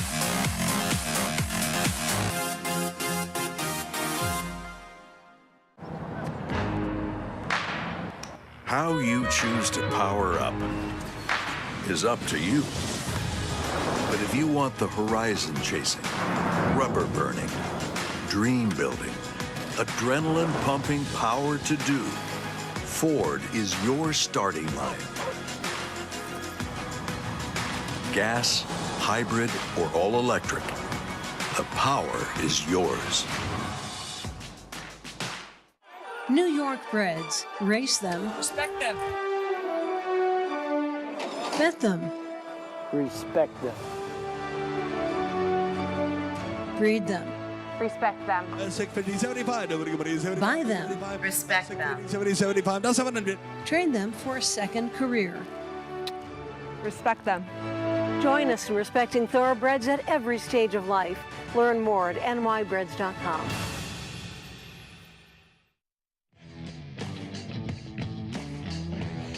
Welcome back to America's Day at the Races, as the New York Breds are the spotlight on today's card. In the commentator, Drake's Passage takes them gate to wire, and I'm pleased to be joined by his trainer, Christoph Clematis. Christoph, Drake's Passage, I know special, of course, by Tonalist, for Mr. Evans, of course, who owned Tonalist, and it's kind of all back together and back in the winner's circle. An absolutely great tribute to Mr. Evans, to his breeding program. He's by Tonalist out of a mare that we trained for Mr. Evans called Wocus, was a stakes filly. And it all worked out. You know, he's ridden by my assistant called Lee Vickers, who also used to ride Tonalist. So, no, it's a great story, and I'm very grateful. For a horse last time that he was kind of stuck in the chasing mode, getting to set the pace today, he got so comfortable out there. And absolutely, he got no kickback. He was very comfortable, and it was pretty impressive. Seems like he's a horse that really loves Saratoga, too, and thrives up here. That's okay, and I will take that. You know, it's a good problem to have. I think we all feel that way. Christoph, congratulations. Thanks a lot, and we'll give credit to Miguel because he's been here also in Saratoga, so well done, Miguel. Well done, Miguel. As we welcome in a new group to the set, Greg Wolf and team coming on to take us the rest of the way. Hey, Greg. Acacia, thank you. We're still just getting hooked in, set up. We'll be ready momentarily. Migliori gets like one shot Unreal. in the big decks on Fox, and the big he's over here, timers, big the time, end of the and set, two they of us. stroll in whenever It really they want. is. It's really embarrassing. Beautiful Sunday to close out this Belmont Stakes Racing Festival, and a great way to do it with New York Showcase Day, Andy. No, the New York Showcase days are really, really fun days. These horses, you know, we get so used to seeing them run and running together in fun races. And listen, obviously we got some rain, which took the races off the turf, but not going to spoil what's just been a spectacular weekend of racing. And I think it's really fun to end it with the New York Breds. And I know you agree, Richie. Well, I'm a big fan of the New York Breds, being a New York bred myself, and also having ridden some of the best New York Breds over the course of the last 40 years. I think we should do a poll on Twitter to see which these two New York Breds people like the most, you know? Oh, I like that idea. Mick would win that one. I think I get 7 sympathy votes. It's 93-7. I'm a New Jersey bred. I'm like Bookham Dano. He's just a little better than I am. Pretty good New York bred, New Jersey bred. We're going to check out in Oceanport right now Paul LaDuca. He is logging a lot of miles for us. We have the 7th coming up. New Jersey breds, allowance optional claiming race. Mile on the turf in the 7th. Let's check in with Paulie now. Yeah, it's a tough group here, Greg. When you get to this race, a mile on the turf, when you look at this field, it's really wide open. I can see where they're going with the 3 one-time Willard here, and I think it's more towards Jorge Delgado, who's having a tremendous meet. This New Jersey bred has run some good races over the turf, does have some tactical speed too as well. Sammy Camacho already got a win on the turf already today, and you know, usually they'll show a little bit more speed under Jorge Delgado's care. Now he's claiming this horse for Patrick McBurney, who's a champion trainer too as well. So do you want to take 2 to 1? I don't know there. I mean, I think the horse might be the barometer here, but I don't know. The 8 Leo Monto. We were talking about Greg Sacco. He's on a little bit of suspension, so Alberto Plaza is taking care of his horses. Paco Lopez gets aboard Leo Monto here. Now, he's been using Joe Bravo, so Paco getting aboard obviously means a lot. You know, the way Paco works here, he's so dominant around this racetrack. It almost looks like he waits for the other riders to make mistakes and just goes right around them. But when I look at this race, I kind of like the 1 here a little bit. It seems like the Laurel form has held up. This horse won from the 8-hole last time out. I think kind of coming into 4, you get higher Randone. Cat Lynch is a heck of a trainer, so at 3 to 1, I'm going to land on Go to the Kingdom. And by the way, if I'm going to throw my hat in the ring about the New York bred, I win in a landslide. Paulie probably does. I think he wants that fight with the MiG. He's got a little bigger fan base. I would probably vote for Paul. So, well, we'd all vote for Paul, but that's a given. We just were thinking there might be some people out there like you, Richie. So 2-1 favorite in this one coming up. That's the 3 one-time Willard coming off a win. It was against non-winners at 3 life, though, as a favorite last time out. Yeah, I mean, I think part of it's got to be the fact the horse was claimed by Jorge Delgado as well, coming down here, and we're seeing a lot of horses coming from Tampa. I guess the question is how comfortable he will be rating, and this is a horse that is comfortable rating because you have to think the 4, Like What I See, is going to go to the front. Feel free to chime in, guys. Sprint. I was letting Wolfie drive the ship here. I think the 8's interesting towards the outside. I'm a little bit concerned about the pace, but from out there, you'd like to think the 8 at least has a little bit of some options from that post position. 5's not slow either. That horse has sprint speed. 8-1. But yeah, 5-2 outside with that HJK mentioned. Leo Monte. Matt Dinnerman the call. Here's the 7th from Monmouth.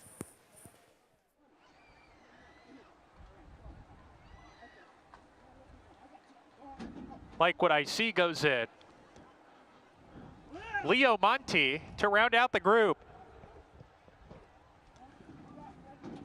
We're ready to go. And we're off. Like What I See, popped out of there the best and goes to the front. What's Up, Mr. Z takes the 2nd spot. Leo Monte keen early in the 3rd position. Go to the Kingdom down on the rail. One-time Willard alongside.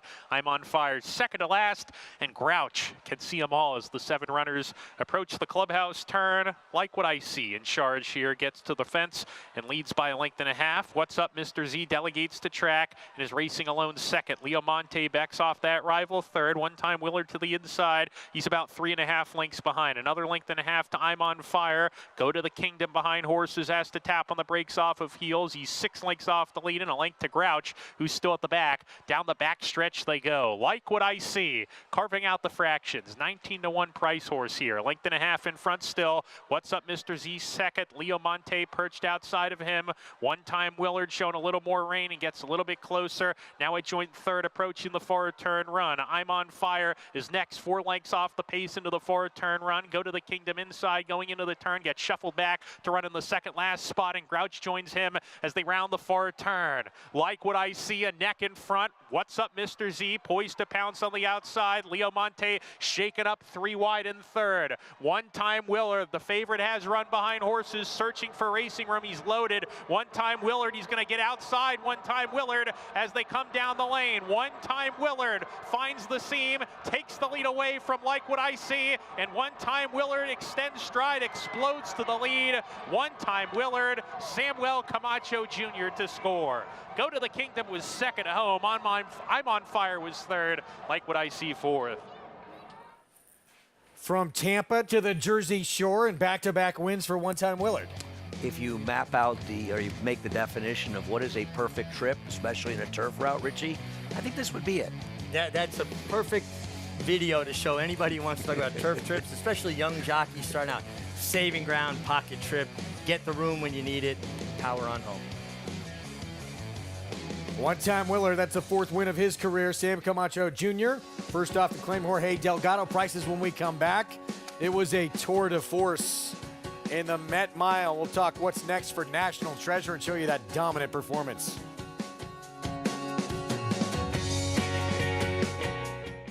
This proven son of Giants Causeway has sired 7 millionaires. With over 10% stakes performers, his recent top runners include Tarabi, placed in the Grade 1 Spinaway and Breeders' Cup Juvenile Fillies, Grade 2 winner Plum Ali, plus these standout performers.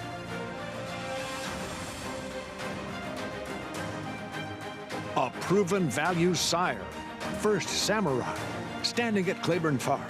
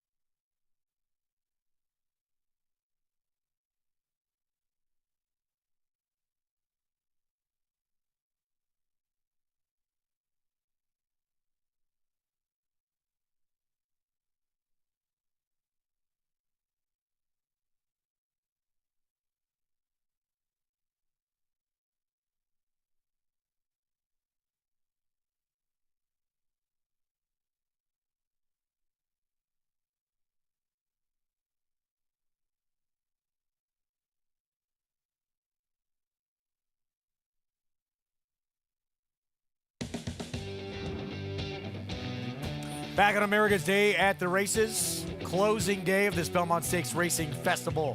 From Saratoga, it's brought to you in part by Hillendale at Alapa. As we went to break, we promised you this, the Met Mile, wow. National treasure, just completely dominant in this performance. I think one of the best things you can say about top jockeys is they understand the idea, Richie, of riding the best horse like you're riding the best horse. Yeah, you saw that Flavien Prat was intent on going to the front. He came out of the gate aggressive. One thing about Bob Baffert's horses, they're not going to run out of conditioning. You know, if they're not good enough, they may lose, but they're not going to get tired, Jonathan. Yeah, I understand the narrative that Bob gets a lot of good horses, and that's why he has a lot of success. His style of training is just this. He trains his horses to use their speed as weapons, while so many trainers in this country, in my opinion, take speed away from their horses, attempting to get them to go longer distances they might not want to go. Bob's horses don't do that. You look one of them in the eye, you're probably going to lose that battle. Not afraid to lose in the front end. And, you know, most of us, I think, thought, myself included, the Hoist of Gold would be in front and he would stalk. Bobby said, no, I got the best horse here. They're all going to try to pass me. And he made that clear right out of the gate. And that's how you ride front runners successfully. You don't invite other people. You don't tease them into the race. You say, no, this is what I'm doing. Adjust around me. National treasure dominant here, wins by 6+ lengths. And you would think, you know, obviously this is a win in your in Breeders' Cup Dirt Mile. They got to be thinking Whitney, right? I would think they are. I mean, I would imagine it really is as prestigious a race. The two most prestigious races for the older horse in this country going long are the Met Mile and the Whitney, and I got to think Bob's coming back for that race. And when you're trying to build a stallion, what two races do you want to win more than the Whitney and the Met Mile, right? And he's won going a mile and 3/16. The mile and an eighth isn't going to be any issue for him at all. Good horse. He's just turned his career around, starting with the Breeders' Cup. Yeah, I mean, you've said it before. He won the Preakness, sure. He didn't do it that impressive in terms of final time figures he earned. He's a totally different horse now. He really is. I mean, that was. I like seeing good horses run like that. Our FS1 coverage concludes. We're going to continue on, though. We will see you over on FS2 right after a break.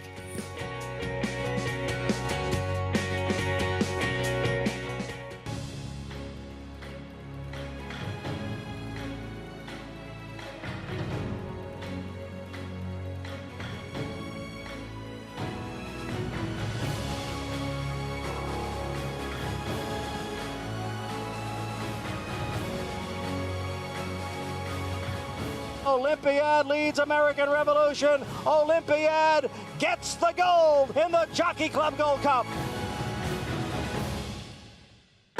It's America's original sport, and no one covers it better than americasbestracing.net. From the sport to the lifestyle, the best races, horses, and destination venues, cocktails, gambling, fashion, and more. AmericasBestRacing.net is a sport for you.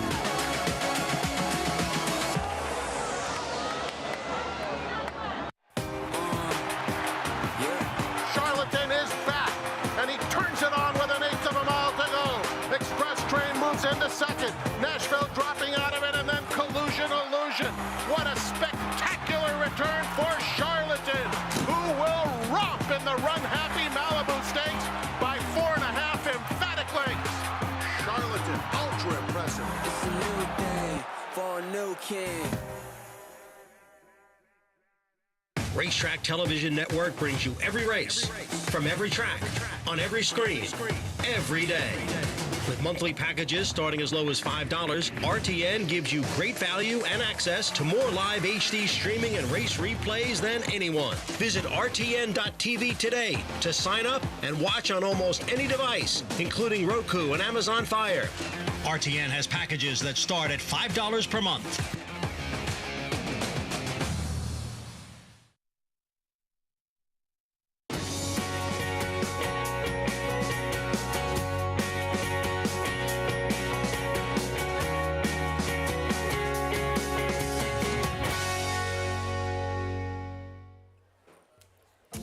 Welcome to those joining us on Fox Sports 2. It is closing day, continuing coverage of the Belmont Stakes Racing Festival, New York Showcase Day. Yes, Dornick got it done. in the Belmont Stakes, the brother to last year's Kentucky Derby winner Mage, and no one happier than those that have Puka now. She is being quite a producer, isn't she? Welcome to the show, Greg Wolf, New York Racing Association handicapper.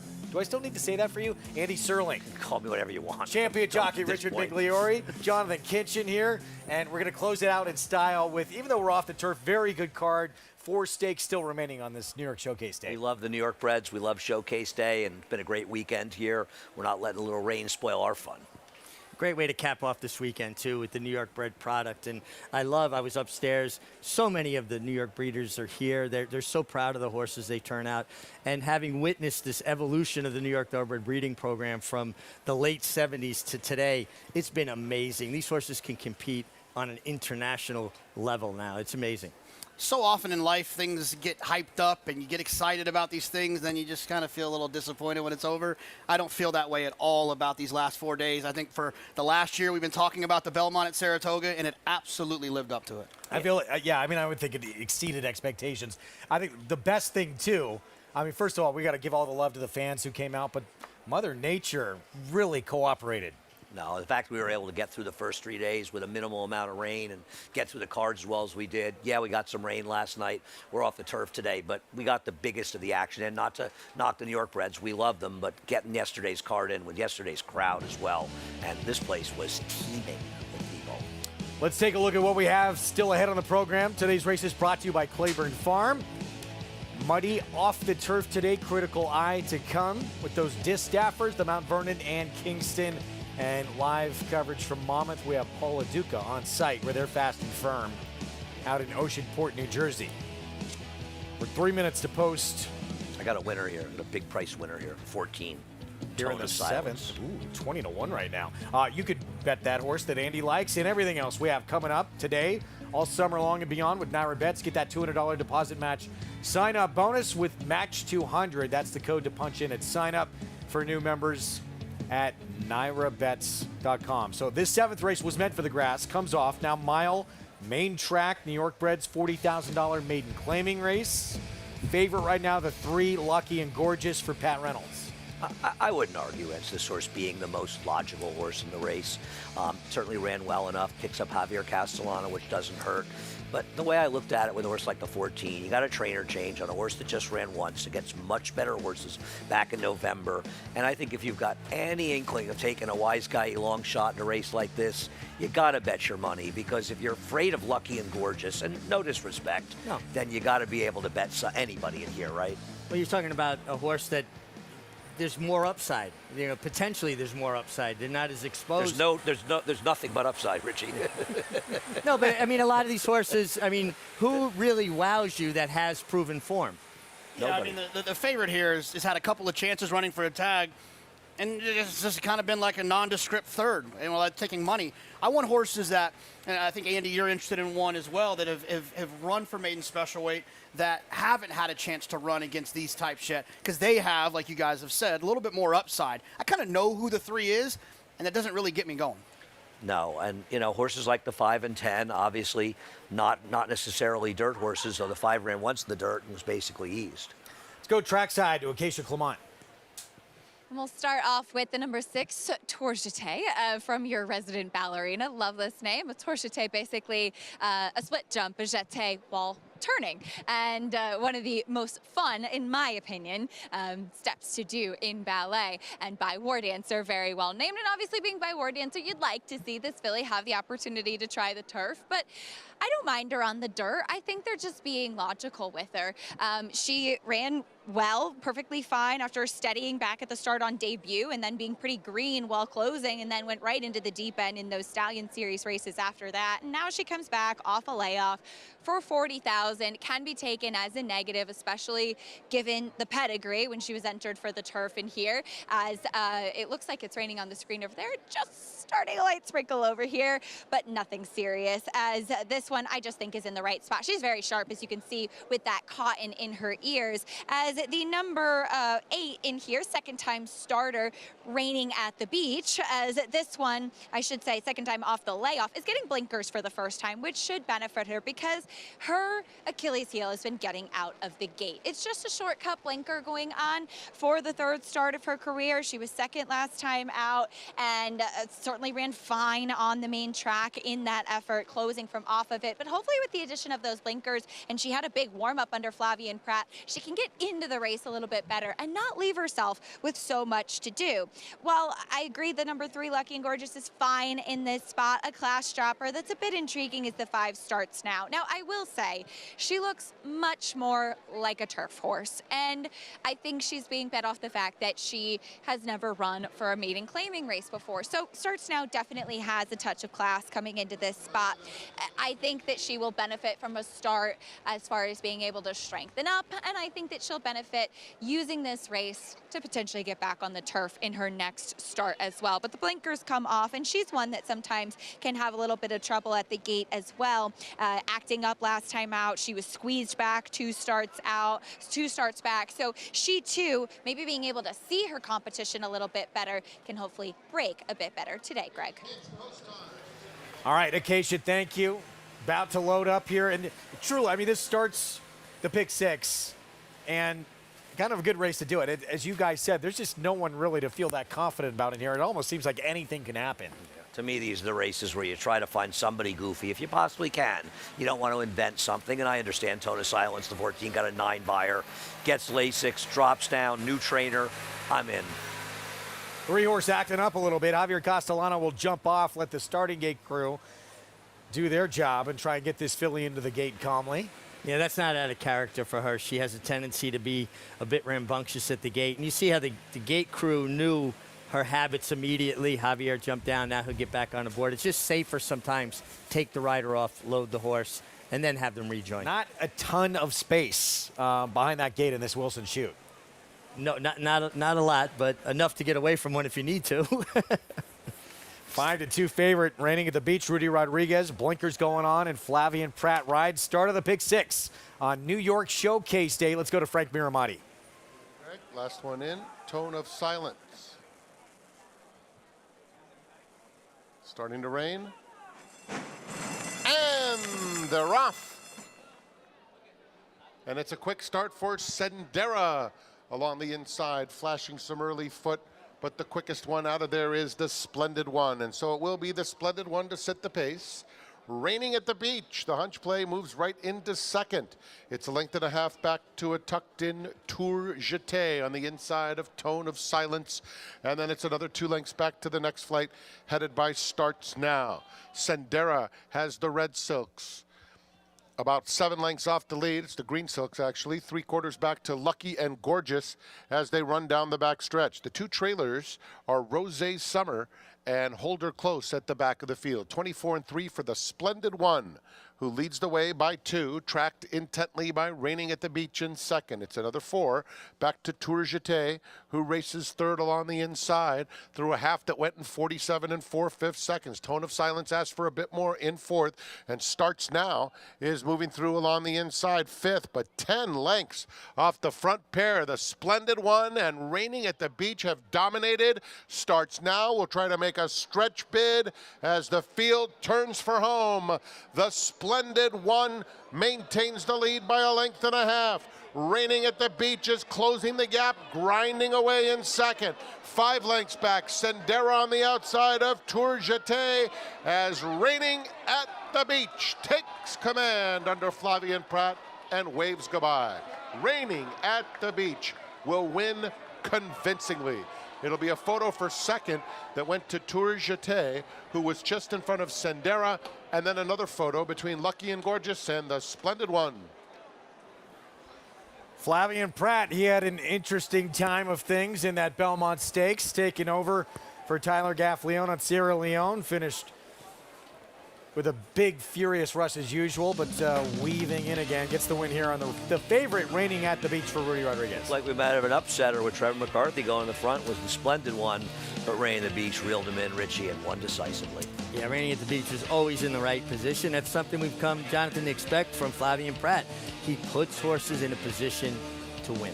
Yeah, you know, racing in the West Coast, the speed seems to be a little bit more prevalent. The paces seem to be a little bit more honest, and that's one of the things that Flavien brought over here in his tool bag when he came was, man, when he has a horse that has some speed or a race where being in the front in a forward position is going to be advantageous, it seems like he's always where he needs to be. There's Rudy Rodriguez, winning trainer. This one for Rapoli Stable. And 5-2 favorite, 8-6, 1-7. As we take one more look down the stretch. You know, Andy, when we talk about tracks being speed favoring, I think this is a clear example that, you know, the horse on the lead, the Splendid one, was 19-1. He hung in there awfully game. Don't you think that points it out more than horses winning that are logical on you know, showing speed? I mean, obviously, one thing you're looking for with biases are horses outrunning their odds. Right. You know, you see 5 races won by speed horses, and they were all even money. You got to be a little careful to announce at a big speed track. They might have been the right horses. I also wonder a little bit here, and this happened a lot, I think, 2 years ago when speed was really sort of seemingly deadly, the whole meet. But you look at the horses that are winning the front end, and for the most part, they're running the same speed figures they always run.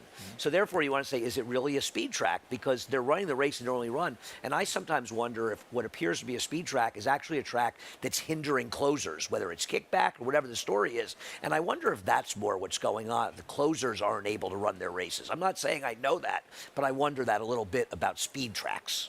Yeah, but the other thing, too, about it is that dirt racing, it leans toward horses that are forward. So when horses try to, like, you know, it doesn't look like they should be running as well as they are, but they're in the spot they're supposed to be, which is forward. No argument with that. Well, the prices from this one coming up in a moment. Let's go back to the big one yesterday, 156th edition of the third and final leg of the Triple Crown of the Belmont Stakes. And Dornick, they wanted the front. They couldn't get it, so Luis Saez had to sit just off of Saez the Great early, but plenty of finish late. Well, you know, listen, he was aggressive. He couldn't make the lead, but he was drawn perfectly for a horse that wants to be clear and use his stride. He rode him hard out of the gate. He broke cleanly. He didn't get that luxury in the Kentucky Derby from post one. He broke a step slow, and the track was taken away from him immediately. Yeah, you know, I didn't like Dornoch either yesterday or the Derby or any races. But as I sort of said, I previewed the race early in the week. If you liked Dornoch in the Derby, you were supposed to bet him again yesterday, did say that. Because he never had a chance to run. I think that was really the case with him and the fourth place finisher, Honor Marie. And I guess it shows when he got a chance to run, he could run. The funny thing about Dornick is that if he would have gotten a clean trip in the Derby, he would have finished worse than he did. That pace was fast. I totally agree with you. So it's so confusing for me in this situation because now we know who he really is and we know how he wants to be ridden, but I don't think he was ever winning the Derby just based on how that Derby unfolded. I agree with Did you look at the way, though, forget today, look back to yesterday, the way that track was playing, and the speed Dornick, Saez the Great, they became a lot more interesting as the day wore on? I've just never thought Dornick was good enough. I was wrong. I mean, I was wrong completely about the race. I didn't think Mike Mind Frame at all. I thought he finished last. If you were living that, the racetrack was biased yesterday, speed biased to a certain extent, I still wouldn't have landed on him. I would have landed on Saez the Grey or Mind Frame, someone else other than him. I had lost all confidence in him throughout what he has done as a 3-year-old. Just a tremendous performance, but I don't want to get lost was Mind Frame. Showed his greenness in his third start when, you know, he had won his first 2 starts so easily that when he came under pressure, he drifted severely from a left-handed crop. And then Irad went back to the right hand, got him straightened out, and he ran on again. Now, I don't know that he's getting by Dornick anyway. He had his chance to get by. I agree with you. Dornick had him. I thought he kept him measured. But I still think it's something that should be pointed out, that he did kind of, you know, swerve from the pressure. It's interesting, though. I mean, we saw Dornick do this, too. He loves a fight. Sierra Leone came to him in his 2-year-old campaign. He dug in and fought again. It's kind of who he is. Yeah, and Sierra Leone, there's no question the track was not friendly to him. But as you say, Jonathan, accurately, deep closers are not going to be in friendly situations on dirt tracks. I thought the Mind Frame came in on him. You see the head on. He went in the gate himself. He caused himself a bad break. Yeah. Then he took a while to get going. Now, he definitely was interfered with by Protective in the stretch, which certainly didn't help him in a very key moment in that race. There's no question about it. But he's still lugging in. He gets inside the horses. Yeah. He's really motoring on the outside. When he gets outside in the end, he is a little bit, at least, the architect of his own demise. And when you look back at that, as we go to Monmouth right now, would you say Cage Bit did not make much difference? Well, again, I don't know because how bad would you have lugged in with the other bit? I will say this, though. Him getting bumped by Protective, and I really think this in the Derby, too. Forever Young started the contact, and then he gave considerably more contact back. Some horses, when pushed back harder. And I wonder if he didn't get bumped, would he be lugged in as badly? I think it set him off. Stakes race coming up next at Monmouth Park. The Friendly Lover Handicap, 4-5 favorite. Outside, the horse on your screen here, Great Navigator. Let's go to Paul. Yeah, and deservedly favored here. Another son of Sea Wizard. And my gosh, Eddie Owens Jr. has got a ton of these sons of Sea Wizard. And I ended up learning a little bit about him. He was actually a very good colt. He lost first time out a nose to Destin. A lot of people don't remember Destin. He was third actually in the Belmont for Todd Pletcher. Then he almost set the track record in his next start. And I'll just show you how great horse racing is. He was privately sold to Todd Pletcher. Horse had an ankle issue, sold back to the owners here to stand in New Jersey. And my God, what a find he has been, because he has been throwing out runner after runner. And Great Navigator here is one of the ones for Eddie Owens Jr. You know, your only concern is he better at a mile or not? I mean, because he's very, very sharp. He's only run it one time, and he's 0 for 1 at it. You know, but the way Eddie's horses are running right now, they're just so sharp. So at 4-5, I think he's going to take a lot of beating in here. Now, the 7 Irish Meadow, Claudio Gonzalez's horses have been firing late. This is a horse that does like the distance. So if you don't want to take the 3-5, I thought this race was 7-8, 8-7, because I think the 8 can cancel out the 6 and put him away. But I think the 8's going to be tough to handle. But the 6, if they get in a tussle, could be, or excuse me, the 7 Irish Meadow, if they get in the tussle, could be flying late here. Looks very fresh on the racetrack. All right, Paulie, thanks. No Sense, the 6, very quick, stretching out. The 7 Irish Meadow has beat Great Navigator before and comes in having won 2 in a row. One thing Great Navigator, I think, has the advantage of, and he's a 3-5 shot, is he's outside. And the indications I've heard the last couple of days, the rail has not been the best place to be at Monmouth Park. And we've talked about this before. It is something that will happen time and again at Monmouth. I think it's because they're close to the shore, Richie. It's like that thing they used to talk about with Gulfstream and Del Mar. Yeah, the tides. Yeah, I mean, they're close to the shore. I don't think they're that close. I don't think the tides, if the tides are affecting track bias, you know, that's like an astrological sign affecting track bias. Yeah, I'm not buying into that either. I think it's just a matter of how much water is put on a racetrack, what makes it drier and a little cuppier, makes it harder for horses to get through. But being drawn outside and having natural speed, and listen, Paco Lopez, to me, is an unorthodox rider. He does things a lot different than what you imagine your top riders do, but it's effective. He wins. So I can't knock that. It's just kind of opposite of the way I was taught to do things. Would you compare it to Jorge Chavez, who was an unorthodox rider, but, man, that guy won?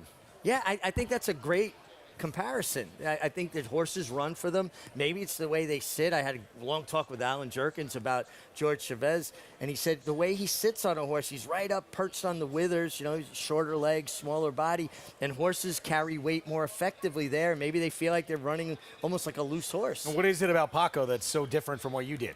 Well, just watch the way he his seat, the way he bends his legs, and it's just different. He doesn't really hand ride horses much. He kind of lets the reins slack and slap them in the neck, and they run free. JK, 1-2 on Great Navigator. Is this warranted? No, I don't think so. I don't need this horse at 1-2. I thought the 6 No Sense was the one that made a little bit more sense to me. I honestly did not mean to do that. I really didn't. Well done, though. Well done, nevertheless. The Friendly Lover Handicap. Let's go to Matt Dinnerman. We're ready to go.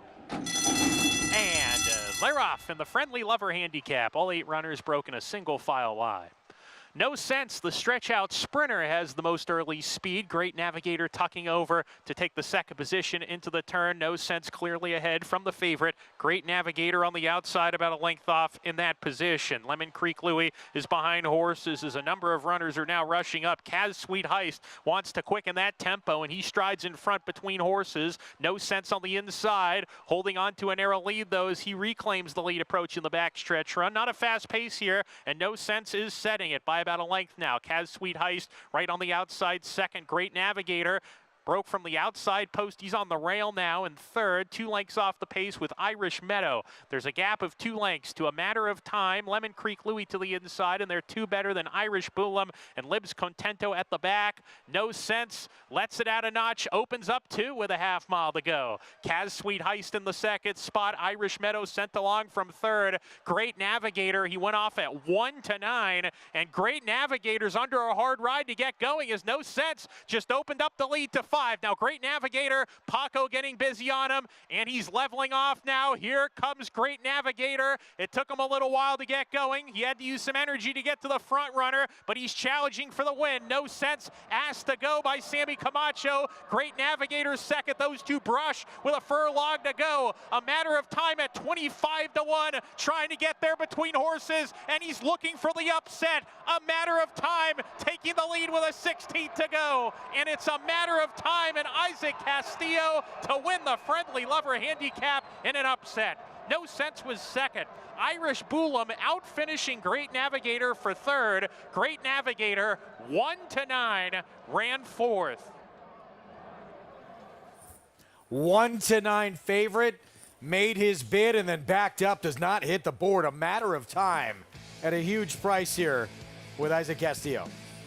You got to feel for the runner-up here, don't you guys? Yeah. No Sense. I mean, fought off all comers and just was picked off late by a horse that was patiently handled.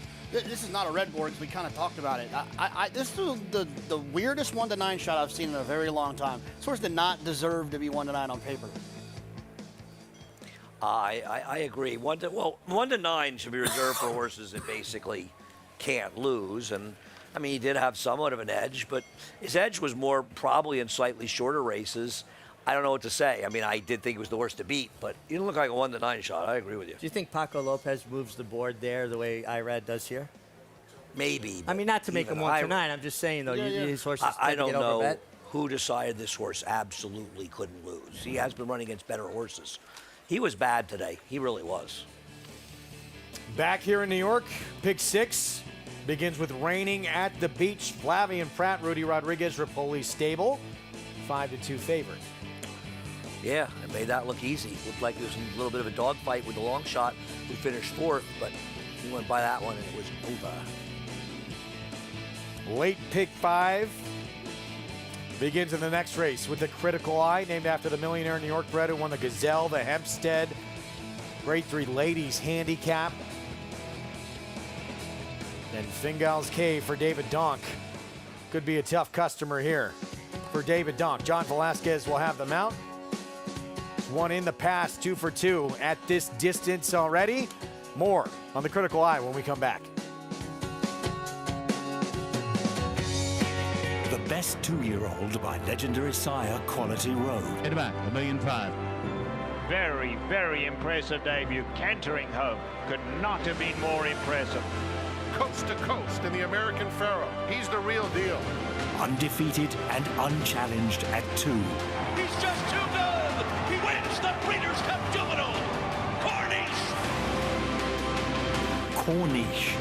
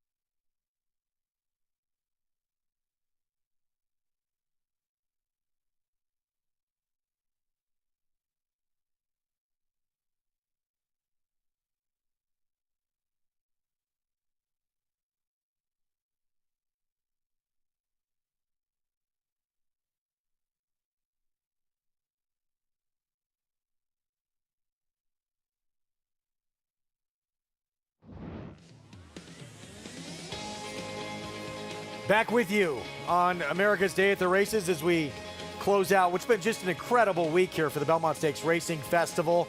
And we have a special guest joining us on set, Tracy Egan, Executive Director of the New York Thoroughbred Breeding and Development Fund. Tracy, thank you for joining us, spending some time on New York Showcase Day. Well, thanks for having me. I mean, yesterday was such a fantastic day. Congratulations to Naira on an excellent day of racing and a safe day of racing. It was just tremendous all around. It was special to think about it for so long and then have it come to fruition, really exceed expectations. Tell us about this day and what it means for you to showcase these New York breds. Well, it's a chance for people to see how good the New York breds are. I mean, I really loved the Doc Sullivan, that son of Salamine, a New York sire. A lot of our good winners are by out-of-state sires, but more and more we're getting good sires in New York because we're getting better mares. People are going to the sales, spending 50 grand on a mare, $700,000 a mare, bringing them to New York, and helps elevate the entire program. Talk to you about, sorry, Megan, we'll get to that in a second, just the huge economic impact that horse racing has on the state. Well, just in the Saratoga region, this meet alone, this 4-day meet, is supposed to have a $50 million impact on the economy. So that's great news. Coming up, you're going to see a commercial that I made called Respect Them. And it's, we want you to race New York breds, breed New York breds, retrain New York breds for a second career. And we want you to respect them at every stage of life. That means when they're done racing, we don't talk about rescuing them. We talk about retraining them, rerouting them to another occupation where they're going to be valued and loved for the rest of their lives. Tracy, you've been involved with the New York breeding program for many, many years. And I was talking earlier about how it's evolved and how good New York breds have gotten. Years ago, you could pick a New York bred out of the crowd, not in a positive way. Now they're able to compete at the grade 1 level on an international level. Talk a little bit about that evolution. Well, 'tis the law. Winning the Belmont in the COVID year was a huge milestone for the entire breeding program. And now he's a stallion at Coolmore, so hopefully we'll see some of his sons and daughters racing here at the spa one of these days. So it's just not at all the way it was in the old days, but they had restrictions on, you had to breed to, I think you had to breed to a New York stallion all the time or every other year. And the more they've lifted the restrictions to make it open, the better the program has become. I bred a good horse a few years ago by Crypto Clearance, and her name was Message Red. And the guy sold it to, it was his first stakes winner, and he'd spent a fortune, and he bought this little tiny New York bred and won a stakes. And then she went on to be the dam of a horse that won the Schuylerville here. And she's also the, my mare, Red Eye Rain, is the grand dam of a horse called Last Samurai, who's won more than $2.2 million. And she was a mare that all the experts said, get rid of her, she's too small. Well, she was small, but she's very fast. I finally recognized that voice from all these commercials, so if I just put it together. You say it all the time on those commercials that we run all the time, though. It pays to be a New York bred. Talk about all the incentives and the awards and how that helps reinvest in the state. Well, first of all, when people are getting breeder awards, you're on your farm, you're buying hay, you're paying the blacksmith, you're paying the vet bills, you're paying stud fees in New York or out of state, but then you bring them home to foal. So all that money is going into the state, into your local economy. And we changed the Breeders' Awards this year because my board chairman is also the chairman of the Gaming Commission, Brian O'Dwyer. And he said, well, I don't want these big supplementals at the end of the year. Let's get the money into the hands of the people sooner. So we raised first place awards for New York sired horses.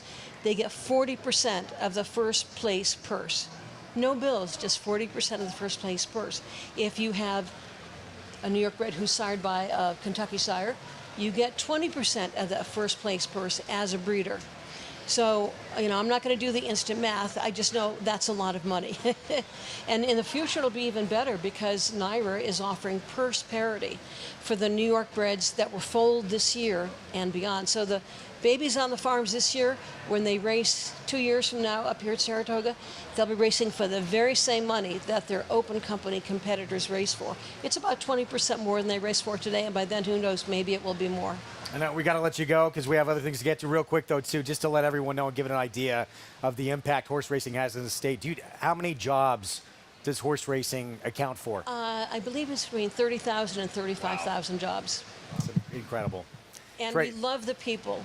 that work in this business. I mean, I think of how hard everybody works on the farms and how hard everybody works on the backstretch here. So kudos to all of them. Yeah, we appreciate them all. Tracy, thank you for taking some time Thank you all. on this special day where we put the showcase on these Empire State runners.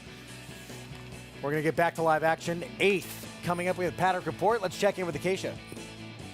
As horses are on the walking ring for this critical eye, Greg, we'll start with the number 2, Venti Valentine, who will have the rail in here. She was impeded last time out at Monmouth in the Serena Song. And for a horse that actually looked like she was done and then came back with a rally, I thought it was a very impressive performance, as a colt did duck in sharply to her and was a little bit erratic in the stretch, causing Venti Valentine to steady sharply. She looks tremendous in here today. I will say my one concern with her is that I've never loved her at the mile and an eighth, and in truth, she is 0 for 5 at the distance.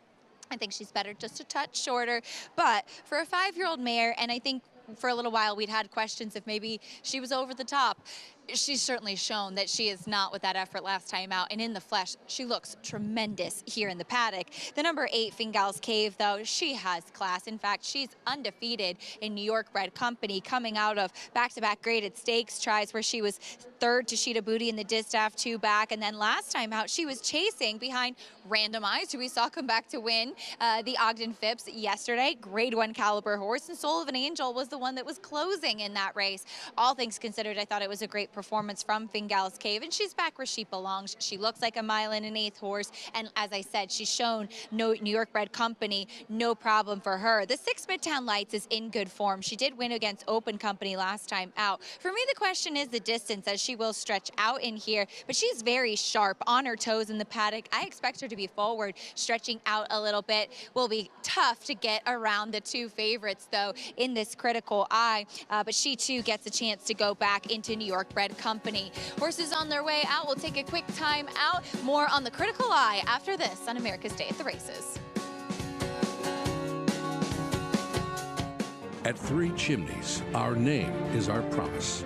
Our commitment to quality, our customer, and most importantly, the horse, is at the heart of who we are. For over half a century, the Storage Stallion Station and Nursery have been a place where dreams are born. From Horse of the Year, the mighty Seattle Slew, to Horse of the Year and modern-day breed shaper, Gunrunner, we've been defined these past 50 years by the company we've kept. Three Chimneys, where dreams are born. Experience the adrenaline-pumping, suspense-filled action of the Sport of Kings no matter where you are with Naira Bets. It's fast, easy, and secure. Download the app today and start winning with our lucrative weekly promotions, thrilling handicapping contests, and a one-of-a-kind VIP rewards program. Don't just watch horse racing, be a part of the action with Naira Bets.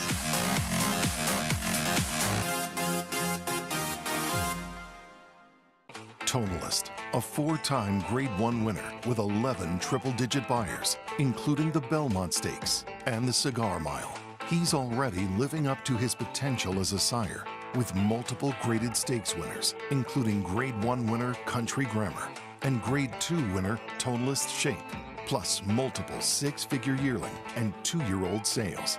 Proven on the track, proven in the sales ring. Tonalist, standing at Lane's End.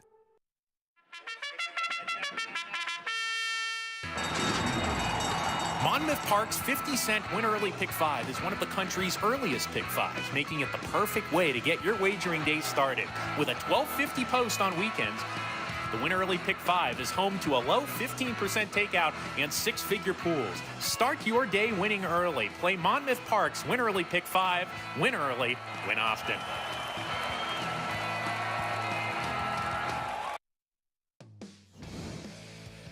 Back on America's Day at the Races on our Sunday coverage from Saratoga. Here's Venti Valentine to kick off the critical eye post parade.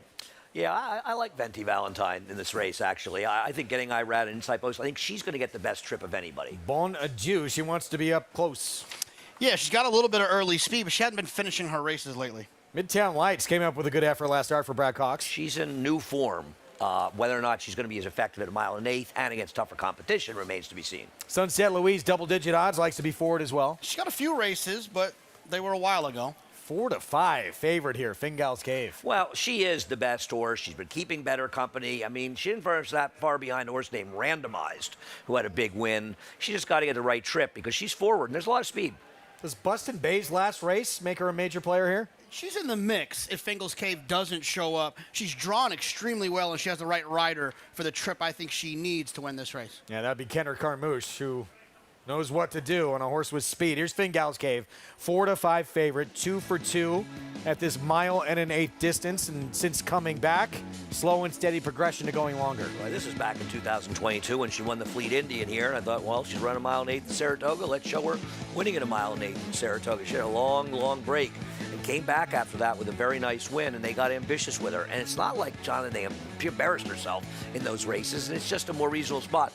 But I worry a little bit that with the outside post, and I know she now moves into post number 6, the scratches, but you've got potential speed in here from the number 5, Bonadou, who know is going. Midtown Lights is forward. Sunset Louise can be forward, and so can Bustin Bay, and I worry that she may not get the best of trips. She has a couple in there, Richie, though, that I think suggests that she will rate at least to a certain extent. Yeah, you know, the problem is you don't want to get caught right in that 3-4 wide chase mode at Saratoga, and lends itself to ground loss on both turns. Listen, she's very good. I understand why she's the favorite. I don't think it's going to be an easy time of it, though. There's John Velasquez. He's hopping aboard her for the first time. Outside, there's Kendra Carmouche on Bustin Bay in that last performance from this 6-year-old mare, probably the best of her career. Yeah, and that's the thing, I guess, to like about her, that she's in great form. But once again, are we that confident? She's won a 1 1/8, but she might be better in these mile races. Well, that was my question. I mean, she is by Bustin Stones, who tends to get horses that don't get a 1 1/8 normally. She did win at a 1 1/8 already. Here at Saratoga. Here at Saratoga. Opening day last year. You know, that was one of her slower buyer figures. She got it done. Maybe she just outstayed a bunch of horses that didn't really want a 1 1/8. I tell you one thing about her, you got to give her credit. I mean, she is remarkably consistent. I mean, for the most part, she put together all those wins, and she had a little bit of a lull, and then she comes back and she's in great form. She's a really neat horse. Well, meanwhile, Venti Valentine, who Andy mentioned he likes in this spot, will inherit the rail with a scratch of the 1. Arad Ortiz Jr. for Jorge Abreu. I thought she ran very well last time as that race kind of fell apart and she'd get in some legitimate trouble. And I know she's not been a winning type particularly lately, but I was just looking at the race, and she gets Irad, and that never hurts. But with so many forward-type horses and with her drawing inside of all of them, isn't she the one that potentially could really get the right trip? Yeah. Do you see her sitting the trip? I mean, the question is she going to appreciate the kickback, right? I mean, a lot of her last couple of good races, she's kind of been out in the clear, you know, kind of stalking her out wide. She's going to be inside with a racetrack with moisture in it, listed as muddy. She's going to get some kickback in her face, that's for sure. 3-1 right now. Let's go to Acacia.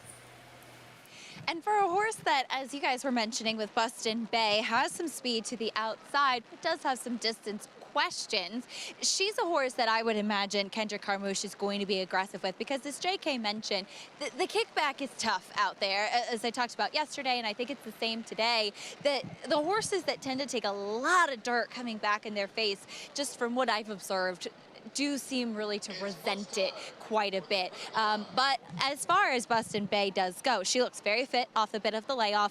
I do prefer her physically going a bit shorter. She got warm out on the track. That's not out of character for her, getting a little bit washy, and she's been exuberant. We'll see what kind of trip she's able to pull and if that speed can extend for the distance. And just a quick note, we've all got to work on our pronunciation. I married into a French family. Bon adieu. Acacia. Arad Ortiz Jr. Mig's going to have some dirty goggles after this race. Yeah, I think so, but you got to use that post 1 to your advantage. Come out running, make them work, maybe create some separation. 4-5 favorite, Fingal's Cave here in the critical eye. Let's go to Frank Miramati.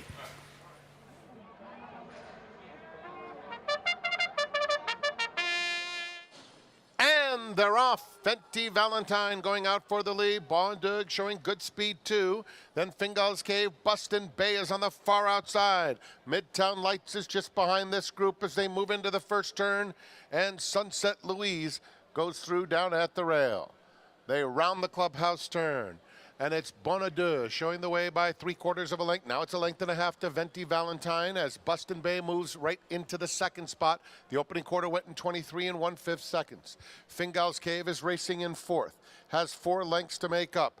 2 more back to Sunset Louise and Midtown Lights. They run down the backstretch, chasing Bonadeux, who has it by 2.5, almost 3 lengths now on Buston Bay in second.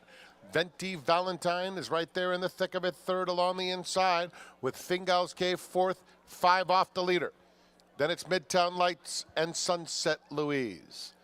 Bonadeux goes to the half-mile pole, controlling the pace, widening now to be in front by 3.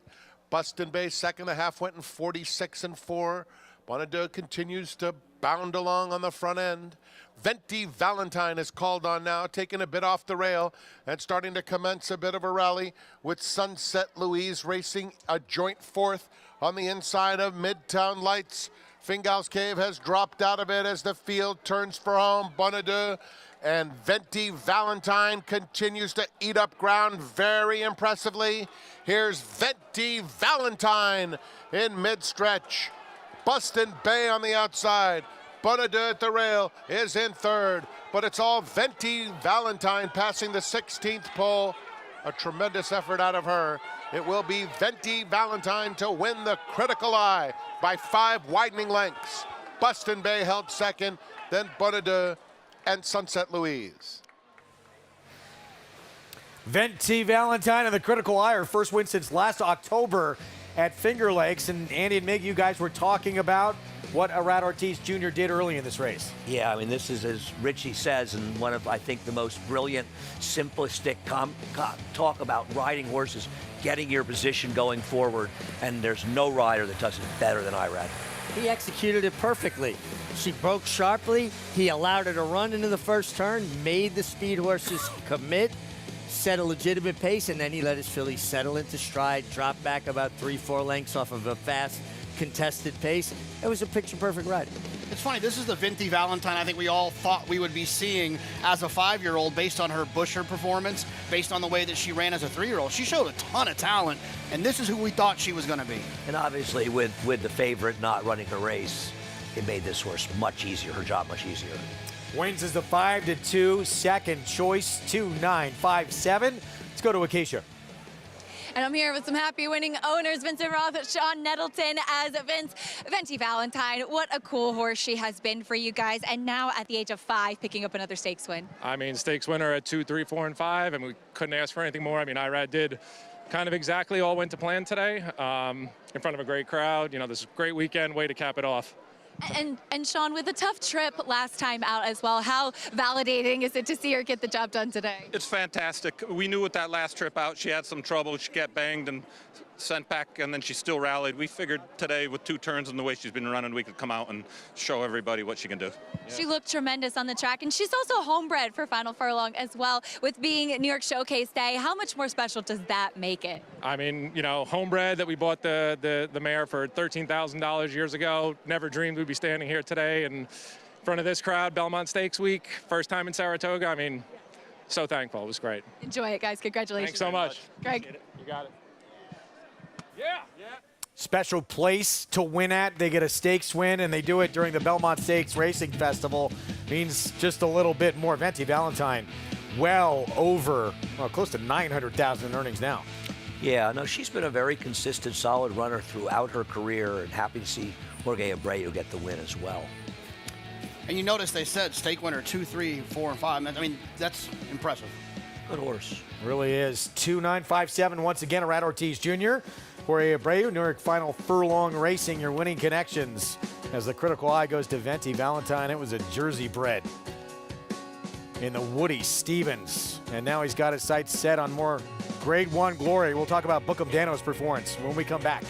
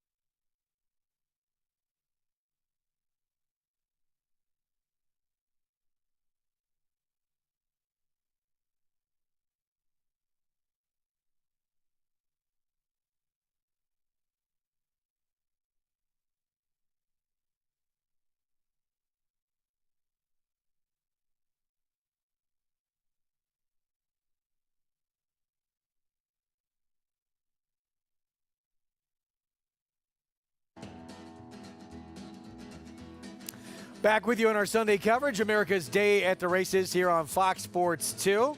As we look live at Monmouth Park. Mile and a 16th on the turf coming up in this first allowance condition race. Let's go to Paul. Yeah, and it's a good betting race here, Greg. The penultimate race here on a Sunday here at Monmouth Park. As you hear Matt Dinnerman saying 1 minute to post. And, you know, the 9 horse on the outside is getting all the money, Weightless. And he's a 3-year-old going against older. So what's going to give today? Is it going to be experience, or is it going to be a horse that maybe could be up and coming in here? Because when you look at the 3 horse in here, Just in Time for Wine, he's a 7-year-old that is going to be in front. He kills horses with his speed. If you look at his last 2 races, he's gone sub 10. He actually went sub 110 last time, 109 and 110, and just kept on going. And I just don't think anybody can run with him early. We'll just see if this is a better group that can run him down. Like I was talking about with the 9 wait list, do you really want to take 5-2 on an outside runner? Now, Paco Lopez does not get aboard. Joe Bravo is aboard wait list, and Joe's been picking his spots here, you know, for some of his horses. He's ridden a couple horses here for Todd and had a couple winners. 5-2, I kind of get it. The other horse in here is the Paco Lopez runner, the 5 Ready to Fly for Patrick McBurney. I just, at 3-1 and 5-2, I just think there's so much value in this race. And I think the 3 is going to be tough to catch. But I like the 4 in here, Starstruck Notion for Patrick McBurney, the other Patrick McBurney for Samuel Marin. This horse, if you look, 4 races on the turf have been really good. 2 for 2 here at Monmouth as well. I'm getting 8-1. This horse won from the 10-hole 2 back. Last time out was really hung out wide. I think this horse might get a good trip. I do think the 3 is the horse to beat, and I'm surprised that the 3 is not the favorite. But I'll go 8-1 with the 4 here with Starstruck Notion.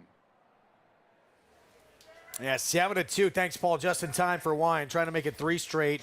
Does it on the front end? Is it maybe the presence of the other speeds, including the 1, is a huge long shot, probably not going to be a factor late?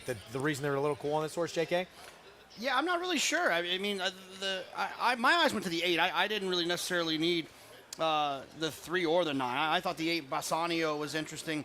When you look at that last race off of a long break, came back, ran extremely well down at Tampa. There's been a couple of horses that have run okay out of that race. And I just felt like this horse is supposed to take another step forward off of that first race after a long layoff. Yeah, I didn't really like Just Dive for Wine because I think that he's the speed, a New York bred, by the way. I just thought there were other fast horses, so he may have to go too fast up front, you know?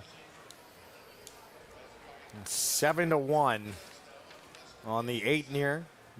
I like a crazy long shot in here. The 2, Circe. Never tried turf. Dam was more of turf. I just thought it could be interesting trying to surface change here.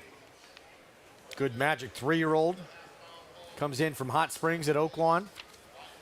There are 2 New York breds in this race, by the way. So it's almost New York bred day down at Monmouth, too. Yeah, including Just in Time for Wine, who will try and make it 3 in a row coming up for Jose Delgado. Let's go to Matt Dinnerman for the 9th for Monmouth. Wait list and Joe Bravo.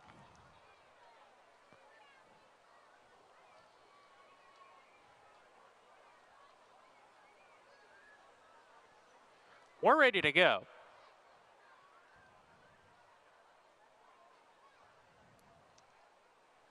And Laroff. From the inside, Prince of Troy gets a couple taps on the shoulder to show speed, has the lead coming out of the chute. Just in Time for Wine takes the 2nd position coming out of that chute. Circe is next, and then Starstruck Notion running in 4th, 4 lengths off the pace being set by Just in Time for Wine, who clears off on the lead. Scampers a length and a half clear of Prince of Troy, who's running in the 2nd spot, happy to track now. Circe 3rd going into the turn. Starstruck Notion is next in the field with Diablo Daddy around the turn. Those 2 lead by 2.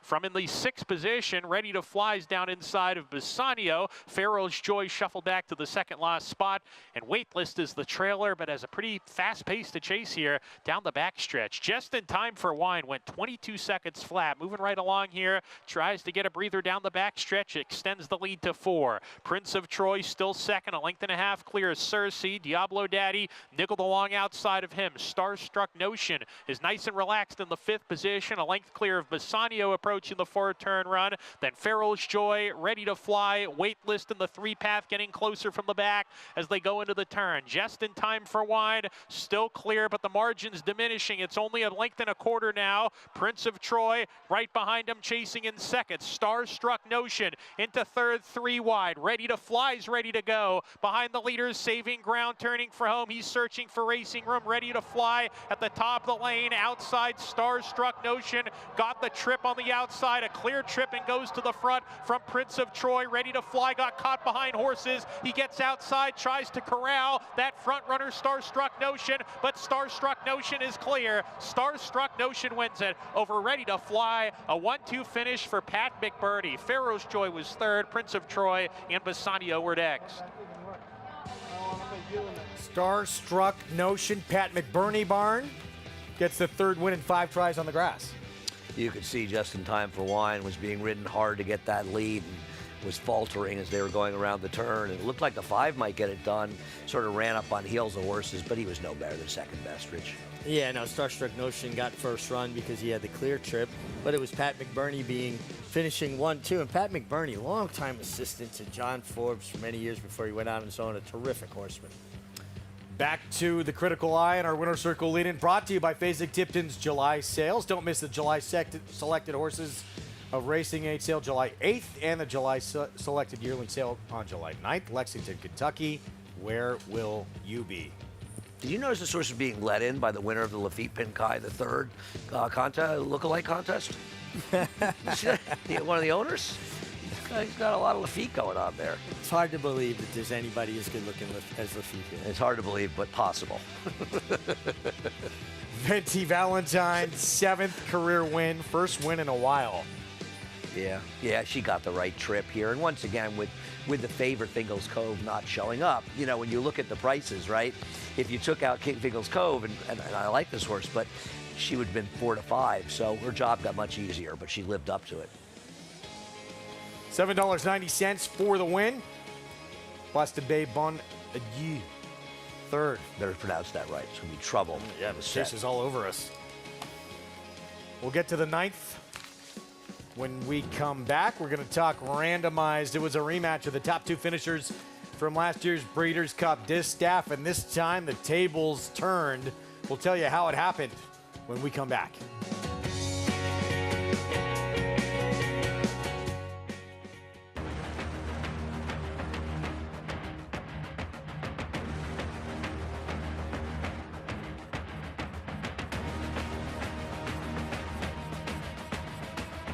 They're coming down for the finish, and it is Silver State.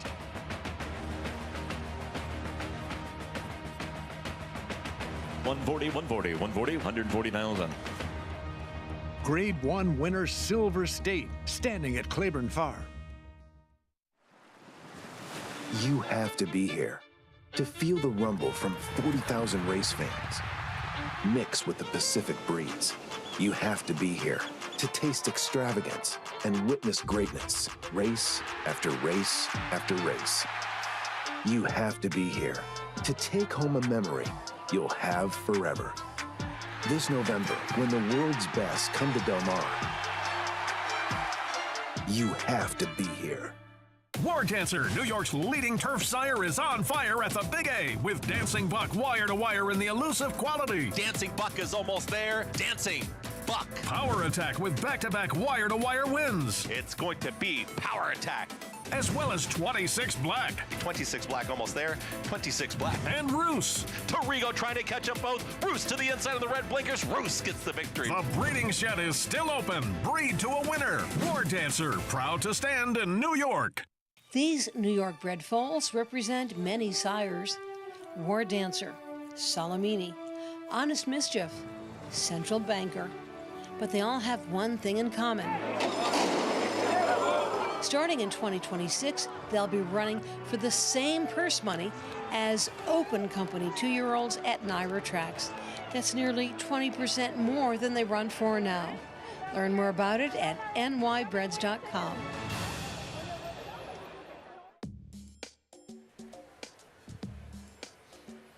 Back with you on our Sunday coverage, Fox Sports 2. Sun peeking back out in a big way.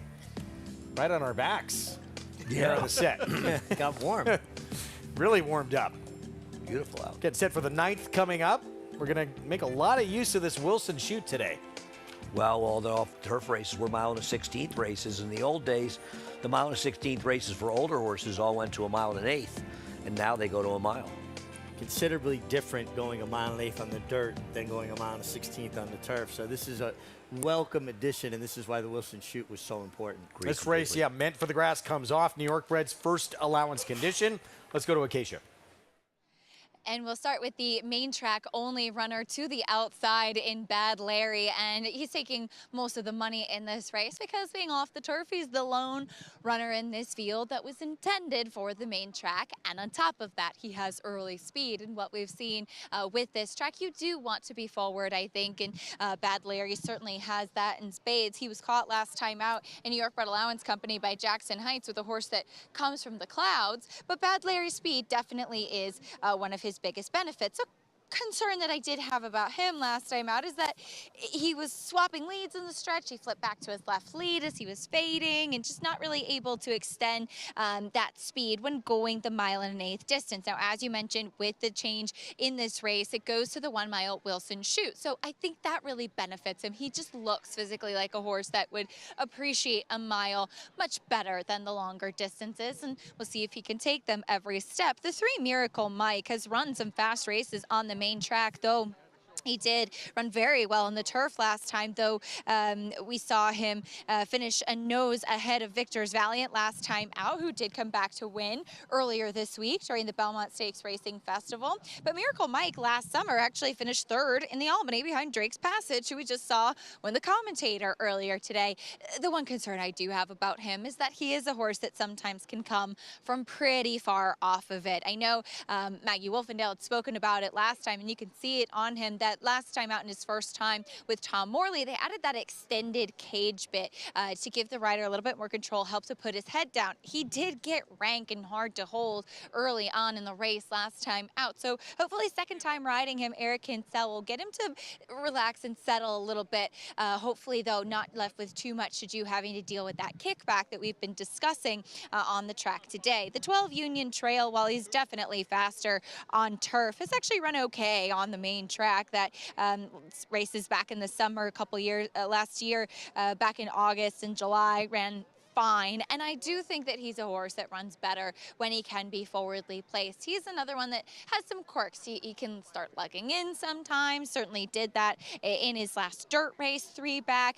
Seems like he's been better lately. And as we've talked about, I think Katie Davis really does suit some of these kind of quirky horses that maybe have the tendency to lug in or lug out very well, because she has very, very soft hands and allows them to have their head and just kind of run into her hands very well. Now, I haven't seen this horse since last summer, and they used to have a cage bit or Houghton bit on him with that lugging. And he just has a snaffle on today, a softer bit, and I would imagine with a soft rider as well, that's much to Union Trail's liking. So we'll see if he can transfer that better form from the turf to the dirt today, Greg.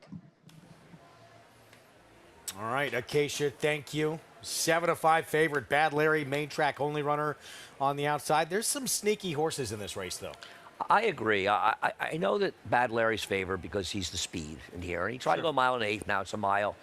I'm not his biggest fan even getting the mile. I'm going to give Starquist his final chance. I know he's a horse that a number of us have tried in past races. I think he's going to be forward, probably sitting second in this race. And just feels like last time out he was running it so much better than this. And then he was, in a turf race coming off a layup.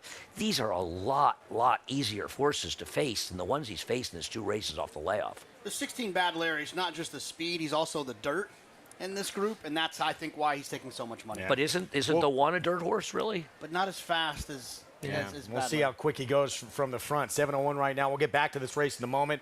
Let's look back to that sensational Saturday 6 Grade 1s on the program, including this rematch from the Breeders' Cup Distaff. They were 1-2 that day. It went to Idiomatic. She became the champ.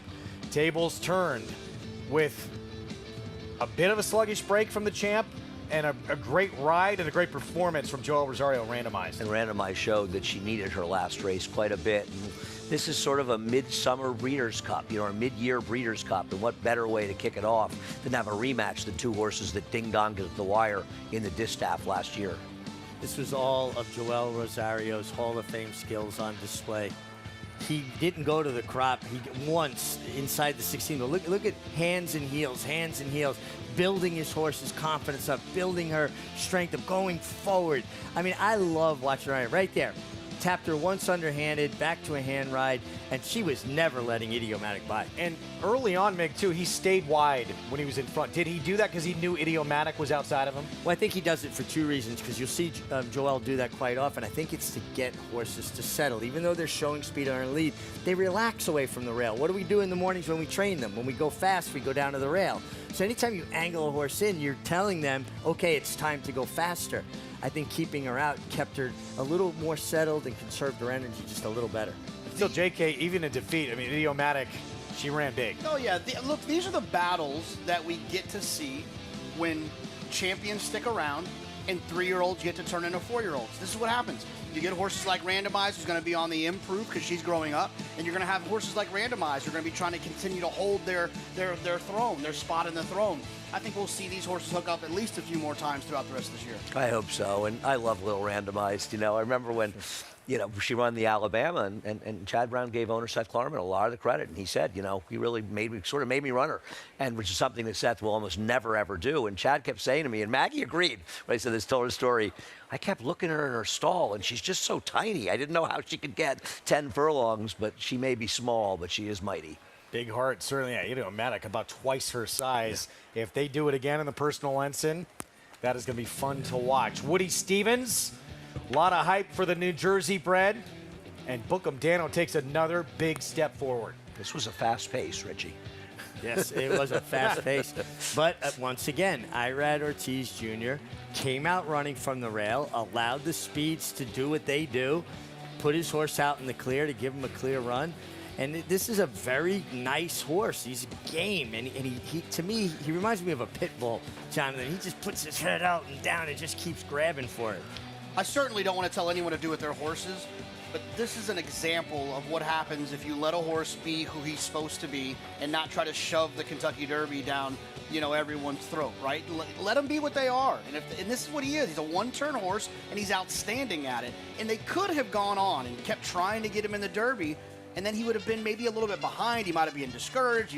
There's a lot of things that can go wrong. I've talked to, go ahead. I would say I've talked to the connections quite a bit, been emailing with Jim Scappy for a while about the horse and talking about going to Saudi and different things, and they all came by the set after the race. Oh, it was just so great. They're just so happy. Such a great bunch of guys with this horse, and one of them said, you know, that he had done an interview after a race at Aqueduct and said, you know, we don't know, you know, we're going to stick with sort of, you know, lower level race, whatever, and avoid the big boys. And I said, I think you got to understand, he is one of the big boys. He is. We should mention, too, what a performance from Prince of Monaco off the lip. He's going to be very tough next time out for Bob Baffert. So Bookham Dano, the Jersey bred, able to get that win. As we go to our post-parade for the 9th. Off the turf, now at a mile, and here's the one Starquist, and we'll see how much speed he shows inside. Yeah, I think he's going to be sitting in a good position behind. He's got to get the mile. He's got to show he's still competitive, but I think today is his best chance. Tom Morley Barn with Miracle Mike. I mean, he's run well enough on the dirt at times, just has a chance. Can he be close enough early? Here's Whistler's Honor, who has never been on dirt. Never been on dirt and doesn't have much speed either. Not a good combination. Union Trail. It's Barkley Tag, Saratoga Stable, and Katie Davis. Yeah, this one's a little interesting from a pace play standpoint if you want to think that they could be aggressive. Not bad on paper, still some question marks. And Bad Larry, Lane Leslie aboard, the one to beat the dirt horse, the main track only, and he has speed. Yeah, has speed, drawn towards the outside, has run well on the dirt, kind of checks all of those boxes. But you often see horses like this in MTO spots, and they don't always win. I do think this one's a likely winner, but it's not a slam dunk. Cutting back from 1 1/8 to a mile here. Let's go back to Starquist and Andy's selection. How much heat is he going to try and put on that MTO to the outside? Well, I don't think they're going to, you know, he's going to get into some sort of duel. I think Bad Larry's faster than he is. Jonathan said it, and I agree with him. But I don't think he's going to let that one get that far away from here. And I don't trust Bad Larry getting the mile. I know he almost got a mile and 1/8 last time. Maybe I'm wrong, but he's probably a horse better going shorter, and he's okay, and he's in good form. I don't want to knock him. But I think that Starquist, this is the day. You know, I know people taking shots with him. This horse that looked like he had real potential as a 2-year-old never lived up to it. But maybe today he's got the right spot off the turf. And to me, he's a generous price. Why is he twice the price as Miracle Mike? At least he's a legitimate dirt horse at some level. I think 5-1 is a good price for him. He was a horse that had a lot of potential. It never really panned out. He's by Nyquist. Well, we saw randomized by Nyquist. And Nyquist's offspring gets 17% winners on off racetracks. Maybe he's going to show up today. Let's go to Acacia. And talking about Starquist, yes, Andy's right that he just never really kind of lived up to that hype that we saw with that very impressive debut when he was green and able to overcome a lot. Now, one thing I will say about Starquist is that he's making the 3rd race off the layoff, and he's going to be stretching out to a mile for the first time since being gelded. He was gelded at the end of 2023 before coming back in 2024, and in all of my notes, every time I've seen him, I've always written, looks more like a miler, wants to go longer. And I can understand trying to sprint because he ran so well sprinting on debut, but physically, he looks more like a miler. So this will be his first time going the distance since being gelded, which really lightened him up. I think brought him a lot more focus. He's always looked the part since coming back off the layoff, and he's incredibly fit in here and warming up with the pony as he typically does. So if you're going to take a shot with him, Andy and Richie, I know you have a like for him. I would say that today would be the day to do so because it'll be his first time trying that mile distance since that gelding. Greg? All right, Acacia, thank you. Let's go back to the favorite. The main track only, the Speedster, who, yes, he went a mile and 1/8 last time out. He weakened late. He was on the lead, but this horse has shown speed sprinting as well. He went gate to wire, 6 furlongs, 2 back. Yeah, I mean, he possesses sprint speed, so you've got to think in this, it's clear-cut what the strategy is. Allow him to use his speed to his advantage, go forward, and the art of riding a front runner isn't going to the lead and going as slow as you can possibly go. It's about creating an advantage by getting comfortable on the lead, and then at some point, play your advantage. Use it. Start letting your horse go on and make horses chase you. You can open up the dictionary. It'll be a picture of Flavian Pratt and National Treasure yesterday. Yes. Of how this horse needs to be ridden. Yeah, no, I agree, yes. He is not going to, you want to rate him and get the field together. He's probably not winning a dogfight. He's got to use his speed as a weapon. When I was riding, if I was on a horse that I thought was questionable at the distance, I tried to have the race won at the 8th pole, meaning put enough separation on him that I might be on fumes. We might have to slide, but I want the race won by the 8th pole. Break their heart a little bit. Absolutely. There's a horse, and I don't know if it was his trademark. I think it was from Lunar Sovereign. It was a horse he rode for Kieran McLaughlin.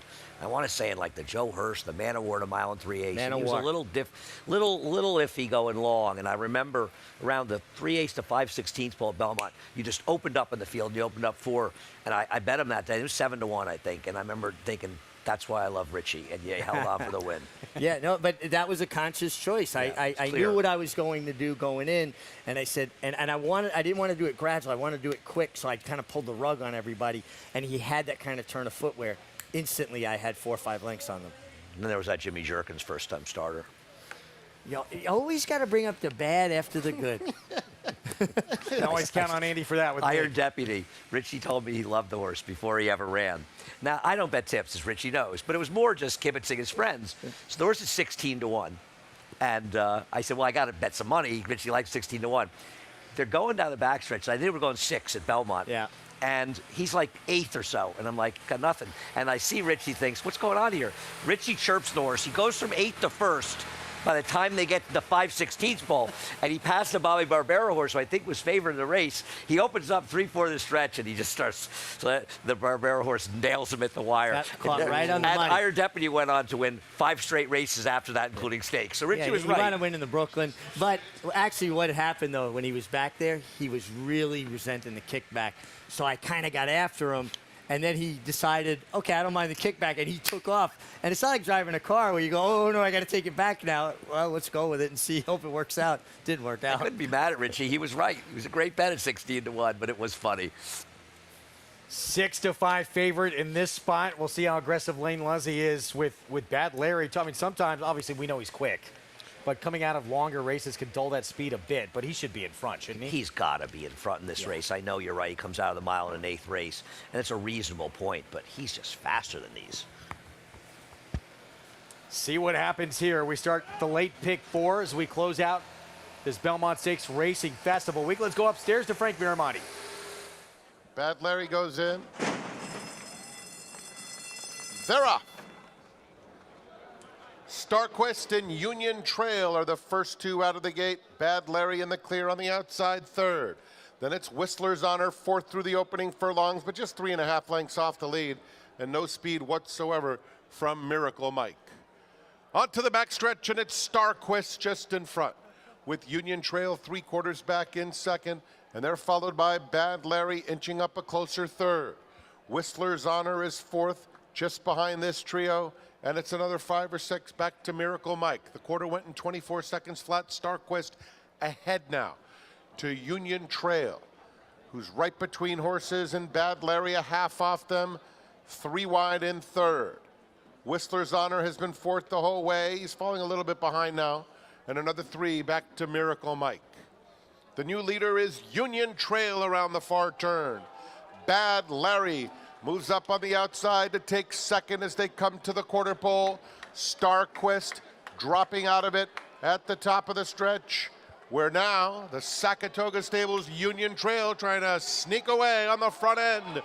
Union Trail turns for home with a 4-length lead.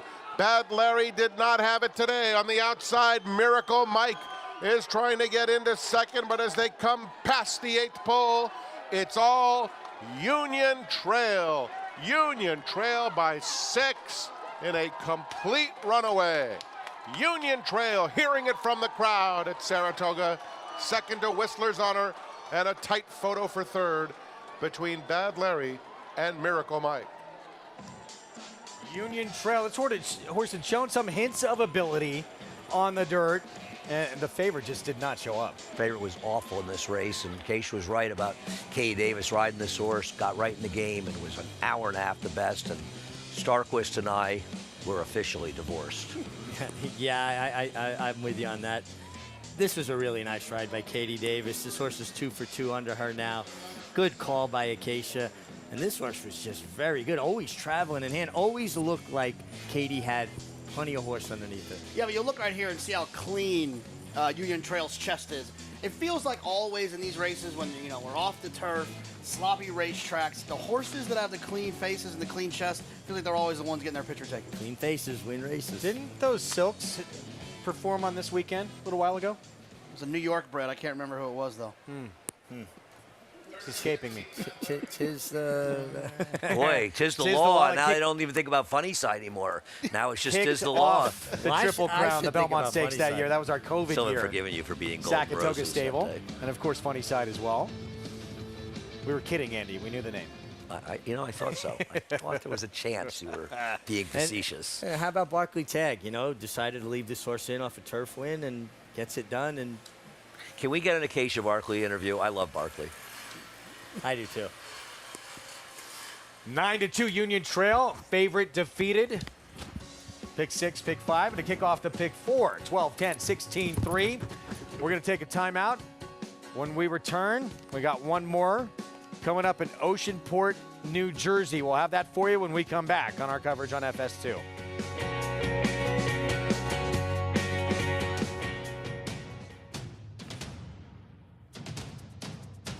Drain the Clock will win and win by as much as he wants. He'll win by 6 in the end. It is Drain the Clock who will bound home the winner in the Bayshore. Drain the Clock, Jackie's Warrior, a terrific finish in the Woody Stevens that goes to Drain the Clock by a head.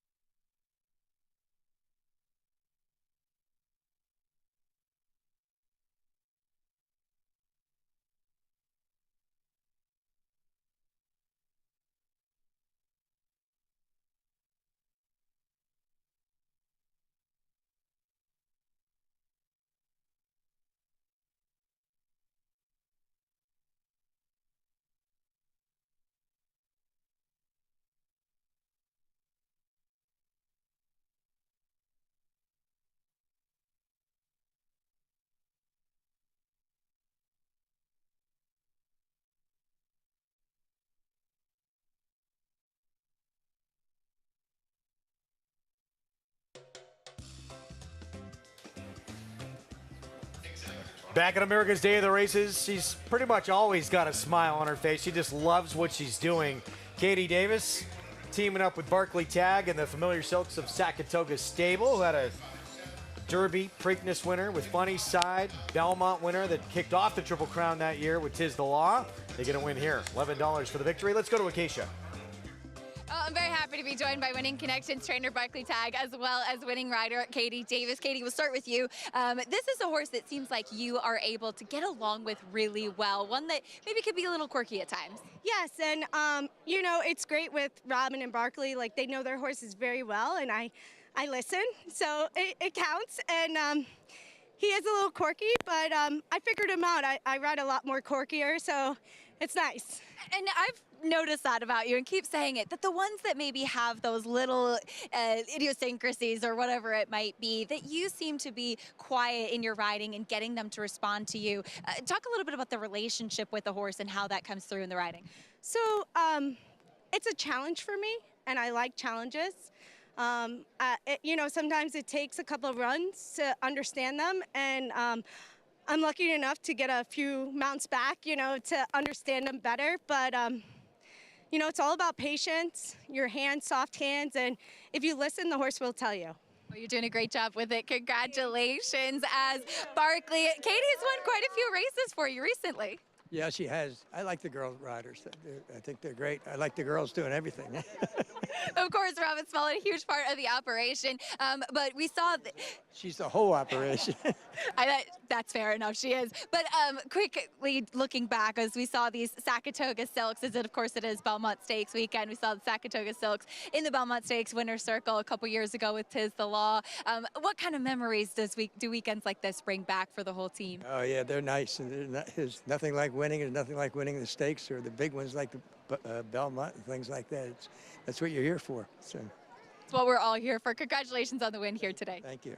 As Barkley said, I finally made it. Andy Sterling requested me. How about that? Barkley, I love Barkley. I admire him and I love him. Feel for Barkley just a little bit, because he didn't get to hear that roar of the crowd when he won that Travers. That was the COVID year. Yeah, it was empty here. No, knowing Barkley, he didn't care. He probably didn't mind. Knowing care Barkley, at all. he was probably happy about it, because he didn't have to deal with traffic. Less people he dealt with, the better. I love Barkley as well. Had a lot of success riding for him. And I knew him going back to when he was assistant trainer to Frank Whiteley. Yeah. And he would chase me out of the barn. I was a little racetrack rat. He won't admit it now, but he said I got in the way of their operation because Mr. Whiteley would talk to me all the time. Get that kid out of here. We got business to do. You know, I was always annoyed when Funny Side was winning and people are acting like there's some newcomer on the scene, Barkley Tagg. And it's like, if you know racing, you've known about Barkley Tagg for a long time. Yep. Going to close out this Monmouth card with a $25,000 maiden claiming race. 2-turn mile, 6-5 favorite. JK New York Strong goes turf to dirt. New York Strong on New York bred day. Yeah. But he's a Kentucky bred, so I didn't want to confuse anyone. Interesting name from a Kentucky bred, and does look like the clear-cut choice. He does. There's much doors to beat. I thought short skirts dropping down for Shug was a little interesting if you wanted an alternative. 7. Let's go to Matt Dinnerman. Curlin's cruising. And to the outside, New York Strong, who is strongly supported in the wagering.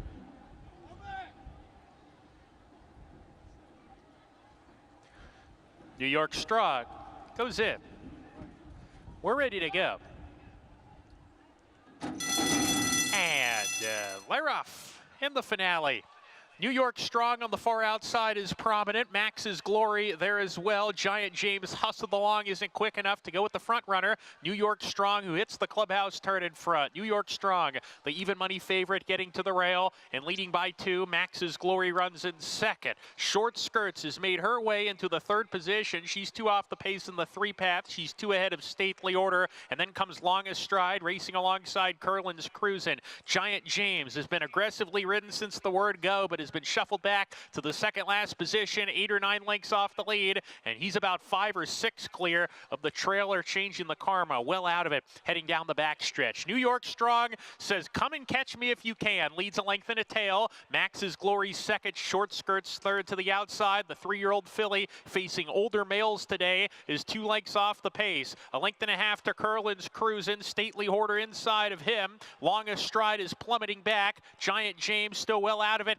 Changing the karma would need to do something special to win it. Around the far turn, New York Strong nickel along to keep pace. Max's Glory cruises up alongside. In fact, Max's Glory easily passes New York Strong, who's retreating, going in the wrong direction, needs to find more coming off the turn. Max's Glory has a wall of runners right behind him. He's in front. Far outside, Curlin's Cruisin' trying to reel him in. Short Skirts right behind the leaders. New York Strong down in the rail is not going to get it done, won't even hit the board. Max's Glory, 16th left to go, keeps digging in on the front end, and Max's Glory and Joe Torres are going to win the nightcap. Max's Glory by 2.5. Short Skirts second home. Third, Stately Order. Curlin's Cruisin' fourth. Short-priced favorites struggling late in this card at Monmouth. New York Strong backs up. Max's Glory, 8th time out, the maiden breaking win. Did they drop the favorite over to a bad rail, or was the favorite just bad, Richie? But it was Max's Glory was good. Yeah, Chuck Spina, the trainer of Max's Glory, having a really good early Monmouth stand here, and bred by Brightview Farms. Been breeding good New Jersey breds for at least 50 years. Big weekend for New Jersey breds. Somebody must have whispered in Max's Glory's ear and said, hey, you're running for a tag now. And then he decided, okay, I'll run better. Better with more distance, the source, right? Best figure he ran was the only time he ran a 2-turn race before this. Bringing those prices when we come back. This was a blazing fast performance in the Jaipur. Wow, new North American record. Ticket punched and now going to work backwards from that Breeders' Cup Turf Sprint.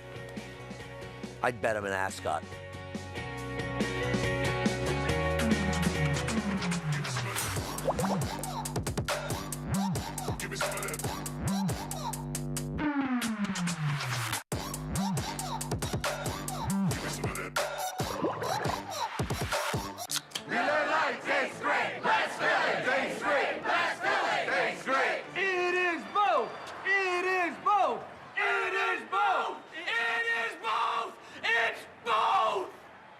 Hey, thanks for the backup. For centuries, the bond between horse and human has been forged in trust and hands-on care. Now the sport of thoroughbred racing is combining those timeless traditions with cutting-edge technology to raise our standards of equine safety to the highest level. Wearable biometric devices measure subtle changes in a horse's stride to help optimize safety and performance. State-of-the-art imaging technology helps pinpoint areas of potential concern for early intervention by expert veterinarians. And the sport's new independent regulator, the Horse Racing Integrity and Safety Authority, is using AI and enhanced data modeling to help prevent injury. Opening quarter mile was a quick one. From sunrise to sunset, there's an ecosystem of trust and care and a commitment to well-being. So win or lose, it's safety that runs first. To learn more, visit safetyrunsfirst.com. Racetrack Television Network brings you every race, from every track, on every screen, every day. With monthly packages starting as low as $5, RTN gives you great value and access to more live HD streaming and race replays than anyone. Visit RTN.tv today to sign up and watch on almost any device, including Roku and Amazon Fire. RTN has packages that start at $5 per month.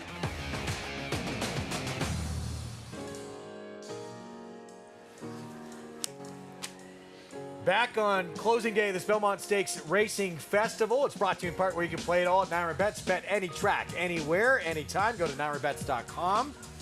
And closing out with New York Showcase Day. It's one of our sets. We're actually in the Paddock set. And going to break. That's what that is? Yes, behind us, the Paddock. Wow, what? I don't even know how you describe this performance from Cogburn. It was just out of this world. I mean, a 5.5 furlong turf sprint, a grade 1, and a very strong field. He made a mockery of it. put this much separation, Jonathan, on a really crackerjack field of sprinters in a turf sprint. You don't see this very often, and he strolled away from them. Yeah, I mean, look, we can say it a bunch, but I want to say it one more time. The group behind them, it's a real group behind Cogburn, right? This is a Grade 1. There's not a lot of Grade 1 turf sprints in this country outside of the Jaipur, the Breeders' Cup. In fact, I think these are the only two. And they used to have one in Woodbine. I don't think they have that anymore. But they have one for 3-year-olds at Kentucky Downs. The horse who was second in the Mahoney, an ungraded stake, won it last year. Outstanding performance with this horse. Steve Asmussen says, too, that the key to him is quick first step is everything for him. I don't know. Okay. Sure, Steve. He wins. You know, I was one thing I was a little worried about yesterday was his best races have been with some give in the ground. And he's wrapped up, too. And the good thing about him, too, is that he's you know, he reminds me a little bit of like Golden Pal when he had his little dominant run where he's forward, so he's going to always make his own trip. He's never going to be pace dependent like the horse that I'm officially filing divorce against, which is Big Invasion. He had a little trouble yesterday, but he always does. But he always finds trouble. Yeah. This horse won't find trouble because he has that quick first step. He's going to get away from there, and he's always going to be in a dominant position. New North American mark for 5.5 furlongs, 59-4, surpassing the old mark that Curatori had set here at Saratoga back in 2019. And the time away, Meg, Steve Asmussen had said this horse just got bigger, stronger, faster, and he's become a monster now. Well, you know, listen, he's a 5-year-old now.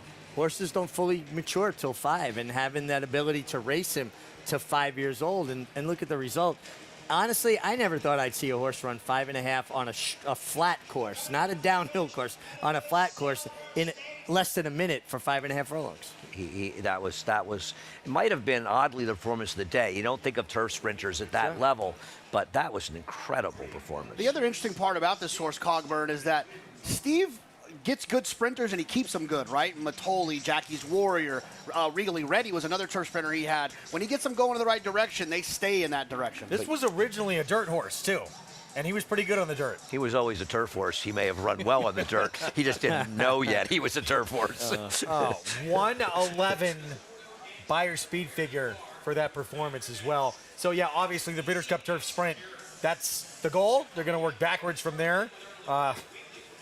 It's just incredible. What's that race in New Zealand, the Everest? It's like a $13 million race. Yeah. It might be a little bit southern, more south. I think it's Australia, but who do I know? I think it's New Zealand. It's Australia? I thought it was. So, I think okay. So. All right. I think so. Should we make a trip? Yeah, I'm down. I'd be happy to go. Yeah, I'm going to go with the Melbourne Cup. Yeah. They got, hopefully they got hitching a ride.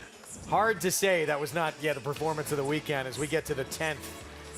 Coming up here on our New York Showcase Day, 11 minutes, approaching the 11-minute mark to post the Mount Vernon. Let's go to Acacia. We'll start off with a horse that's taking most of the money currently, and that is the One Silver Skillet, who, while she's better on the turf, has run well on the main track, too. Now, she is, you could see, the just perfect epitome of a horse that Connection's taking every step to keep her calm in the paddock. As in the past, she has been pretty rambunctious, maybe trying to act up, rear up in the paddock, and she's accompanied by a lead pony. She comes in with a training saddle. She has cotton in her ears, 2 handlers, 1 on each side of her head, just everything to keep her calm. And so far, she is very much minding her P's and Q's. One benefit to her as well is that she, not last time included, usually is forwardly placed as well, and she definitely resented being taken off the pace last time out, throwing her head around and very hard to handle. I think that once given her head and being able to be forward, she does much better when being in that position. Now, the number 10 in Tough Street, currently 5-2 on the board, the lone main track only in the field, though others have shown an affinity for the main track. Tough Street comes in off the back of a win, going 7 furlongs, and I know that she's tried going longer, but I always felt that 7/8 to a mile is the perfect distance for her. She's another one that last year benefited in a main track only spot and was able to get the win, but she does have some other, as I mentioned, horses in this field that can handle the main track. She looks great. She is one that has also mentally improved with racing, and as she's gotten older, now back as a 5-year-old mare, like I said, I think this is a good distance for her. We know she can handle the surface and comes in here looking looking really strong and defined. The number 9 in the body of the race, Stonewall Star, was a horse that has never run on the turf, is more of a dirt horse. Now, maybe Horacio de Paz was looking at the weather forecast and thinking this could just be a good spot for her, but she has plenty of early speed, and she won the Biagio's Rose last time out in March and comes back here for a horse that I always like in the paddock. She's beautifully put together. She's incredibly athletic, seeing much of the same with her today. And I think one thing that's definitely a benefit is that last time with that Biagio's Road win over Bustin Bay, who would come back to win in her subsequent start, Stonewall Star showed that distance was not a problem at all as far as the mile does go, and she'd been more of a sprinter. So we'll see if she can make it 2 in a row, but so far I like everything that I see from Stonewall Star here in the paddock, Greg. She might be dangerous in front in this race. We'll get back to this race in just a minute. Let's wrap up that finale out at Monmouth. Max's Glory with the victory here for trainer Chuck Spina. Wanted more distance, got the win. And a big favorite, again, not hitting the board. New York Strong backing up. 27.40 to close out the card. Healthy pick 4. Wow. For $5,600. I could have got out for the weekend I've had here. Barely. That concludes the action for Monmouth today. We should talk about the odds right now. Silver Skillet should be 6 to 1 or That's more, maybe 8 to 1 right now, and the race is completely bet backwards at this point. They're betting on the 8 horse. You want to bet Overacting, fine, never been on the dirt, but Overacting in the 1 should be substantial prices. Maybe Overacting a little shorter because she's never been on dirt, and unlike Silver Skillet, who's just not efficient on dirt, the 9 and 10 by post time are going to be the heavy favorites in here. Clear-cut favorites.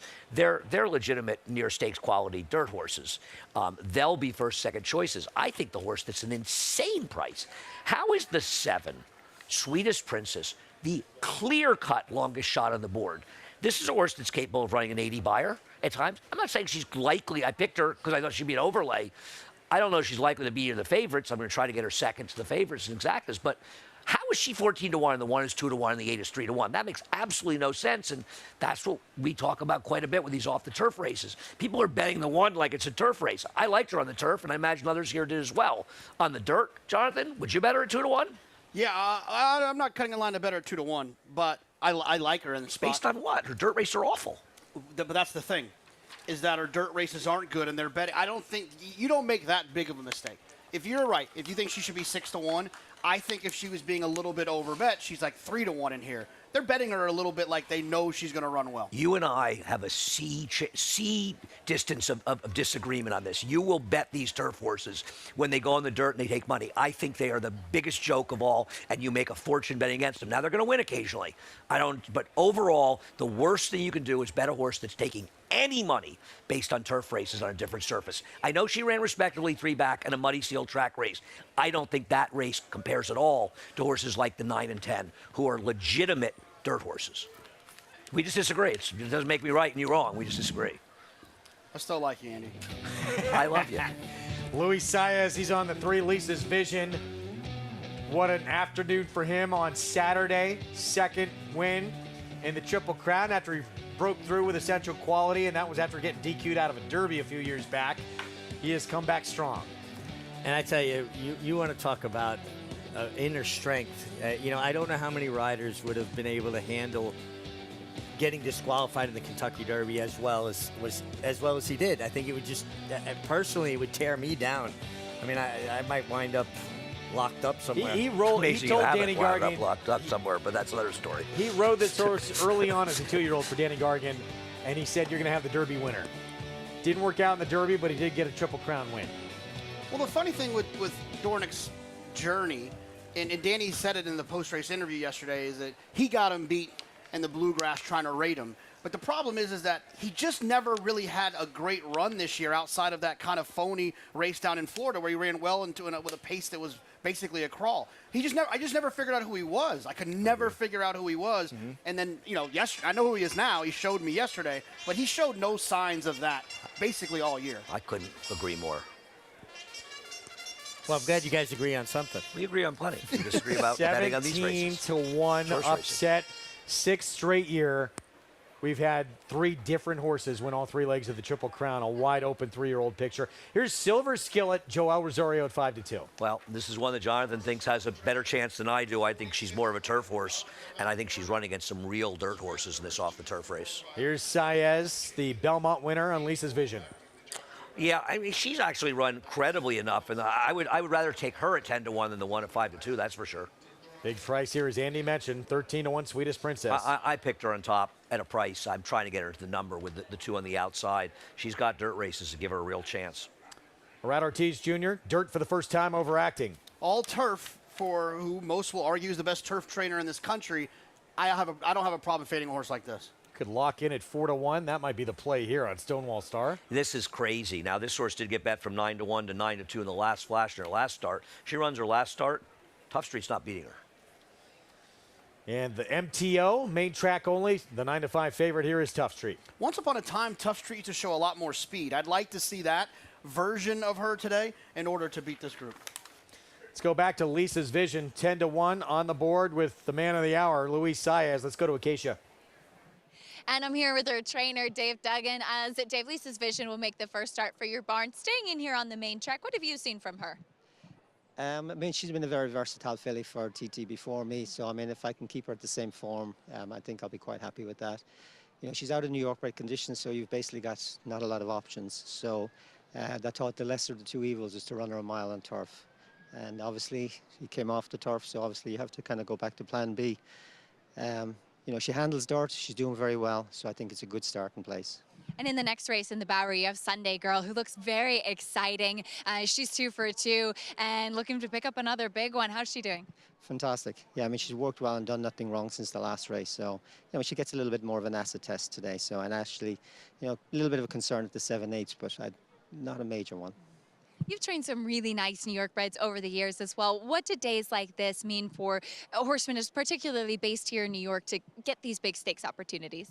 Well, this is a signature day for a lot of people that are like the lifeblood of the racing game. So I think it's nice to get it promoted, and to get a good one is like fantastic. So well said. Best of luck here. Thank you very much. Greg? Thank you, Acacia. 10-1, Lisa's Vision. I mean, is there anyone who would shock you in this race? Besides the one? That horse, no, the horse would not shock you. No. You just think the price is a little short. Nobody would shock me. I don't disagree. But I think you've got to start with the basics, whether you want to bet them or not. The 9 and 10 are legitimate stakes quality dirt types again in here. They are the dirt horses you want, and they're the 2 likeliest winners. It's not even close. Overacting. The dam was all turf. I know he's a Mendelssohn, but he's a scat daddy. It's more turf. He'll take a shot with her. I get it. But, I mean, I picked the 7 because she's run well in dirt, but I have no illusions. At best, on paper, she's 3rd best. Well, here's Tough Street. Last time out for trainer Chad Brown with Manny Franco, who's back aboard today, was favored in this race. This was an allowance optional claiming $62,000 race against runners meant for the dirt. Yeah, and she was hard-ridden, and she got it done. She did what she was supposed to do. It was a kind of a resolute, workman-like victory. I prefer the 9 Stonewall Star, but obviously Tough Street was, you know, well-managed, entering in here with the chance it could come off the turf. I picked a 7, 9, 10. I agree. Stonewall Star, I don't know what to do with Stonewall Star, essentially, because it's just her last race. But she's been very good before that as well, and maybe she's just finally coming to her own. She'd be Busted Bay. And Chaka, she's the one to catch in here, isn't she? Yeah. I would think so. I mean, unless, like I said, unless Tough Street kind of does what Tough Street used to do. But she hasn't done that in a while, so you know, it's reasonable to assume that she won't do it here today. Look at her, too. She looks tremendous on the track. Wow. I think she should be favored. I agree, or be very close to the 10. I'm with you. This is her in the Biagio's Rose. I want a video of Greg Wolf rooting. She looks during this race. She looks tremendous. Greg Wolf loved her in this race. Just based off the way she looks, I would go to the window. I think she looks absolutely fantastic on the racetrack. I think maybe she just found her form again. Last race kind of tipped your hand that way. She picks up Flavien Prat here. Yeah, and Horacio de Paz is one of those trainers. You don't hear his name as much as you could or should. I think he is a sensational trainer. Let's go back to Acacia. I'm with you guys. I loved what I saw from Stonewall Star in the preliminaries. But talking about a horse trying the turf, or the dirt, I should say, for the first time is overacting. As Andy mentioned, there actually is some pedigree to suggest that she should be able to handle it. The dam's only win was on the turf, but ran okay on the main track, and the sibling more of a dirt horse. And Mendelssohn, while you think of him as more of a turf horse, I actually prefer a lot of his runners on the main track, and I think he's quite versatile. So off of pedigree, don't have any problems with that. Now, she's a filly that won on a very yielding turf course first time out, and then showed that she was able to handle a firm turf course last time. At the beginning of her career, she was a little bit of a runoff, and she's kind of come into her own as well. She's settled a lot mentally, and she's settled in the running of the race as well. She's never one that looked overly turf meant, so I really don't mind her switching to the main track in here. It's just curious to me that throughout her entire career up until now, she's been on the turf. So we'll see what she does and if she should handle it, but if she's able to transfer some of that speed we saw at the start of her career, she could be dangerous in here, Greg. All right, Acacia, thank you. We are loading up this Wilson Chute mile. Main track of this Mount Vernon taken off the grass, and now things back to what we expected. Tough Street, the 10 is favored, 8-5, and Stonewall Star, not far behind, is going to try and lead the way at 5-2, and there she is. Yeah, I just think she makes a lot of sense. A big, good-looking filly for Barry Schwartz, a homebred by Flatter. Frank Miramati with the Mount Vernon, race 10 from Saratoga. Thank you, Greg. We're just waiting for those familiar silks of Michael Dubb in partnership with Caruso as Tough Street loads to the outside stall. We are ready for the Mount Vernon. They're in the gate.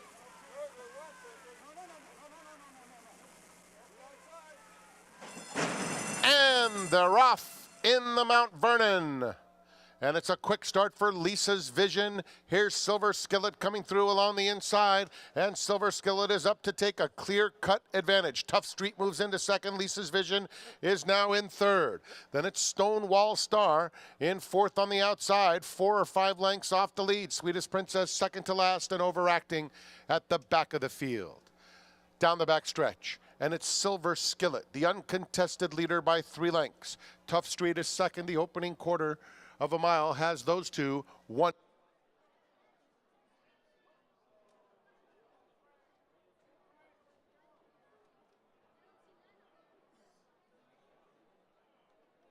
And it's another 4 lengths back to the trailer, overacting.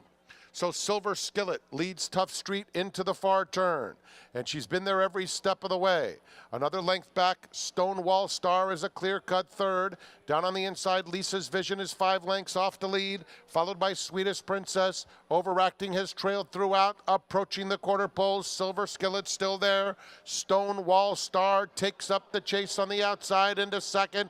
Tough Street not quite doing enough at this stage. Silver Skillet powers to the 8th pole, maintaining a 3-length lead. Stonewall Star is trying to bridge the gap in second, and then it's Tough Street in third. They're coming to the 16th pole. Silver Skillet and Joel Rosario by 3. Stonewall Star is second best to Silver Skillet, who wins the Mount Vernon. Stonewall Star was second, Tough Street finished third, and Sweetest Princess was fourth. Silver Skillet with an easy win. Stonewall Star's best weapon, speed, was second last early on. Chalk went up for Jonathan. He was right in this race, and I was dead wrong.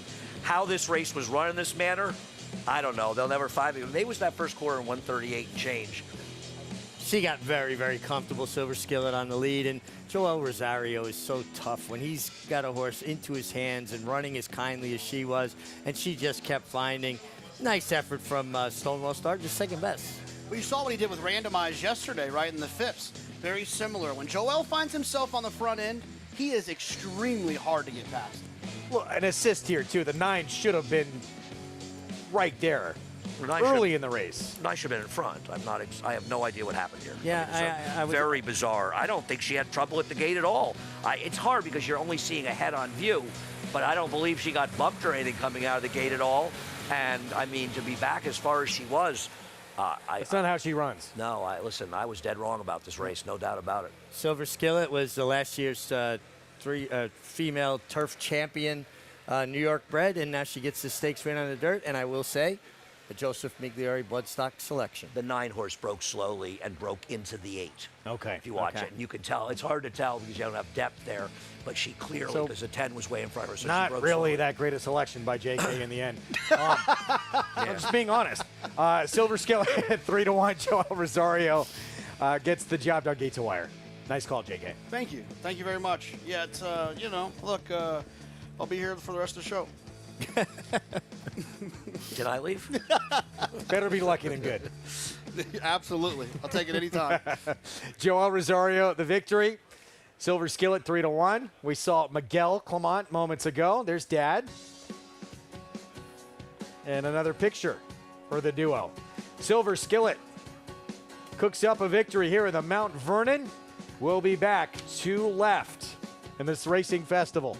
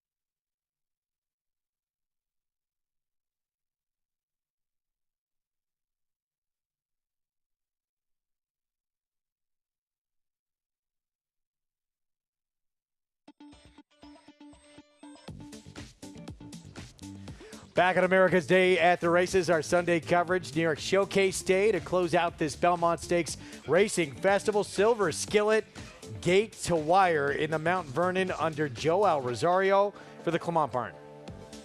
Yeah, I mean, just got the lead. I guess, it's so hard to see the gate when you only see a head-on shot, but it seemed pretty clear the 9 didn't break, and sort of got the front, and it was over. 4th career win, and both dirt wins have come on a wet track, JK. Yeah, look, I mean, I think that the thing that kind of pushed me over the edge was that the amount of money this horse was taking early was what signified to me that they thought the horse was going to run well. Who they is, we're still all trying to figure out, whether it's the connections or whether it's people that know a lot more than I might know. But the money seemed a little aggressive for a horse that felt like a turf horse who had some okay dirt races. And I just kind of followed the money a little bit there. The works on the dirt made a little bit of sense as well. I've been working here at Saratoga on the dirt. Well done. Wins for Reeves Thoroughbred Racing. I was trying to think what pushed me over the edge, but it was so long ago that I really don't know. I can't remember. Now, Stonewall Star made a valiant chase, but she does her best running when she's on the front end and not going to get to Silver Skillet. Romps on the wet track. Let's go to Acacia. I'm happy to be joined by one of the co-owners, Dean Reeves, as Dean Silver Skillet. She got so comfortable on the front end, and she's been very consistent and versatile. Yeah, I said to Patty when she's on the backstretch, I said she is traveling really well and enjoying this. So felt pretty good turning for home. She did a nice job, and like you said, so consistent. And you know, she's named after one of the best breakfast places in Atlanta. So I know that Silver Skillet, they'll be thrilled to get another trophy. Did you get them a win picture for the wall yet? Well, I have it ready for them. We wanted to get another stakes win, which we got today, so we're going to go down there and do a presentation. That's awesome. We love to see that. And she was actually just recently named champion New York bred turf mare, winning on the dirt today. But you've had a lot of good New York breds, and I know a big fan of the program. Oh, it's a tremendous program. I can't imagine anybody not owning a New York bred because the extra checks you get make the difference. It's a great program run by great people. And I'm really proud of this horse to be named that, get that honor, and then step up and win the stake race. So even off the turf. So good for her. Good for her, and Dean. Congratulations to the whole team. Thanks, Acacia. Silver Skillet picking up another one, and can't wait to see that win picture in her namesake restaurant. Yeah, free breakfast for everyone tomorrow at the Silver Skillet. I'm going to text Dean and find out what he gets from the Silver Skillet. Head down to Atlanta. What his order is, yeah. Go back home via Good Atlanta. free breakfast. I'll go anywhere. Reeves Thoroughbred Racing. The victory. Late pick 5 follow along. Venti Valentine, second choice, started it off. Upset with Union Trail. And another favorite. People not a favorite yet in the sequence. Yeah. See what we got, $44. We got close to 200. 180 is the parlay. Bowery next, 7/8 of a mile, 3-year-old fillies. And looks like a wide open group here. Landed right now for Wesley Ward. Will shorten up in distance and comes in off a win. That was back in April at Keeneland. Yeah, the one thing I'll say is with the presence of the number 5 La Banquera, Landon's not going to be able to control this race up front. And I wonder, and she's the horse to beat, is she a little better if she can control? That's a good question, right? All horses seem to get a little more comfortable when they, get to do things the way they want to do them. I got a big circle around the 5, La Banquera. I think she's going to be tough in here if she can take another step forward off of that. Missed that wedding 2 weeks ago, and you're ready. I'm coming back. 20-1. She was sensational that day. Was that aided a bit by the track, or was it that good? Well, I think the track was speed favorite, but also the rail was good, and she was out in the 2-path. Now, I mean, she runs that race. I think the others are in trouble. I just don't know if she will. Taking a look at the Manhattan. Measured time. Charlie Appleby is 12th graded stakes win in New York. And this is one of the highest buyer speed figures of any turf horse. There's only 2 others who have gotten a higher buyer speed figure than this horse on the grass this year at a mile or more. What did he get? 104. Charlie Appleby did not have a great weekend leading into this. A lot of disappointments, a lot of short-priced horses not running well. But this guy, he crushed this field. And I love what William Buick did from that outside post. He allowed him to stride out. He didn't send him, Jonathan, but he allowed him to stride out to get over. He was too wide in the first turn. William Buick is absolutely my favorite rider from Europe. In his post-race interview with Maggie, he said that this horse is like a monster galloper. And that's what you do with these types of horses. You just let them roll and you try to out-stamina the other group. That's exactly what he did. Arlington Million next for measured time. After this performance, we're going to take a timeout. We got to say goodbye to those watching on Bally Sports SoCal San Diego and SNY. We continue along with our coverage to close out this Belmont Stakes Racing Festival on Fox Sports 2, so you can switch it over there to see the rest of this card right after a timeout. We'll be back with the Bowery 3-year-old fillies going 7/8 of a mile from Saratoga next.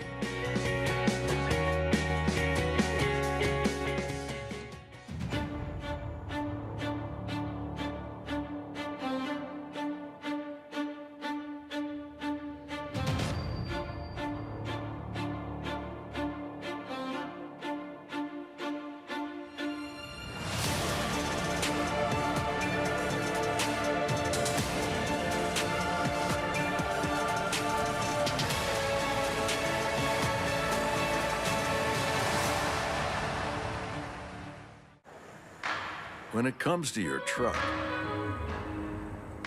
you can power it up 6 ways to Sunday. But if you want to get things done, start with the capability of Ford F-150. Gas, power boost hybrid, or all electric. The power is yours.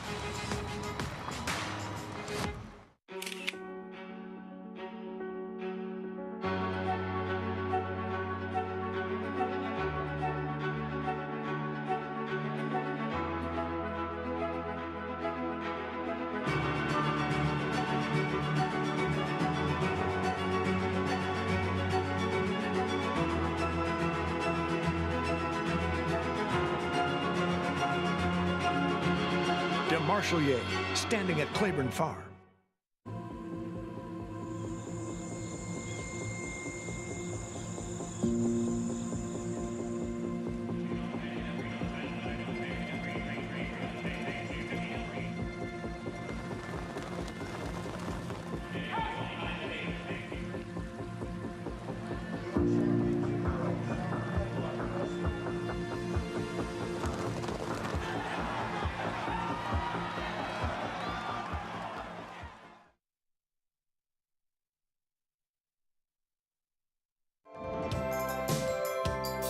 Stallion's Central Banker is a Grade 2 winner whose well-balanced good looks have helped him attract a solid group of mares every year since he launched his career at McMahon Thoroughbreds of Saratoga back in 2018.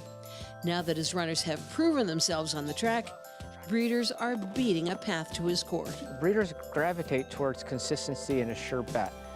It's an uncertain world out there, and Central Banker in our regional program and even in abroad has really helped breeders find sure footing. McMahon points out that Central Banker has ranked as a top 5 to top 10 sire nationally many times since his offspring hit the track. And they're off. The Stallion's leading earner is Bankit with more than $1.4 million in purse money. Bankit has taken the lead. Central Banker progeny have earned more than $21 million.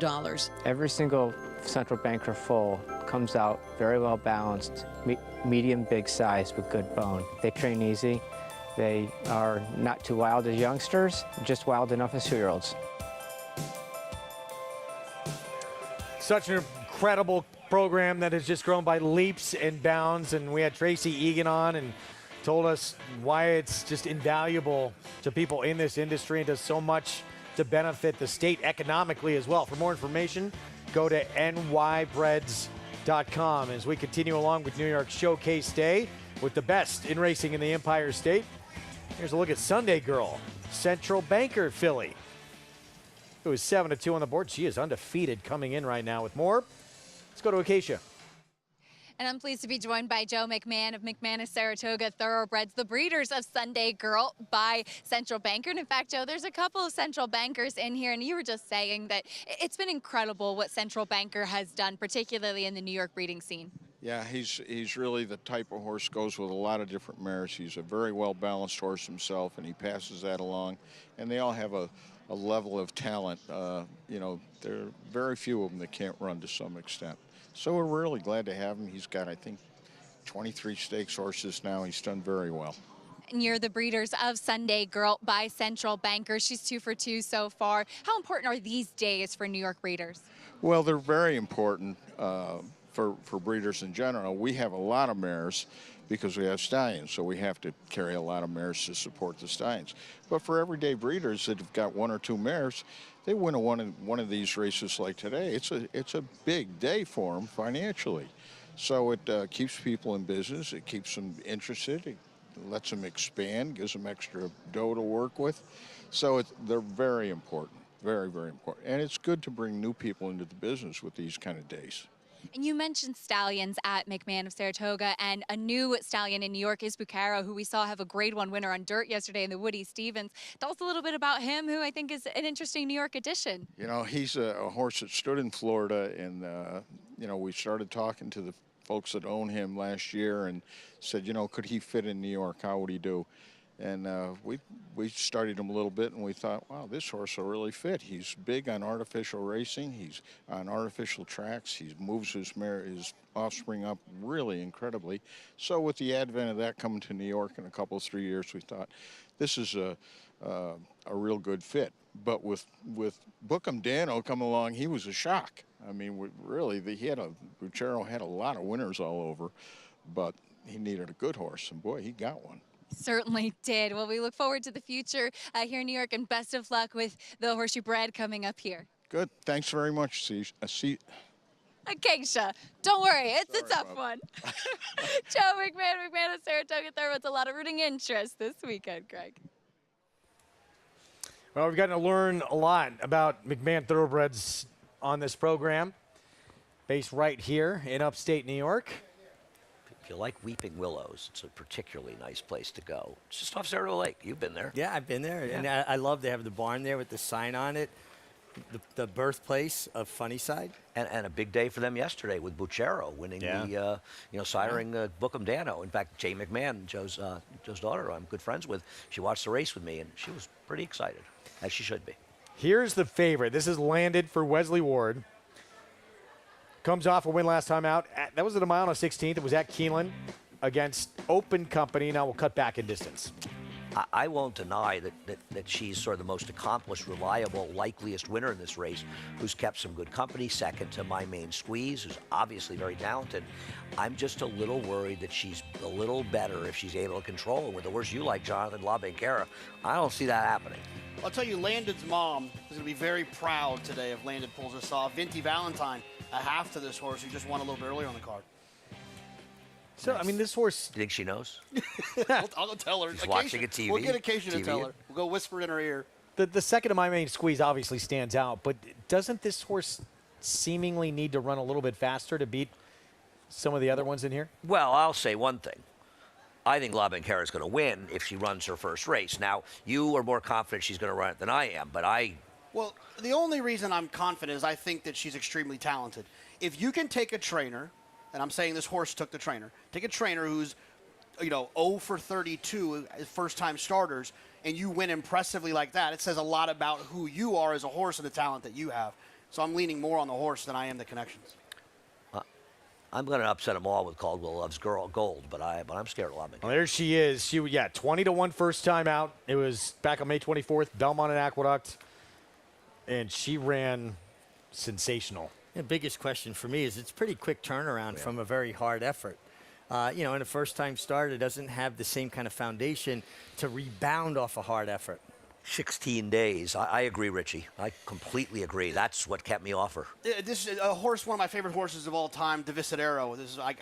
This kind of reminded me. He had a trainer in Buff Bradley that didn't have great numbers first time out, and he won first time out. And it made me realize, this horse might be pretty darn good because of that. It's kind of the same approach I'm trying to use here. Got to meet him last summer.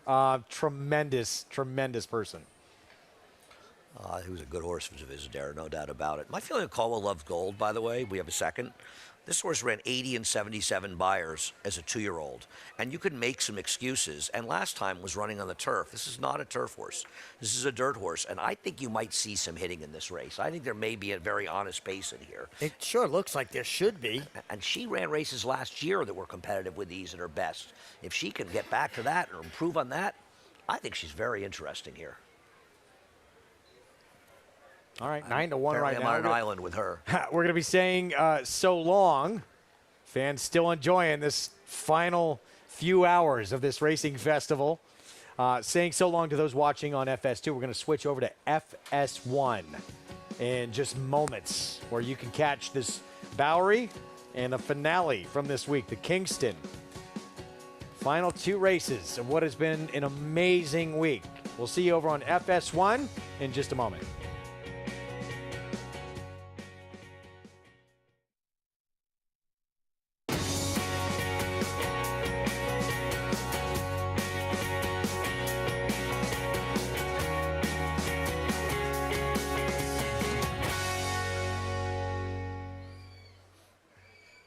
Welcome to those rejoining us now on Fox Sports 1. He's the Belmont Stakes winner, Dornick.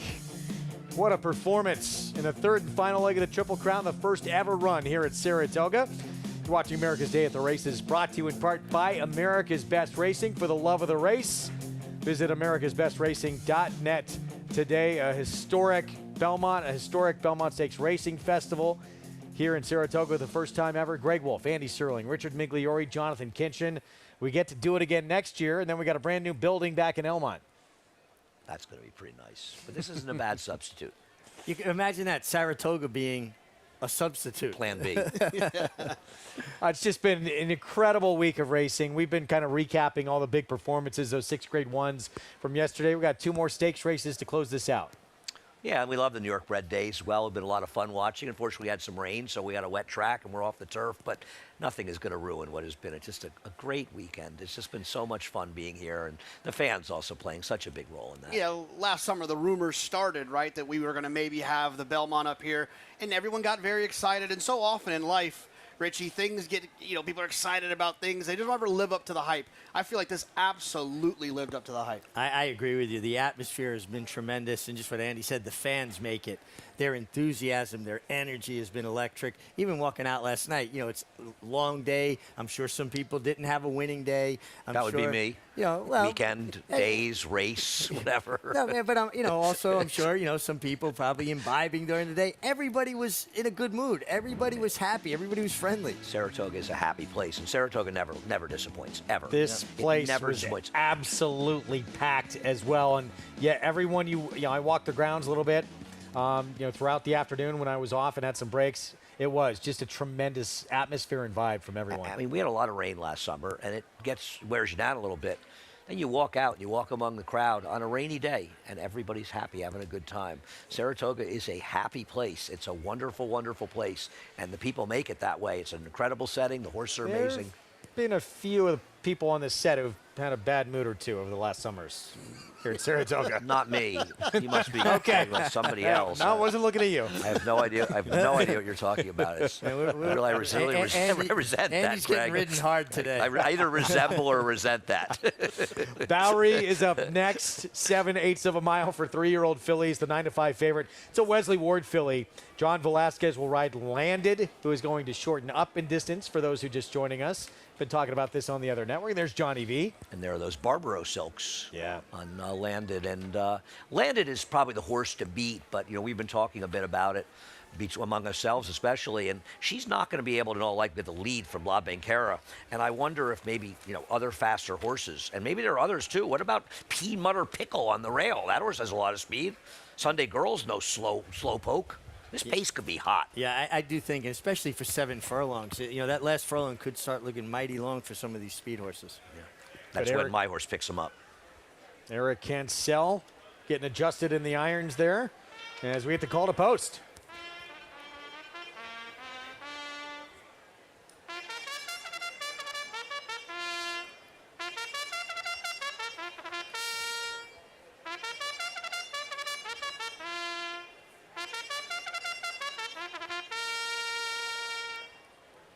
Meg, you talk about a warrior, too. I don't know who's handling the one, but hurts his ankle on Thursday, comes back with a 3-win day on Friday. Ankle's a long way from the heart, and he showed that. I talked to him on the way out yesterday. He is such a tough guy.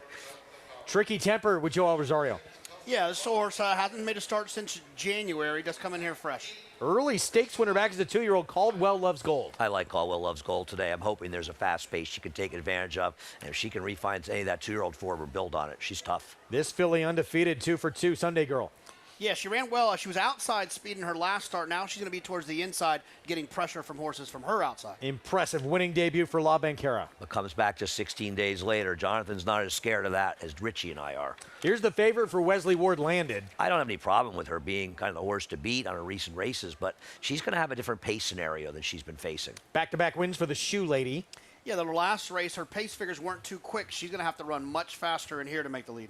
9 a little interesting to anyone? Yes, she's one of those one-number horses, but unlike some one-numbered horses we talk about, she's a big price. And it was a pretty big number as well. She beat Pea Mutter Pickle in that race. Carol T, she just won off a short layoff. Yeah, but she did it slowly compared to the rest of these.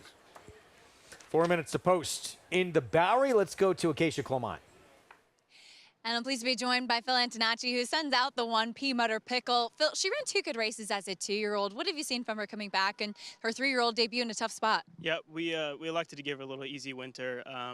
To give her some time off there at Payson Park and bring her back. And her prep's been great. She had a little setback early where I wanted to go to an allowance race. It just kind of cost a couple weeks, so we just decided to train her up into this race. And she's a very fit-looking filly, and she always keeps, nice weight. So I'm happy with her training. It's just a matter of how sharp she's going to be off the layoff. And she does have speed, too. How do you foresee the race playing out with her rail draw?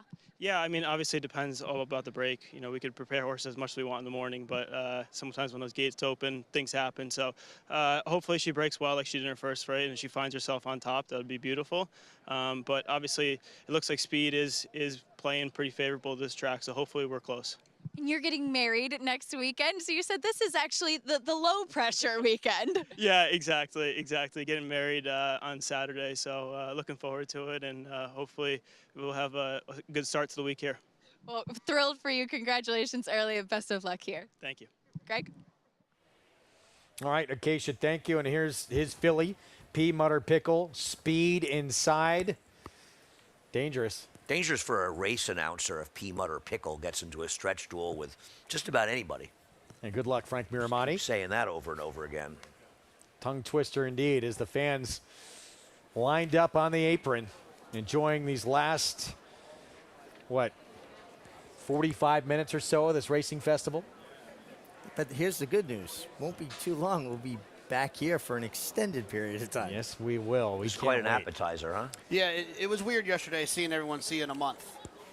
Yeah, It was a weird deal yesterday. Most people sort of said to me, see you in a month. Most people were saying, can't we just stay? Run all the way through Labor Day? Greg, I look forward to our trips on the A train together. That goes to Ryu. I do as well. Here's La Banquera. So we've talked a lot about this brilliant debut. 86 Beyer speed figure at 20-1 odds. This was not expected. She beat a heavy favorite named Geopolitics, who's making her second start for Belmont. Now, she had lost her debut, but she was touted like a good thing, and she was a good thing. She just happened to lose to a horse who was a little bit of a better thing.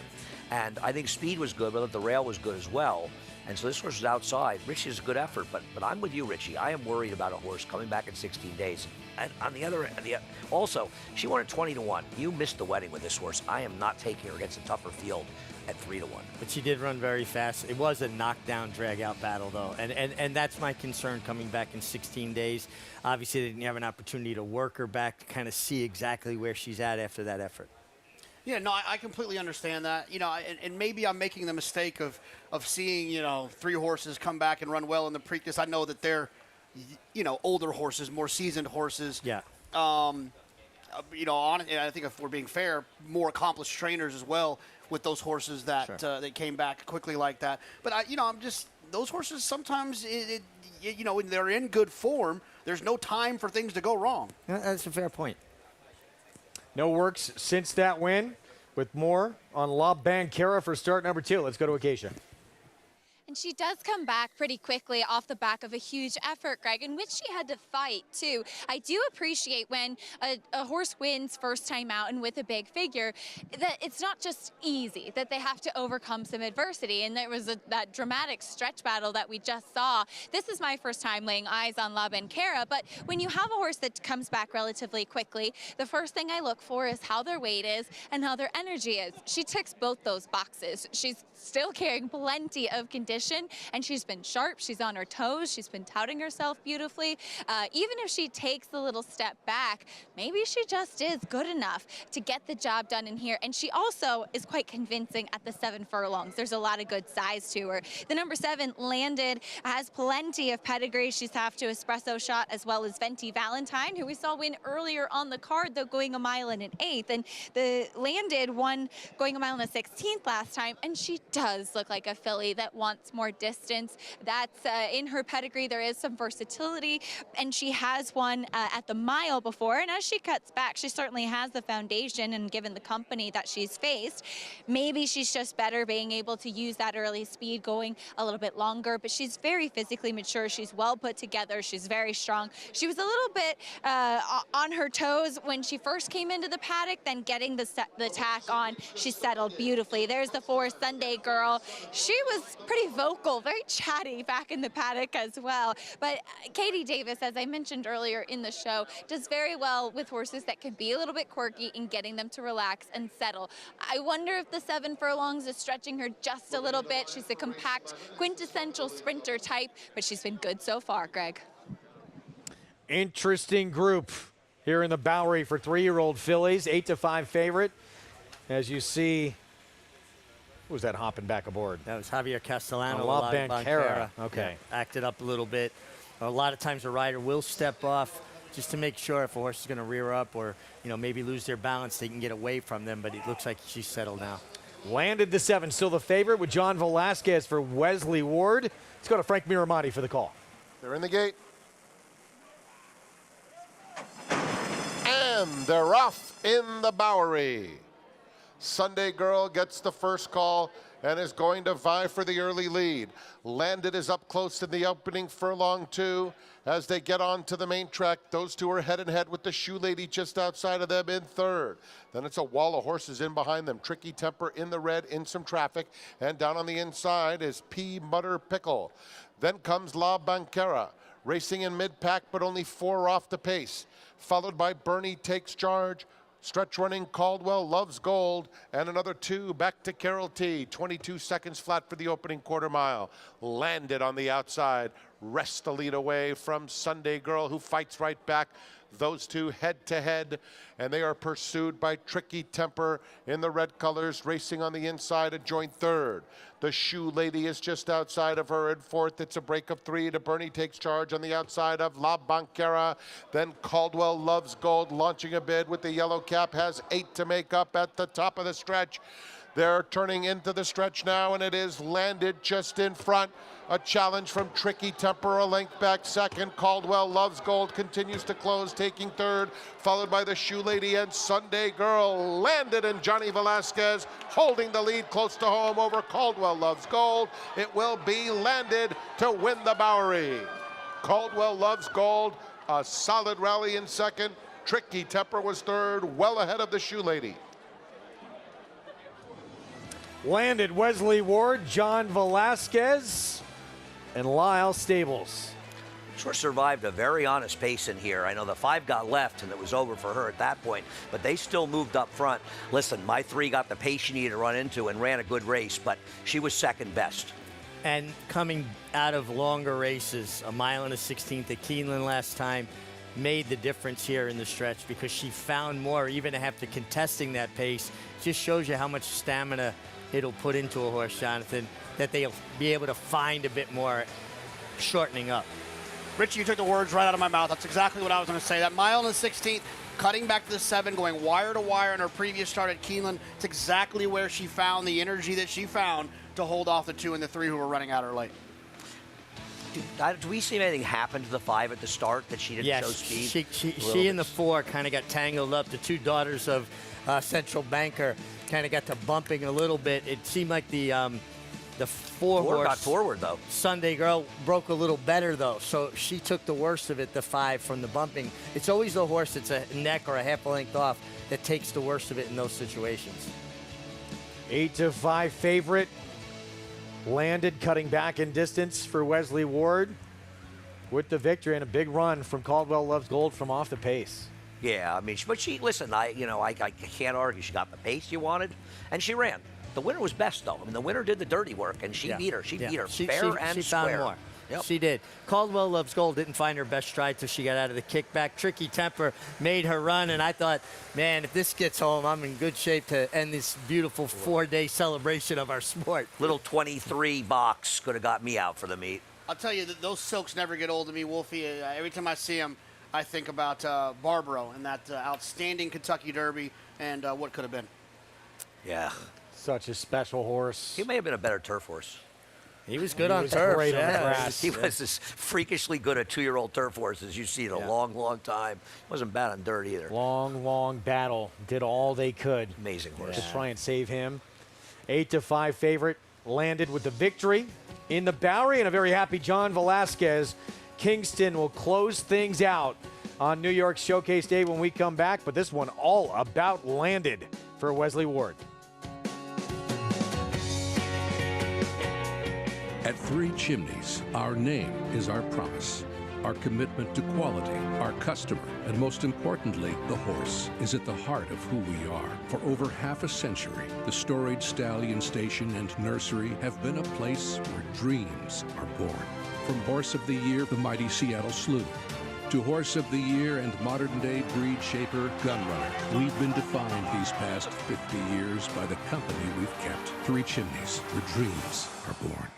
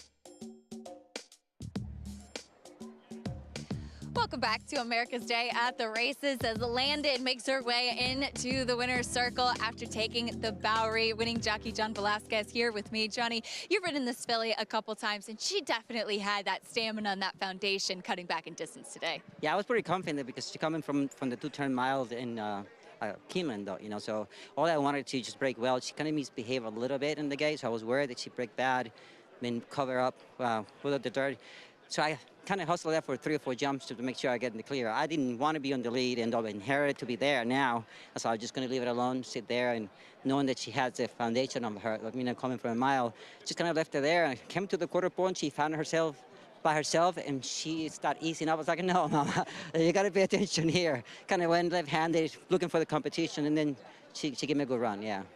For young and still inexperienced horses as well, how important is it for you as a rider to teach them something, make sure they pay attention in situations like that? What's important, I just try to keep their mind focused, you know, and to do what they're supposed to do. When she came to the 316 pole, ears went up, and she's slowing down. It's like, I don't know what to do with her, so let me ease up from the inside, and went left-handed on her, and she responded right away. But as soon as she felt the competition, she gave me enough to keep going, though, you know, and then I felt comfortable. I was a little getting nervous. Don't do this now. We're supposed to get away from these horses. And she's kind of easing up, and finally she got it done anyway.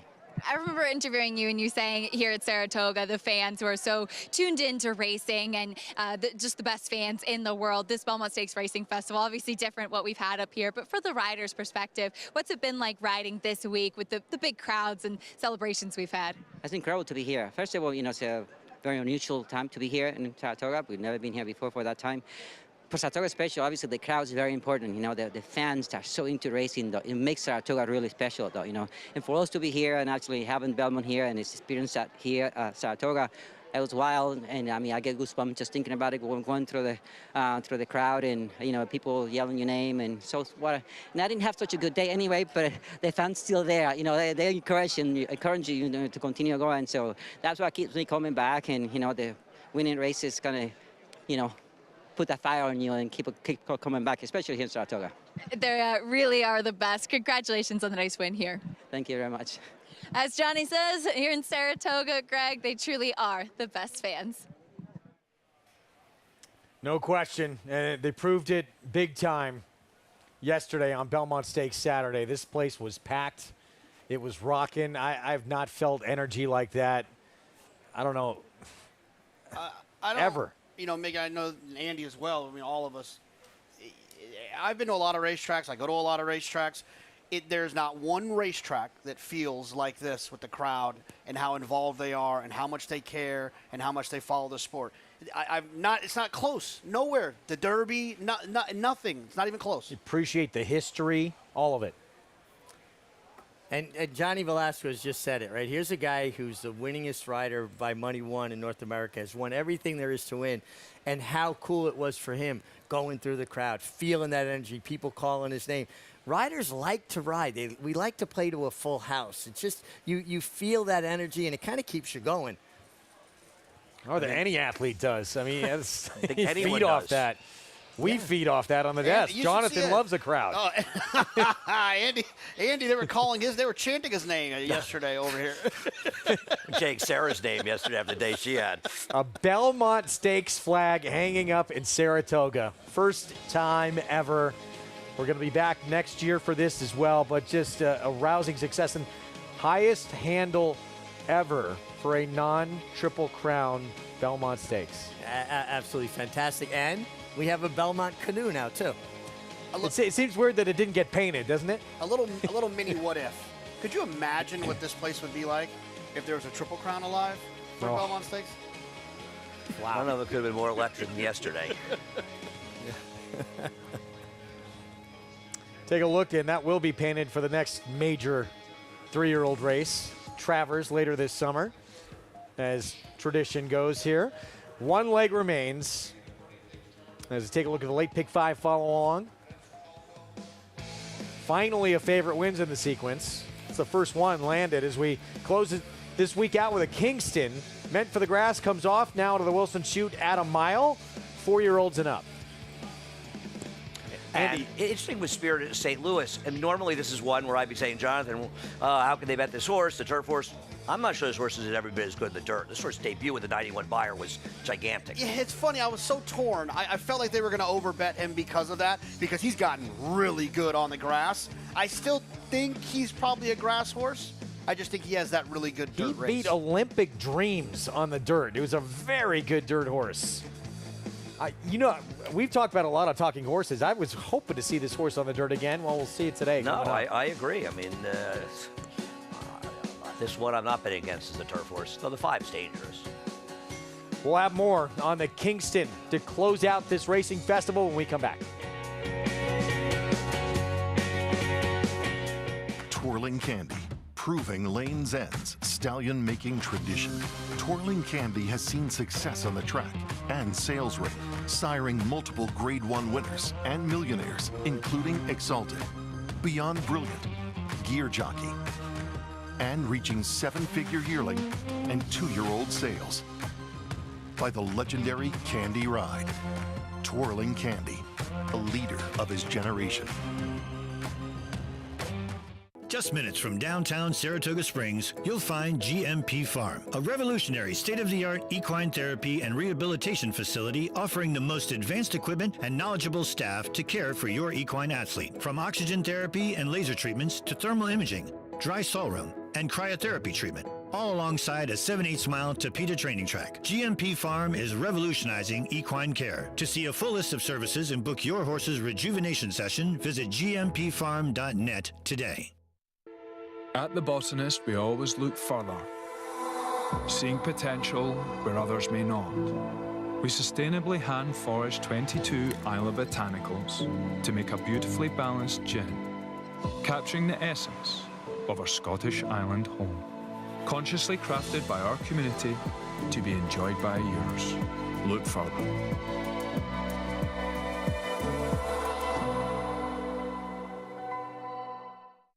Breeding in New York State just got a whole lot greener. Starting in 2026 with 2-year-olds and expanding in 2027 to include 3-year-olds and up, New York breds on the NYRA circuit will be offered purses matching the race's open company counterpart.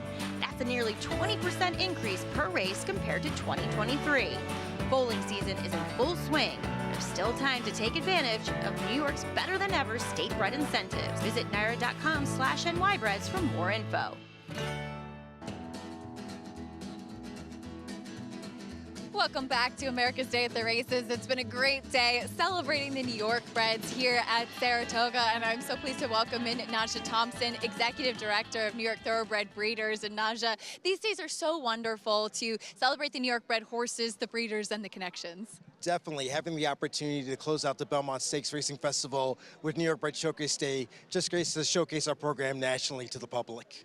And with such a big week going on up here and people sticking around on Sunday and watching from home, how important is it to be able to highlight the strength of this program?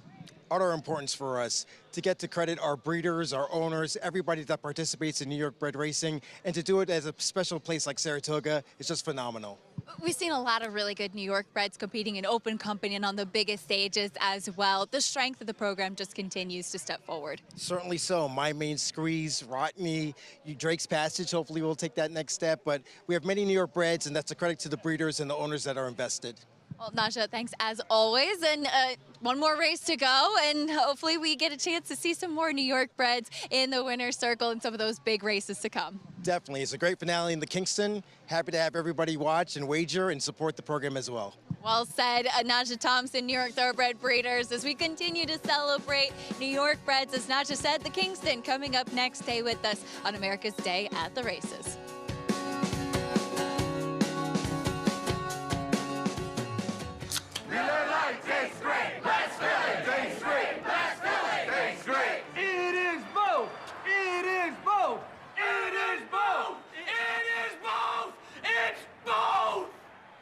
Hey, thanks for the backup. RaceLens is the most in-depth product in horse racing, with unique features found nowhere else. True odds, predictive analysis, and pace projection. RaceLens. It will change the way you follow horse racing and take your game to the next level.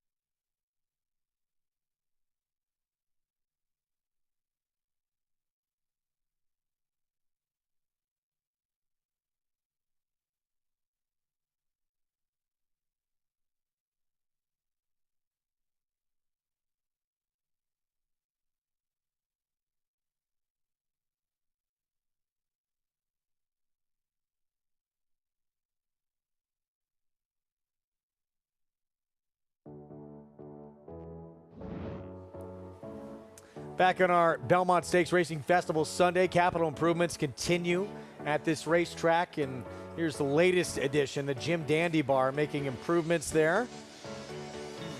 you guys get to make a trip in and take a look?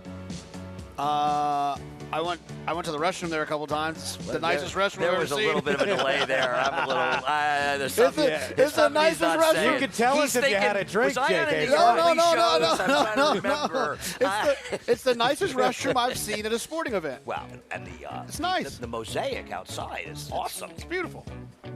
Mig's being really quiet. No, I just love how excited you guys get over restrooms. I guess that happens as we get older. We're going to close out this racing festival with the Kingston. Meant for the Turf comes off now mile out of this Wilson chute, and there's Spirit of St. Louis.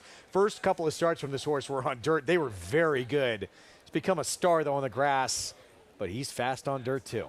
Yeah, I mean, listen, I'm not saying they chose the wrong surface. It's just, and you and I have, right, you're the one I've been talking about it a number of times. You kept saying to me when he was running the turf, I want to see this guy whack on the dirt. He beat Olympic Dreams. Then he lost to Olympic Dreams. Olympic Dreams, a mid-90 buyer, consistent, tough New York bred, and no reason not to leave him in this race. He's a good horse, though, a very good horse overall. And the entire family has shown a lot of versatility running on different surfaces. His sister Bar Gold was good turf, dirt, synthetic even. I mean, sometimes just good horses run no matter what the surface. And he's a good horse. He's a 7-5 favorite. Let's go to Acacia.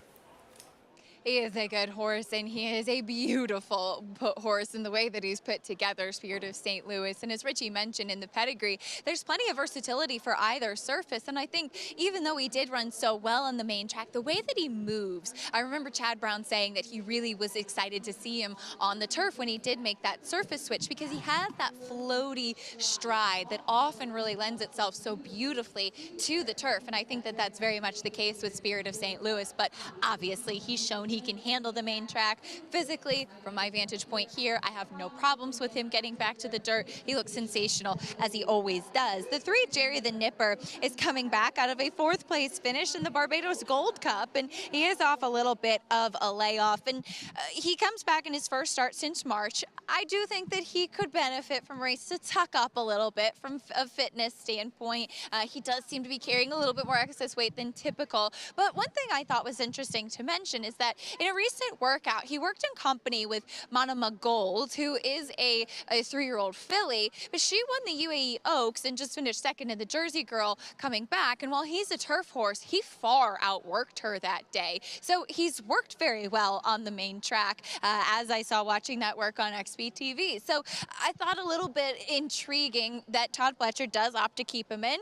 But on top of that, he like I said, he probably needs a race to get under his belt, coming back in his first start since running in Barbados. The number 16, Jackson Heights, comes off the back of a win going 1 1/8, and he is one of those horses that just no matter what you do, he drops really far back and comes with a big late run on this track that we've been seeing here. That's definitely a concern for me.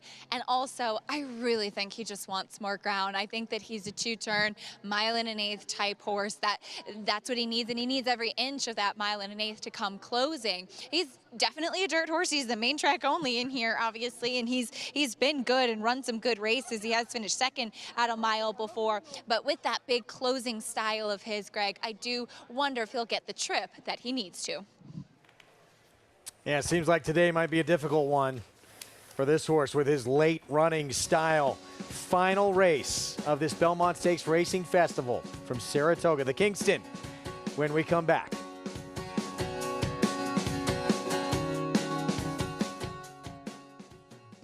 War Dancer, New York's leading turf sire, is on fire at the Big A with Dancing Buck wire-to-wire in the elusive quality. Dancing Buck is almost there. Dancing Buck. Power Attack with back-to-back wire-to-wire wins. It's going to be Power Attack.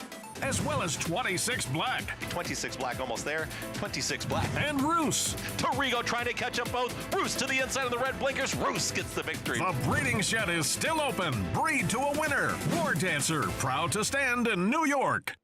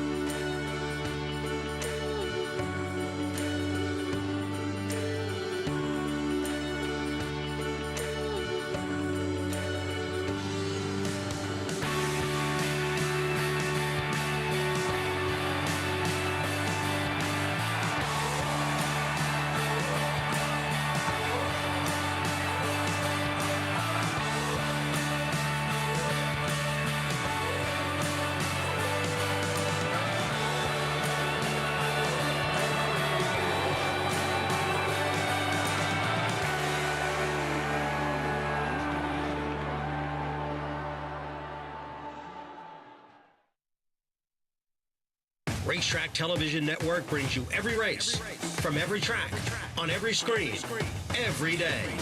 With monthly packages starting as low as $5, RTN gives you great value and access to more live HD streaming and race replays than anyone. Visit RTN.tv today to sign up and watch on almost any device, including Roku and Amazon Fire. RTN has packages that start at $5 per month.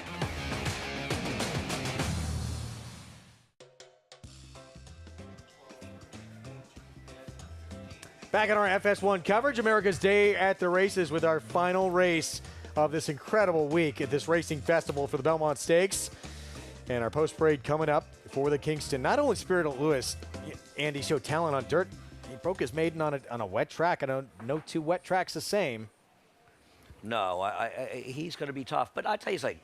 It's not like Maker's Canyon when he runs race isn't pretty good. And Jerry the Nipper also has some good back dirt races. Speed with Disarm to win by.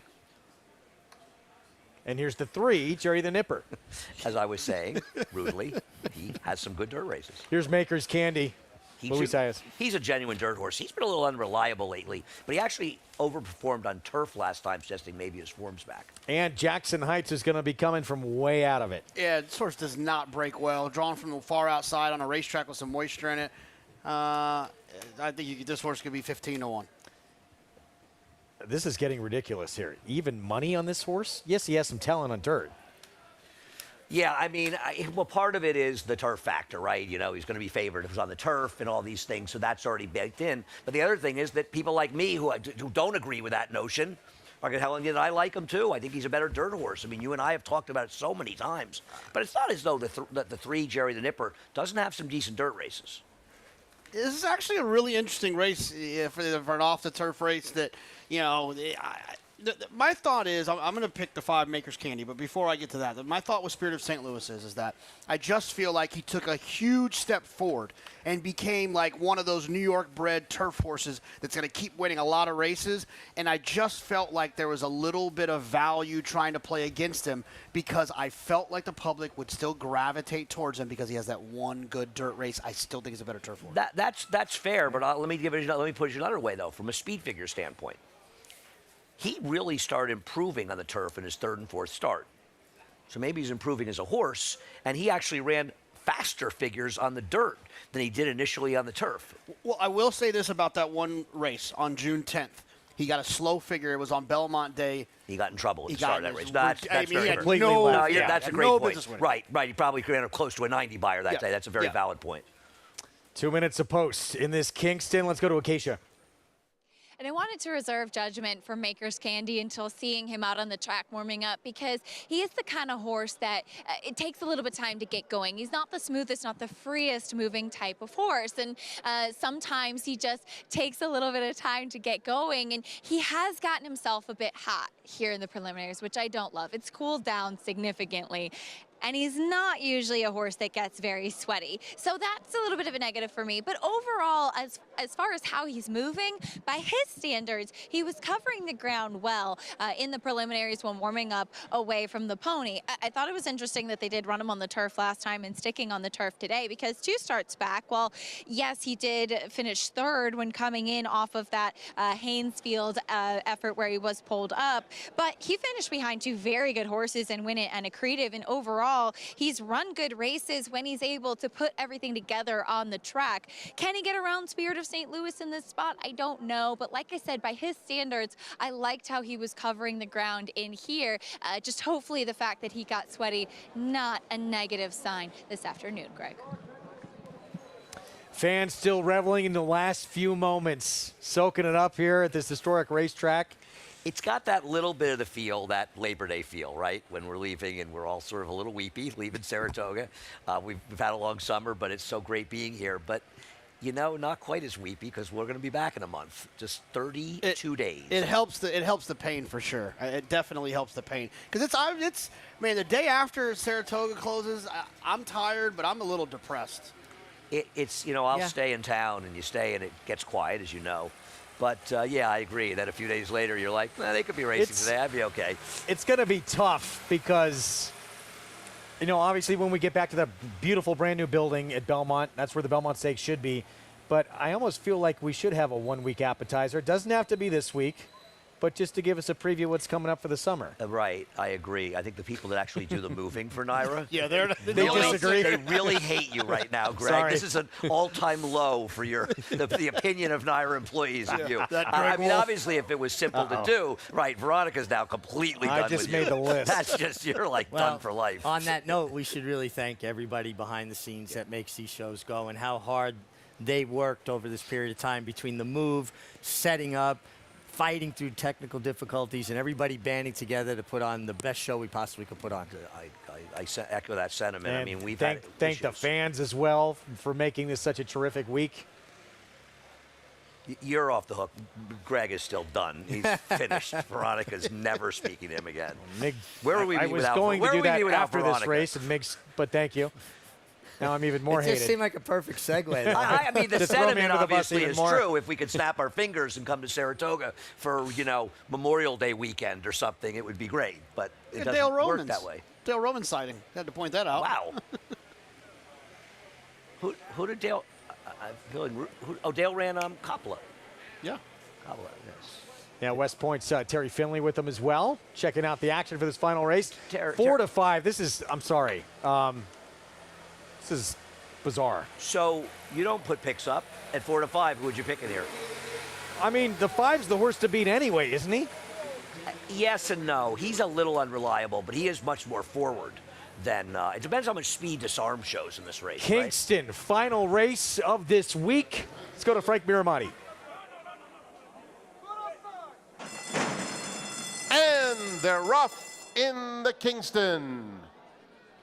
And it's a very quick start for Disarmed. Disarmed will go straight to the front. Spirit of St. Louis now back to third as Jerry the Nipper moves right up alongside Disarmed. And these two going at it right away. Spirit of St. Louis is tugging and is angled, rightly so, into the 3-path. Another 3 lengths back comes Maker's Candy. And then it's 4 more to the trailer, Jackson Heights. The opening quarter went in 23 4/5 seconds. It's Disarmed, Jerry the Nipper, and Spirit of St. Louis, a comfortable third. Maker's Candy is being asked for a bit more, has now 7 or 8 lengths off the lead and losing ground. And then it's another 3 lengths back to the trailer, Jackson Heights. Disarmed has been there throughout, 46 3 for the half mile as they round the far turn. Up alongside Jerry the Nipper and Spirit of St. Louis looming large. Here's Spirit of St. Louis, pink cap on the outside, tugging Manny Franco to the front with a 1/4 mile to go. Disarmed, Jerry the Nipper, and a long way to Maker's Candy there at the top of the stretch. And Spirit of St. Louis set down in the Kingston, opening up. And the only question is the final margin of victory, as Spirit of St. Louis is far too good for them in the Kingston. A big day for Manny Franco, and he puts the brakes on Spirit of St. Louis, who sails home by 5. It's a close photo for second between Disarmed and Maker's Candy, who really started kicking in late.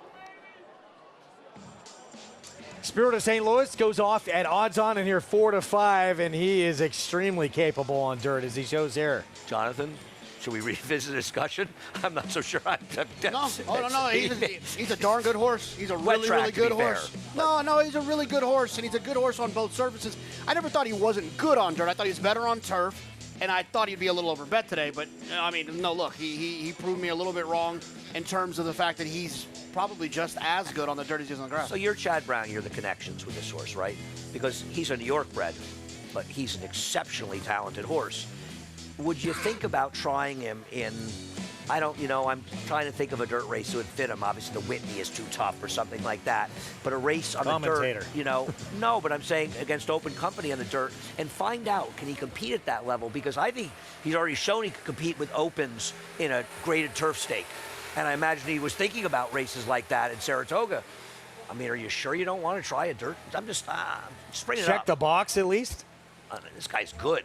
Yeah. No, I mean, I think what you do is you kind of work backwards with a calendar and try to find some nice spots to do some turfing and some dirting. But he is a gelding, so it's not like he's going to be a stallion. It's a neat horse. Let's go to Acacia. Here with winning co-owner Michael Dubs here to St. Louis, capping off the weekend. Mike, what a nice performance with a horse that's incredibly versatile. Yeah, I mean, this was turf, dirt, fast, sloppy. He does it all. So he's just a hard-hitting gelding. He's a type of New York bred that you cherish. And you've had a lot of fun and success with New York breds too, of course, based in New York. How meaningful are New York breds for you? You know, they mean so much. A few weeks ago, I went to the dinner for the Breeders' Awards. I think I said this earlier. And to see all the hardworking people who put so much effort into these New York breds. I ran one in the 10th race. The breeders were there. Just very proud people. And it's great. We need to do it more often. And you said you enjoy being in Saratoga more often as well. A nice win with Chili Flag yesterday. Here too. How's this week been for you and for owners? It's been surreal. I exceeded any expectation I had. Kudos to Naira and the staff of Naira for putting on a show, flawless, really perfect. And been in Saratoga 50 years. Never saw a day like yesterday, nor never felt a vibe like yesterday. It was unbelievable. Well, capping it off in a nice way. Congratulations. Thanks so much, Acacia. Greg. Michael Dubb, we see him get his picture taking a lot on this New York circuit, and here at Saratoga, he has had some good ones. And it's a very neat state-bred performer who is capable on both surfaces. This horse originally was with owner Peter Brandt that they bought at auction for, what, $280,000. He's a gelding. He feels worth it, though. You know, in the pedigree, the mare Concord Kid, you know, she's a bar of gold, won on both surfaces. Now this one wins on both surfaces. She's just a producer. Filly Mare Sprint winner. Yeah, and a Filly Mare Sprint winner, and she was a stakes winner on turf as well as then winning the Breeders' Cup on dirt. I'm not sure the fastest buyer figure she ever ran was in a 105 on turf. I think you're right. She was just so good on the dirt, and she could win bigger races. But the reality is that family's all turf. Like we hear all the time, it pays to have a New York bred. This is a great example of that. This horse is going to be able to make a lot of money because there's not a race that he can't run in. There are probably a lot of people that didn't run the race came off the turf that were a lot madder about it before the race. And I'm glad because I was going to bet against him on the turf, and I don't think he was losing. I'm still getting eyeballed by the crew behind the scenes. I was kidding about the week here. I'll Jeez. tell you where his car is parked, by the way. You guys want to... No, whatever. Late pick 5 follow along. Returns $466.50. 2 favorites close it out after a few upsets early on along the way. And that was a very havable, if that's a word. Not by pick me. 5, right? I couldn't use Silver Skill in a million years, so not by me it wasn't. I would have used all the others, but I wouldn't have. I'm not gonna. I get it. If the prices it's havable for me, I couldn't have. Jonathan could have had it. Close. Chad Brown, Manny Franco, closing out this Belmont Stakes Racing Festival with a victory here in the Kingston. And Chad Brown had the favorite going into the Belmont, Sierra Leone, all those changes, new rider, the new cage bit, and a track that might have been favoring horses more forward, up against a lot yesterday. He's a really nice horse, Sierra Leone, but these closers are always going to be a bit compromised. And keep an eye on him at the start. He stumbles a bit, at the start. Not terribly, but enough where he didn't get off cleanly. And then he got bounced around in between two horses. Probably cost him a little bit of position, sure, there. But Dornock, take nothing away from him. He went after Seize the Gray, who he put away completely. Mind frame ran terrifically, and watch this. It looked to me like a 10 came in. He comes out, actually, and then in. Yeah, when he lost his balance and he stumbled a bit, he stumbled out into him. And then once you bounce off one horse, the tendency is then you bounce off the other one, and that's exactly what happened. It's funny. I was thinking about Sierra Leone this morning, and you look back at this Triple Crown season. I mean, he's still got a lot to be proud of, right? He was an inch away from winning the Derby. Sure. He showed up here and ran well enough in the Belmont. No one else really, Mystic Dan won the Derby, ran well in the Preakness, but Sierra Leone still probably got some big races with his name on them. I think he just has to still figure a few things out. And as bad as that start was in the Derby for Dornick, this was just a picture-perfect start. The other thing is also, Sierra Leone was just falling backwards. He was last as they were getting ready to turn from home. He didn't get his act together until late, and there's the number 7 sort of bouncing into him and pushing him out farther as he was beginning his move. And I think that also set him off a bit, besides, stopping some of his forward momentum. I think that made him lug in more. Some horses, once they get pushed, want to push back twice as hard. And I think he's got a little bit of that mentality. And look at Mindframe JK re-engage here late. I think we got out of this race, we got a new shooter in the 3-year-old division. Oh yeah, wherever Mind Frame shows up, he'll take some beating. And this is a horse that won so easy in his first 2 starts. He never felt the crop. Irad gets after him left-handed, and I think he just confused him, and he drifted out. Then Irad went back right-hand, got him straightened out. Now he goes back towards Dornick, and we know that Dornick is a fighter. He feels the presence of a horse, he goes on. Well, he got to him, but he didn't get that much closer to him. You know, there was that moment where you thought he's going to go by now. He straightened him out, he's going to go by. And Dornick just held him safely. I don't feel like he was going by. He never got by him on the gallop out. Just like he did against Sierra Leone, remember, as a 2-year-old. Exactly. He actually, Sierra Leone got by him and he came back. Also, guys, this was a better This is the first time, right? We had Mage last year, full siblings won a Triple Crown race. Thank you, Jody, who works with us. Whiskery by Whisk Broom out of Pruderi, and Victorian won the Derby in 27 and the Preakness in 28. Did you win any races those Someone days? stole the canoe. Call security. It was Dornick, whose brother won the Kentucky Derby last year, Mage.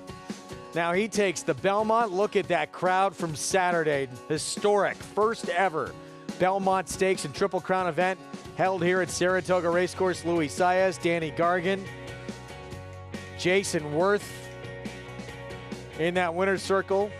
Just jubilant, saying it right up there with a World Series, winning the Belmont Stakes. We will see you next Friday.